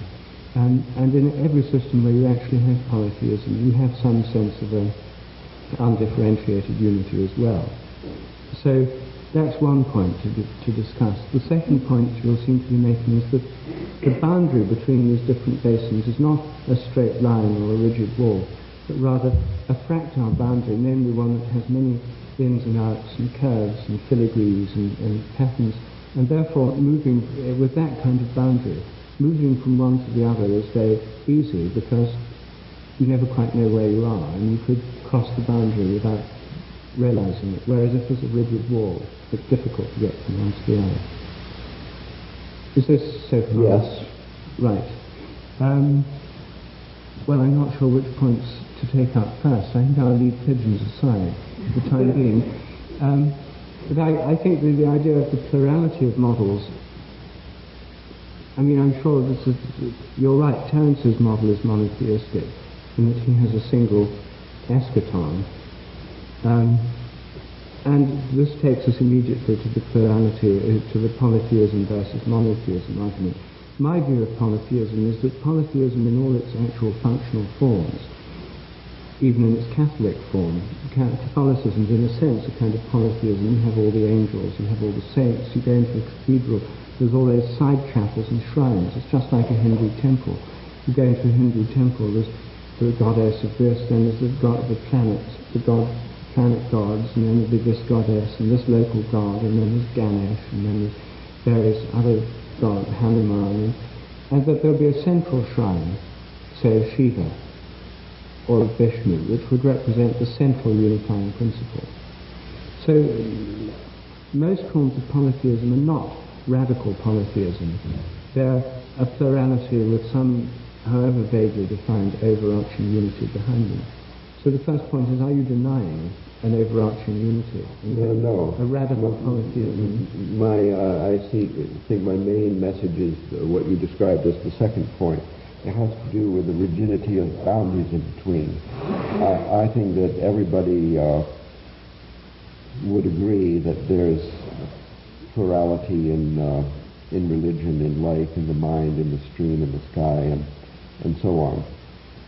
And I think it's more important, the rigidity of the boundaries in between. Do you worship in the Shiva temple and then you go to Ram? Is that okay? Or do you have to be faithful to one and never admit the existence of others and so on? It's more the denial of what obviously to children seems to exist that brings about a disintegration of the personality.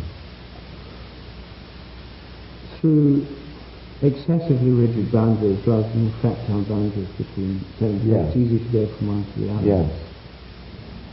They're porous to the point of, when you're in the stream, it's much more watery than when you're on land, but the job of getting into the stream doesn't really have a shock of cold water in it because it's like a permeable membrane, I guess, between basins. And I think in this religious or mythological context, it's appropriate to think of Shiva and concepts of that sort as attractors. And then there's multiple attractors, everybody knows, considering the population of the planet through all times at large. And there's zillions of attractors, and some people have visited one, and other people have visited two or three, and so on. And this openness, I guess I would say, to all attractors is some kind of prerequisite for stability, for the longevity of a culture or the health of an individual. And this idea is based on the cosmology in which the stream has the same morphology as the heavens, which have the same morphology as some abstract mathematical object. Therefore, under the ambiance of this idea, our experience of nature is that these rigid walls are very unstable. But they're not that unstable. If you look at nature, if you look at a plant, for example, look at the membranes around its leaves, and although they have invagination, stomata, and the air can go in, the surfaces are skin, it has pores in it, and is not absolutely smooth. But nevertheless, these are clear functional boundaries. And everywhere you look in biology, you find clear functional boundaries. There's a cell membrane around each cell, which may have within the lipid structure, the fatty structure, some kind of fractile nature. But it's not an infinitely permeable boundary. It's permeable to a point. Well, it has little holes in it with pumps, which are designed for particular things in the environment.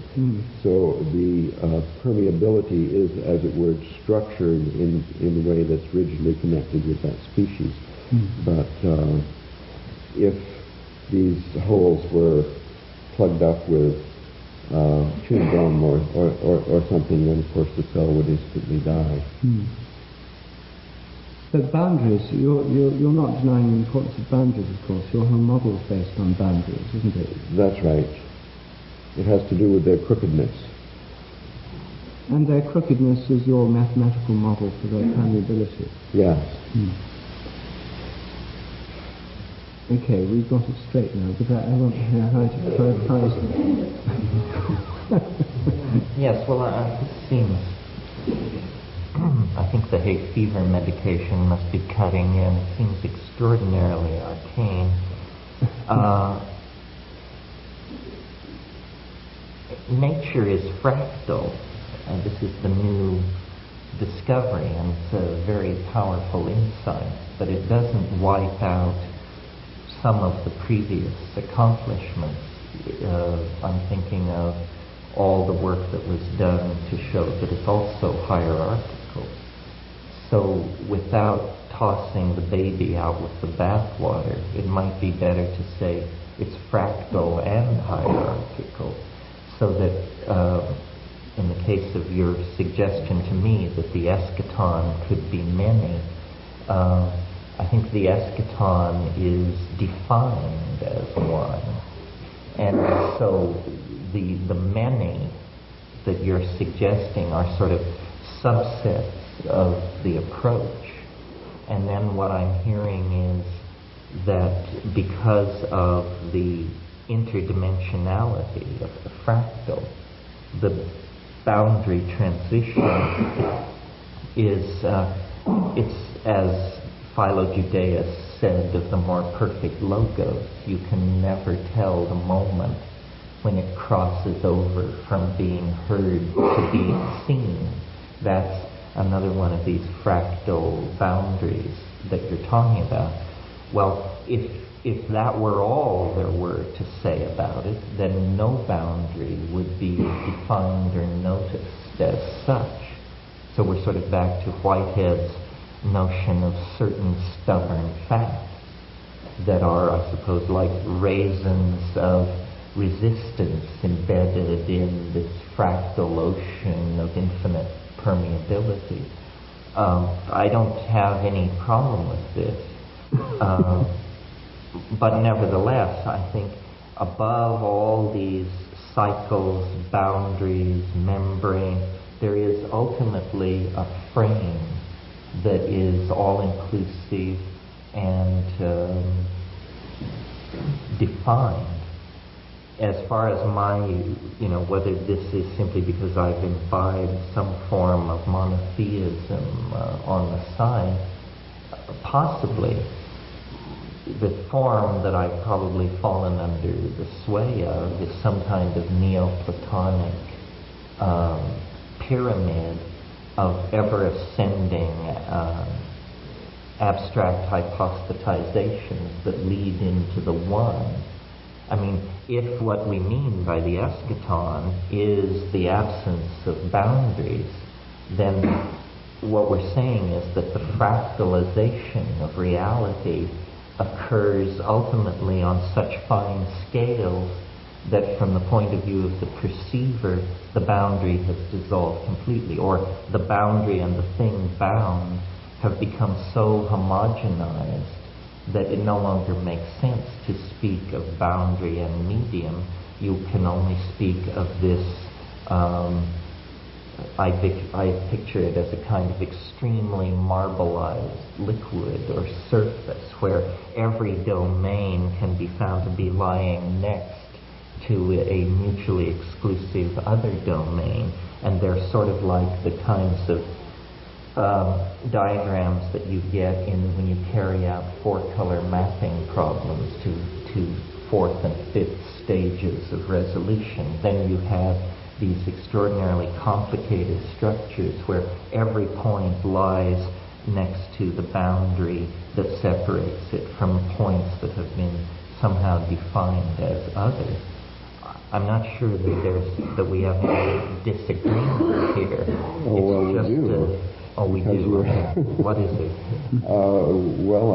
I think what we've got here in your description is a speculation built upon a speculation built upon a speculation, and coming eventually from some kind of absolute and pure faith. To Neoplatonists, perhaps one. The one to Plotinus was something that you could explore toward, but not actually arrive at.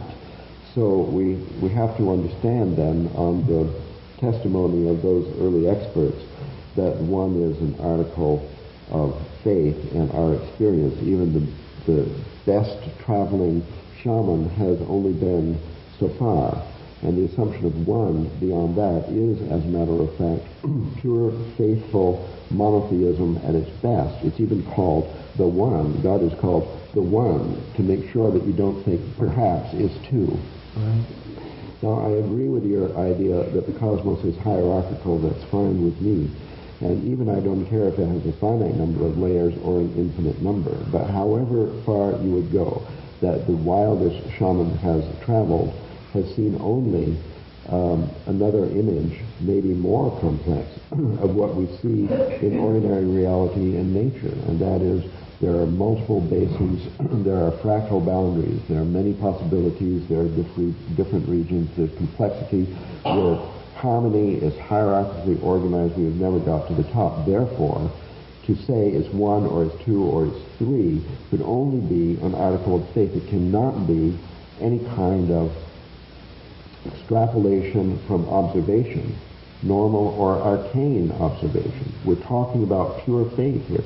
When you get to the top frame, I don't see any reason why it shouldn't have two basins, and they're separated by a fractal, and that means that the shaman who comes back and says he knows which one it is lying. Well, my understanding of fractals is that they are a kind of homogenization of levels not present, domains distant, and that in fact the idea is if you have a sufficient sample of the fractal, not very large, you can in fact extrapolate the contours of the entire system, so that it isn't necessary to send a shaman or a mathematician for a total overview. The sample can be, isn't this what the cosmological principle is? That based on local measurement and local physics, it is allowed to extrapolate. There's another monotheistic religion, which is yours in reverse, which says instead of an eschaton, it's got a birth at the beginning. Without an article of faith, you can't get a cosmological principle. We don't have any evidence from the boundaries of space. Well, isn't the idea that fractals are a kind of holographic plan? That the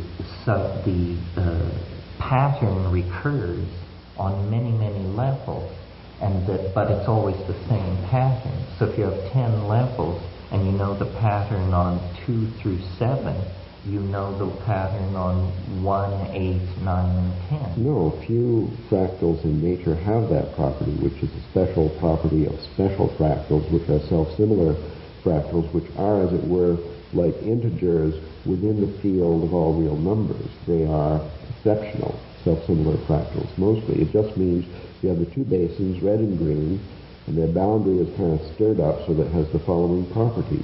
Wherever you are in it, you're within 1 millimeter of each side, or even 1/10 of a millimeter of each side. Like in a mapping. Like in a Cantor-set. Well, I guess I somehow have limited my model building to the use of self-similar Just like fractals. Pythagoras. Is this so terrible? I'm not sure if we allowed you self-similarity in the eschaton, if that would still establish for everyone's satisfaction there's only one. Well, in my model of the eschaton, it is, at the mathematical level, it is self-similar. Well, there's this, let me tell you about the water principle. If you had 3 basins fractally entwined, then not only wherever you are in the sandy beach, you're within 1 millimeter of the red and green, but the yellow one is there also. That means if you travel as a shaman and then you see this pattern at the end of time, if there would be any jitter in your travel, any blur in your vision, anything slightly human remaining in your travel, then you would see it as one, even though it isn't. You just like mistakenly see it as a blur of the 3 colors into a kind of a gray eschaton. Well, in some circles, this is known as the mystery of the Holy Trinity.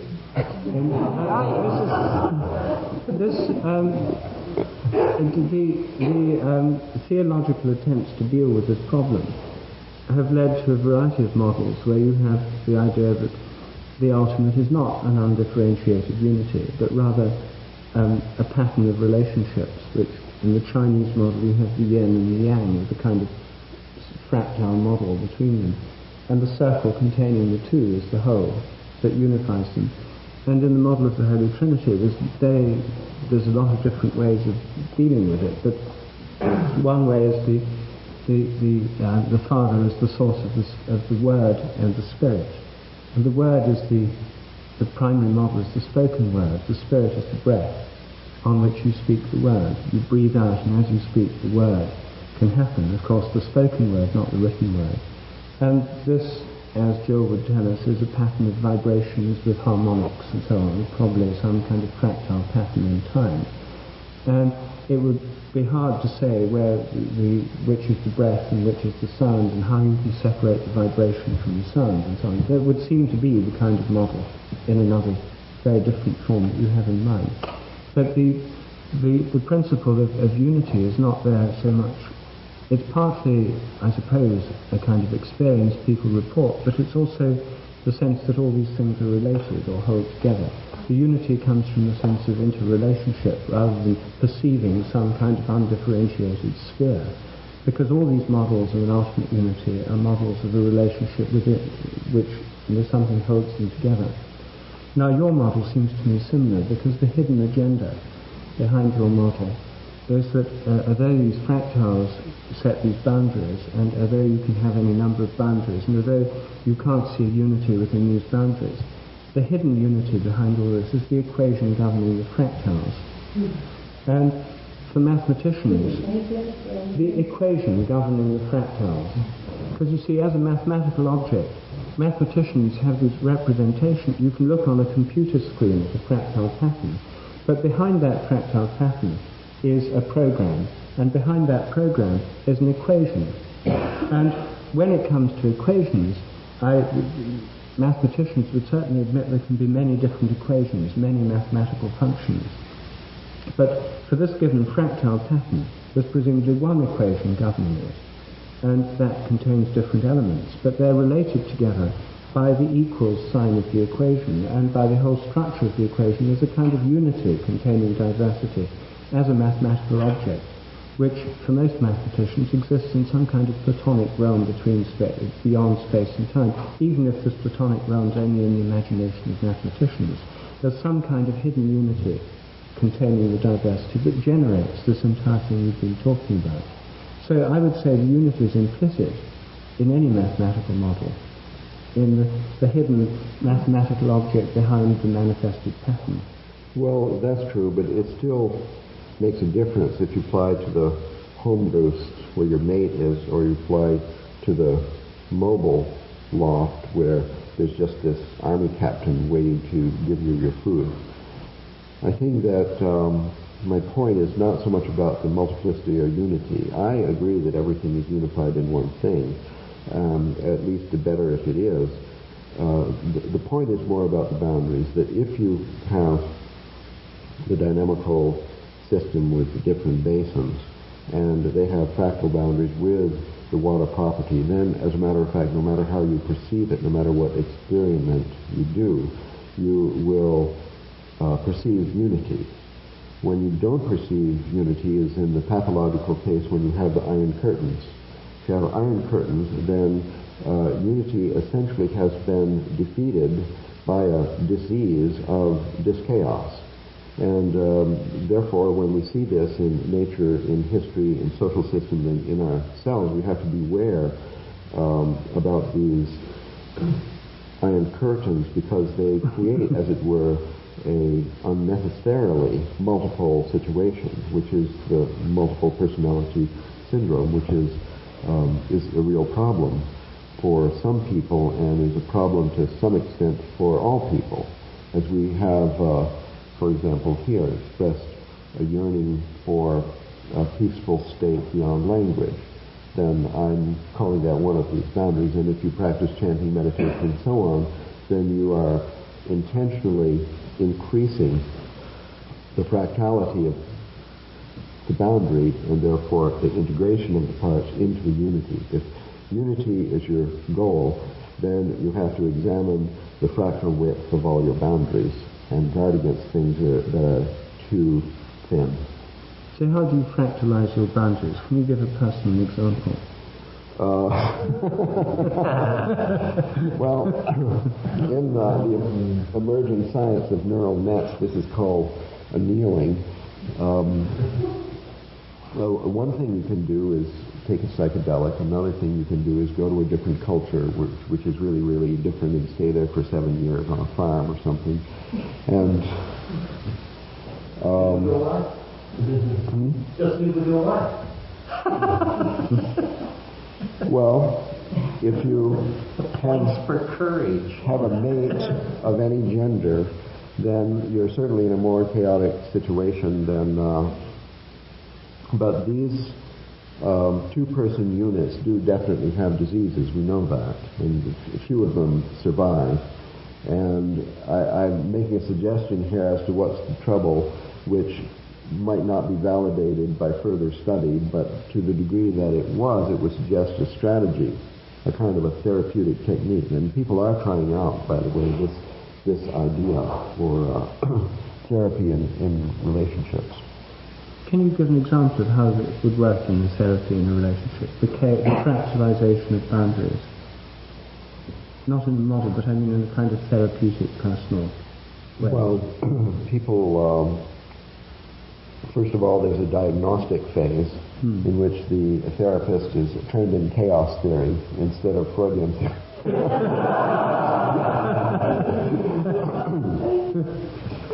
And when a boundary has been detected with a pathologically low dimension or thickness, then a therapy has to be devised especially for it, and that would consist of some safeguarded experiments in the violation of the boundary and the mixing of the boundaries.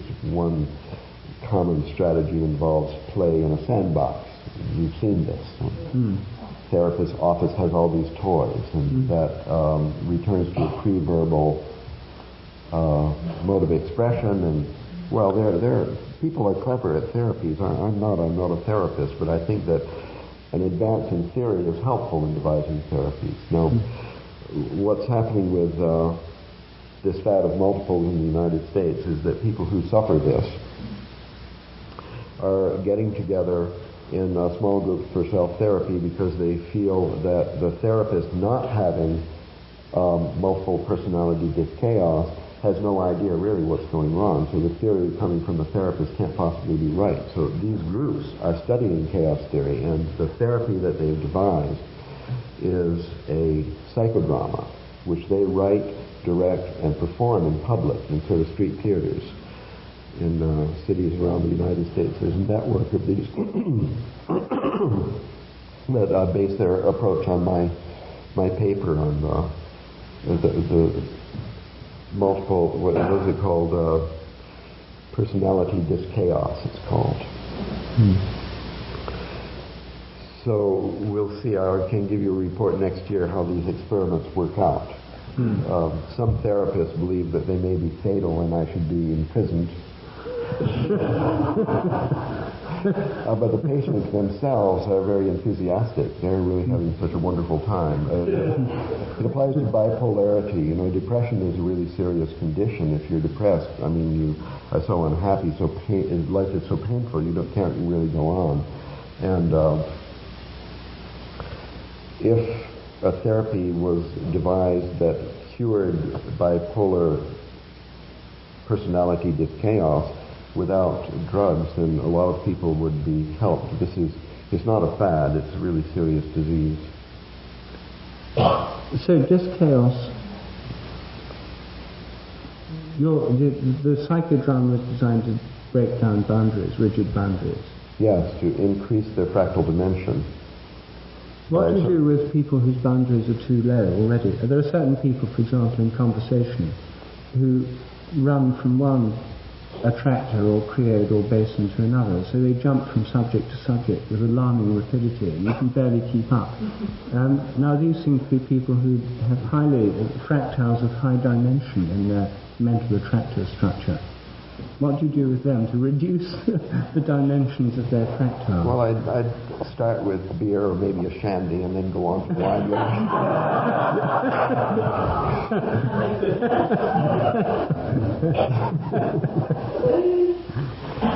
So, Ralph, given what you've said about the goals of this therapy, wouldn't it just be simpler to give these people psychedelics? Well, personally, I've had good results with psychedelics. I'm not sure everyone would. And maybe well, it'd be nice if we had several alternative strategies, some of which could be done on a Sunday evening where you still feel okay about going to work on Monday morning. Well, since you have such, like vitamin pills. Since you have such good luck with psychedelics, why are you so reluctant to advocate? Well, I do. I have been advocating psychedelics in public, or at least, if not advocating, confessing that for me there have been very good results. I've had a certain amount, quite recently, of hostile mail and telephone calls, even people coming to the university to hasten my demise. They seem to think they're drugs, that psychedelics are drugs, and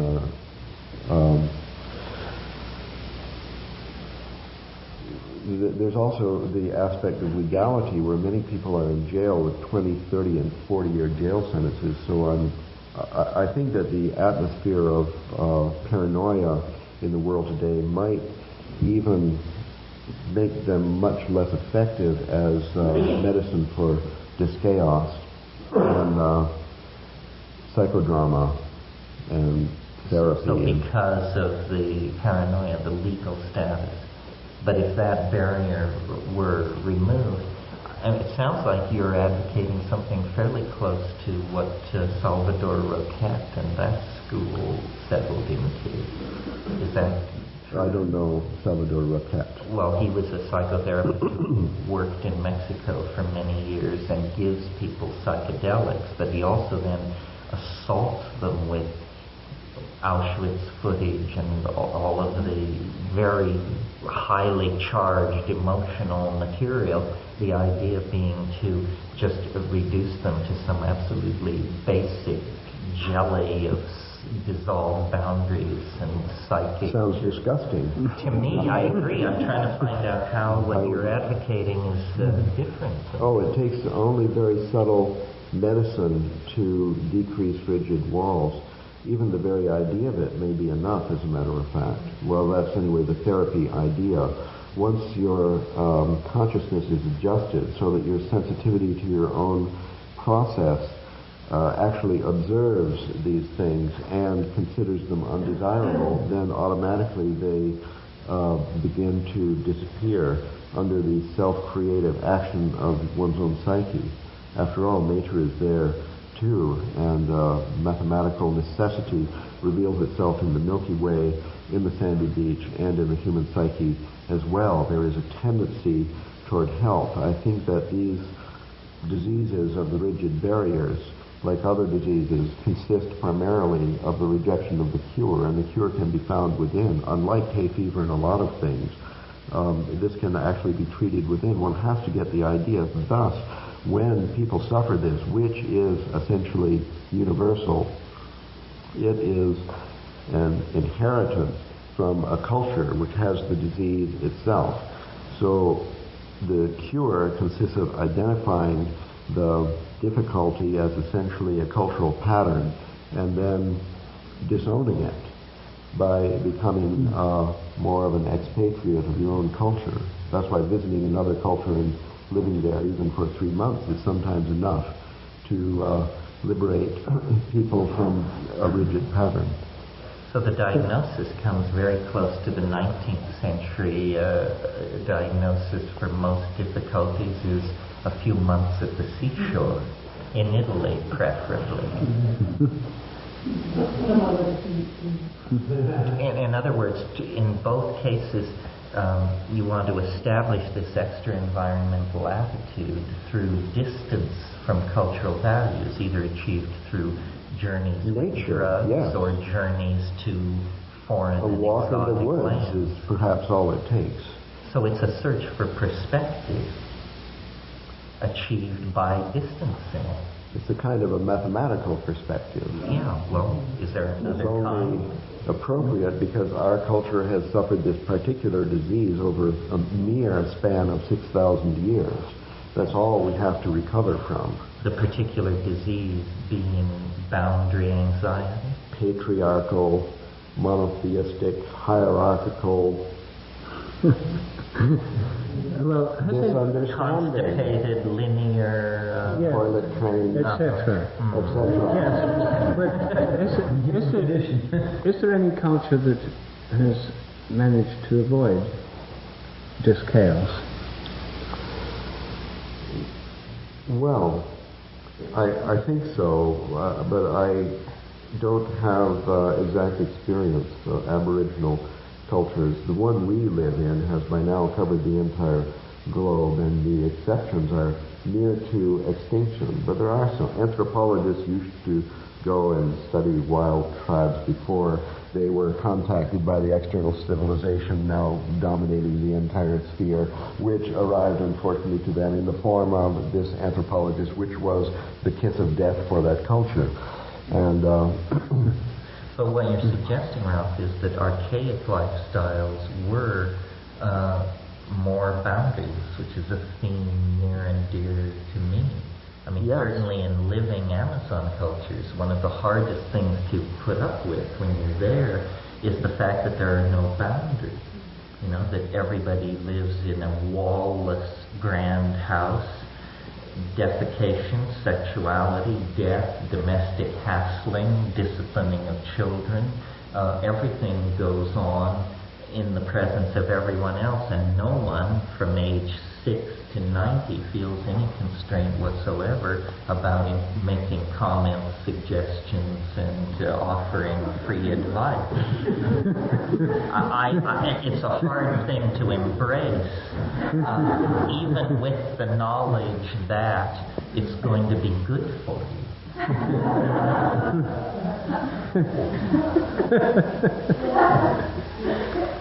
Well, there are degrees of boundaries, but I think the permeability of the boundaries is important, and our culture has perhaps excess attention devoted to the walled fortress, necessitated by whatever the violence of these people, which some would associate with the patriarchy and so-called testosterone poisoning and whatever it is. There has been the necessity of Bauhaus concrete walls around the town, locks on the doors of the houses, electronic motion detectors, video cameras at the bank card place, and so on. Our culture is perhaps there's an increase of complexity as we approach the eschaton. Perhaps there's a decrease in that the fractality is actually vanishing at an alarming rate. That's what it means, the death of nature. But Ralph, when I last visited your house in Santa Cruz, I noticed a rigid, straight fence dividing your property from your very undesirable neighbours who have motorcycle scrambles on their land and make terrible noise. Yes, they're all boys with guns, that's right. That's right. Well, what we need here is a new product, the fractal fence R, which would go down very well in California. Some boundary instead of old-style posts with barbed wire. Excellent. Sort of mazes where people get lost.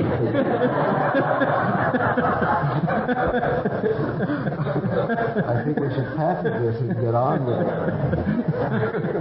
We'll subvert the world. Well then, just for the slightest gust of wind or chaotic event, these motorcycles would suddenly zoom past your front door. Yes. We'd have these gateways like cell membrane paths that nice people could go right through. Those with spirit guides.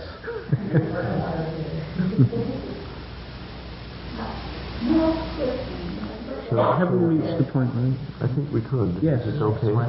Yes. Let's have some questions. Mm-hmm. Yes. Let's.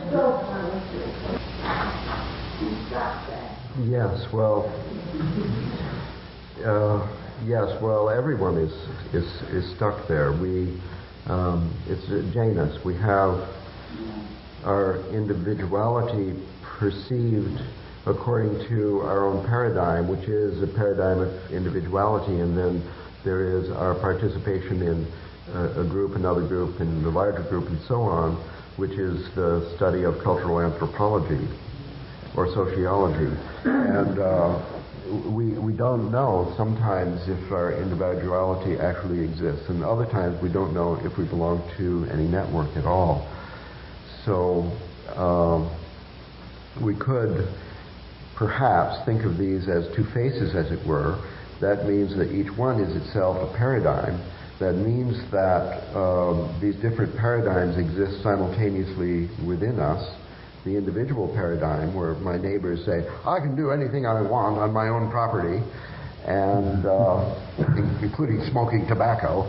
Well, the other one says, I exist for the group, or the group is punishing me now, or I better get up and cook for the group, and so on, and a lot of other ones. And the important thing is that if you adopt this view of the self or individual as a structure, which, like all of these levels, are part of the structure, and that's the self, at least from the point of view of a single point in it, if you're looking from a single point, which is probably a different point for each of those personalities, then this whole structure, well, that's it. That's the self, and it's also the group, seen from different points.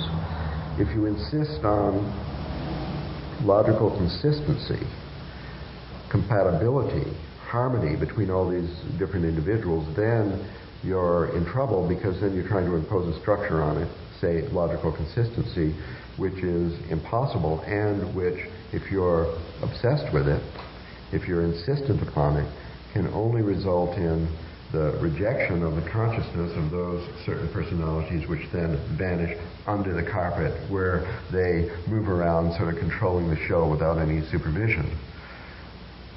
So this is, I think, a really important aspect of the peculiarity of our culture, that back in those Neoplatonic times, we had Plato and Aristotle. They argued. They had completely different, like one is north-south, the other is east-west, or something. Together, they give a good map. The transmission of the Greek miracle over time through early Christianity and early Islam gave, by means of some historical accident, a phenomenal imbalance, accentuation to the Aristotelian. That is, the perspective of formal logic. That is, the insistence upon absolute truth. That is the perversity of modern science. That's the Aristotelian, unfortunately, without the balance of the Platonic.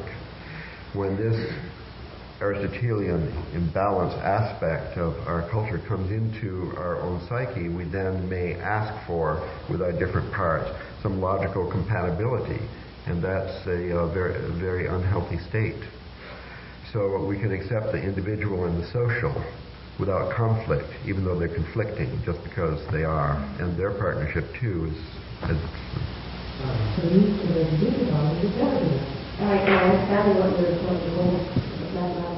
Yeah, it sounds great. Never occurred. I mean, Terence was suggesting everybody take 5 grams of dried mushrooms. Maybe one of these little balls under the tongue would do. So I might take this opportunity to just speak in defense about the image of mathematics that you projected, and I think that this could be helpful to everyone, because I don't know how many people have come to me and said, I hope it won't be too mathematical. Mathematics is not a science. It's sort of the opposite of a science. Science is science. You know what that is, or we don't know. There's a lot of different images, but somehow it has to do with an absolute truth observed about nature by doing it a certain way with a discipline which is miraculously good in terms of getting rid of a lot of foggy stuff and giving all people on the planet a consensus about what's going on. Not speaking down science, but the science is not mathematical, and mathematics is not science. Science is discovered about the world through the activity of people. Mathematics is an inborn ability that everybody has, like breathing, pumping the blood. We don't know how it works, and so on. It is not an equation behind the picture you see in the book.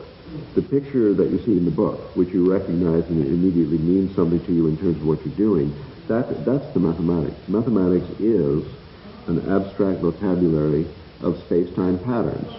That's all. If somebody figured out some cute way to stuff into an equation or a computer diskette or something, they're fine. But computer graphics has made visible mathematics, like a slide projector put into Terence's head would project the shadow of the eschaton onto the wall. That's it.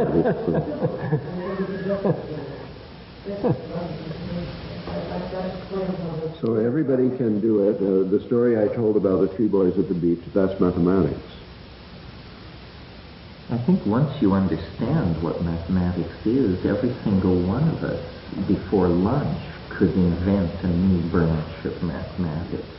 Mathematics is simply the formal relationships between defined sets. And you can define the sets. You know, they could be hexagrams, they could be triangles, they could be groups of 11 dots. You set up the terms and then watch the system run and derive the rules, and that's a new branch of It doesn't need language. It's pre-linguistic. Children can do it. As soon as you've observed a similarity between the left bank of the stream and the right bank, between the right bank and the Milky Way, and so on, you are performing mathematical functions, and that's all there is to it, except that somehow the subject has been misunderstood on such a massive scale within the school system that everyone's been convinced incorrectly that they can't do mathematics. And that's everyone, including Nobel Prize-winning physicists and so on, have math anxiety because of the school system.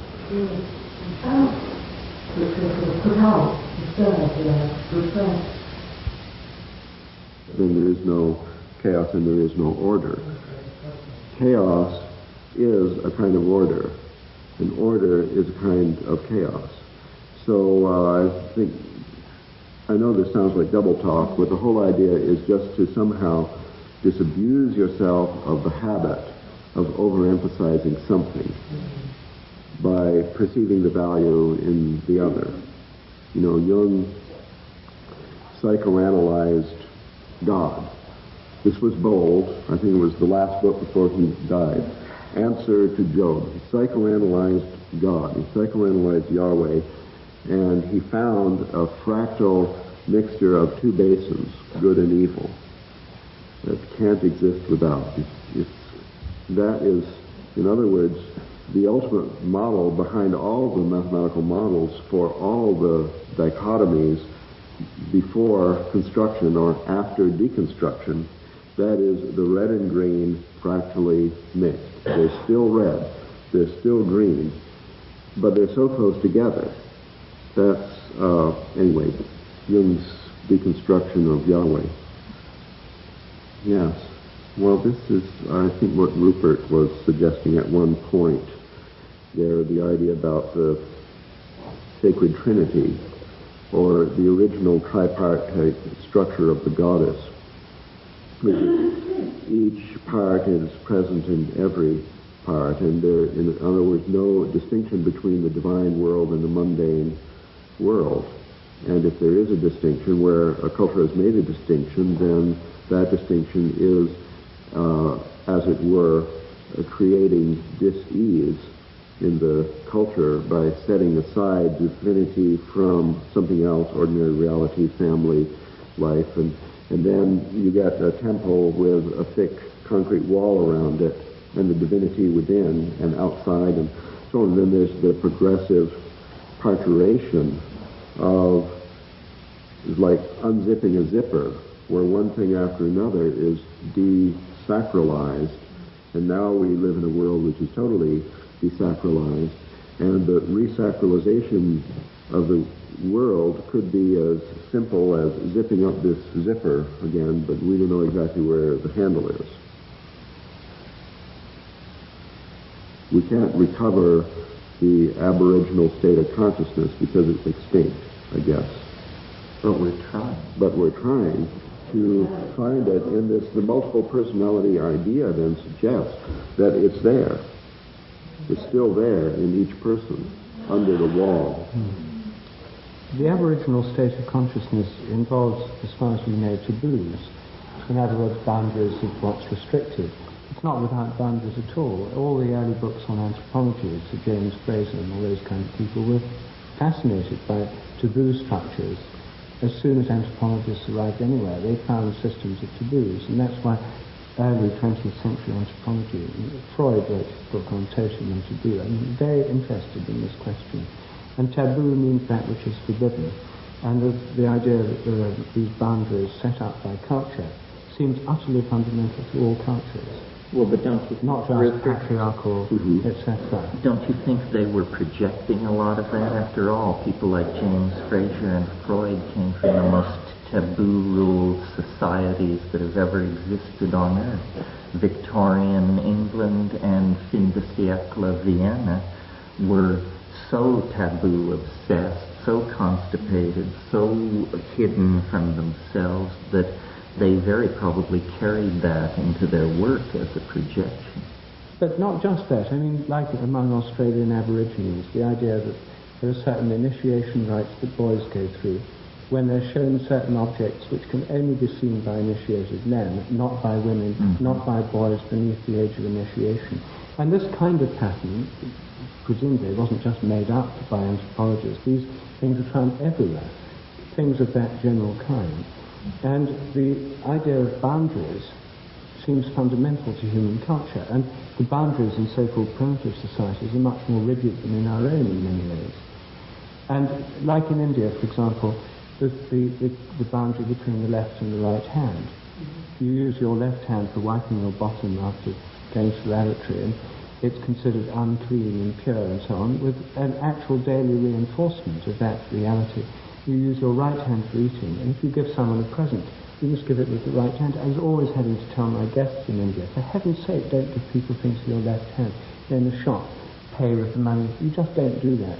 And you have to learn all these cultural divisions when you go and live in another culture. It's not just that we're obsessed with boundaries, in fact in our culture many of them have been broken down. So I think there's something extremely important about these boundaries, which your fractal model... Well, I never spoke against the boundaries. I think that... No, they're not even fractal. In traditional cultures, they seem, the ones I've encountered, haven't had a kind of fractal permeable quality. They've had a quality of extreme authority to them. Well, there's a suggestion, I think, about Aboriginal society had to do with the presence of the divine throughout the world that you share, I think.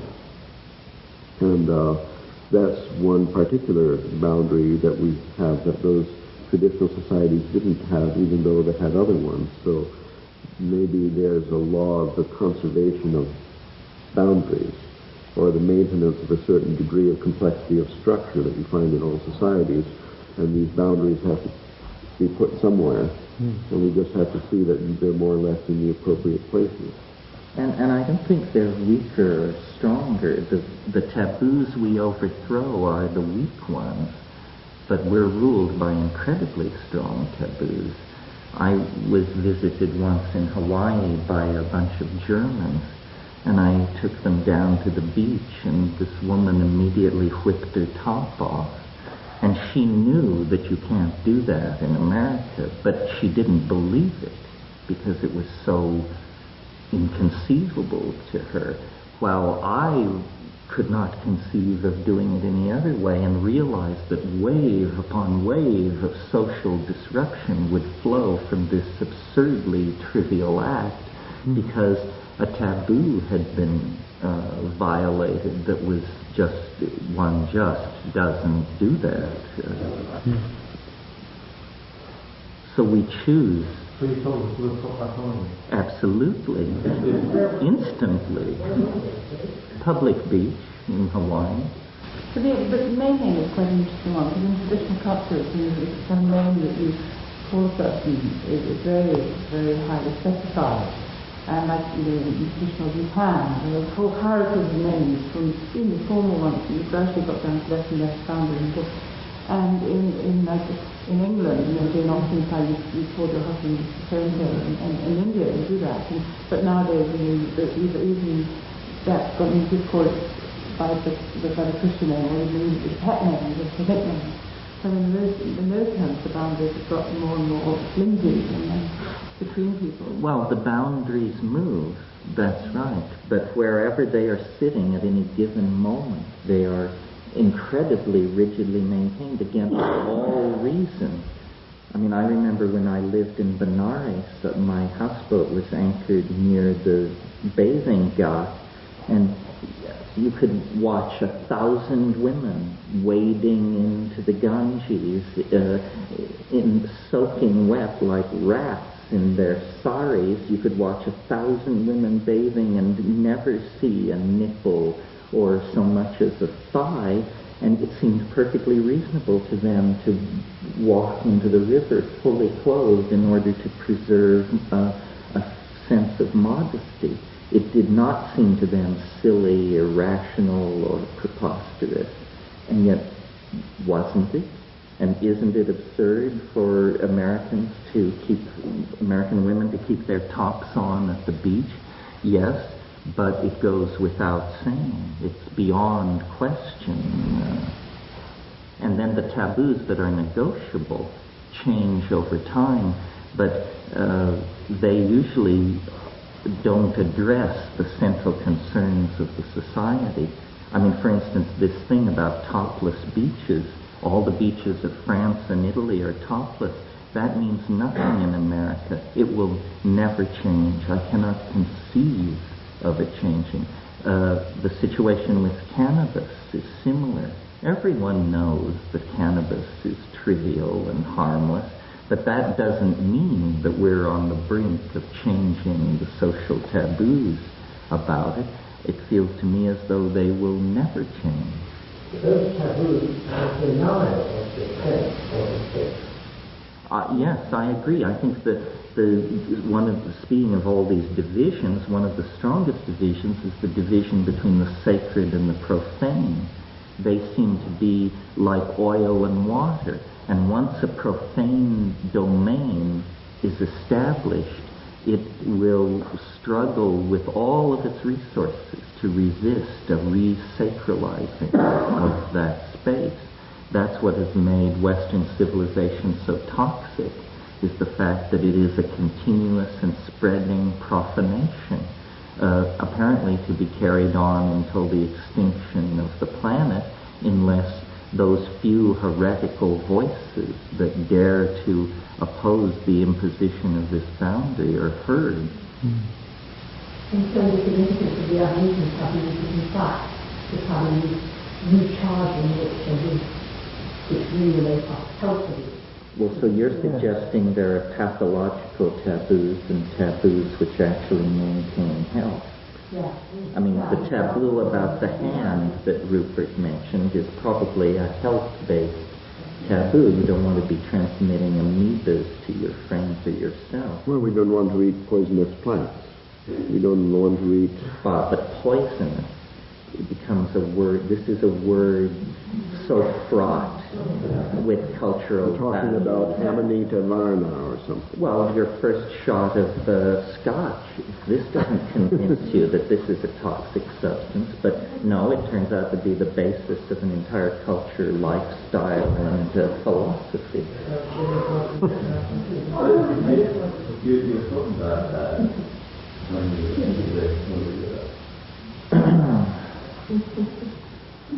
My rule when taking a shower in the Ganges, I would let my little bucket off the front of my houseboat, was it's pure if there's no turd larger than a thumb in it. So this is how India deals with the sacred river Ganges. This is where the bodies are being dumped. This is where the garbage is going. They don't seem to perceive any contradiction there. So why they should be so hoity-toity about taking a shower it doesn't make any sense. They're not honoring the river by keeping themselves. They do honor the river, but these particular acts that we're discussing, I don't think are viewed as honoring the river. I don't know what the history of Indian prudence is. I suspected what I was seeing was Victorian ethos run mad. Those discussions and the Gandhi can take it. I mean, you take all this home. Thank you. That's exactly what I meant at the beginning, where Jung psychoanalyzed God and found a fractal mixture of good and evil, and then of course we see it everywhere in nature, and the Ganges is not dirty water, it's actually a fractal mixture of excrement and clean water. And nature is fractal, and poisonous plants are growing intermixed with the food. So that's just the way of it, this planet. And when our societies are more like nature, maybe they have more longevity, or maybe not. And maybe the mathematical model helps to look at it, or maybe not. But in any case, we succeeded to draw back from the eschaton and the homing pigeons and somehow arrive in the society that we live in. So the boundary is a rigidification of habit. Yes, the boundary is a kind of a materialization of habit, I guess. And nature itself seems to have evolved. The structure came out of chaos in a process of creation in which order emerged and structure is made, and matter materializes around habits and so on. In our personal life, in our family, in our school and institutions and so on, we have a lot of freedom, it seems, to behave this way or that, and within some realm we have choices, and that's why I think it's good to have a mathematical view of all this, because it does give you a way to extrapolate from nature, to make analogies between nature and the structures we're living in, and that's kind of diagnostic in itself.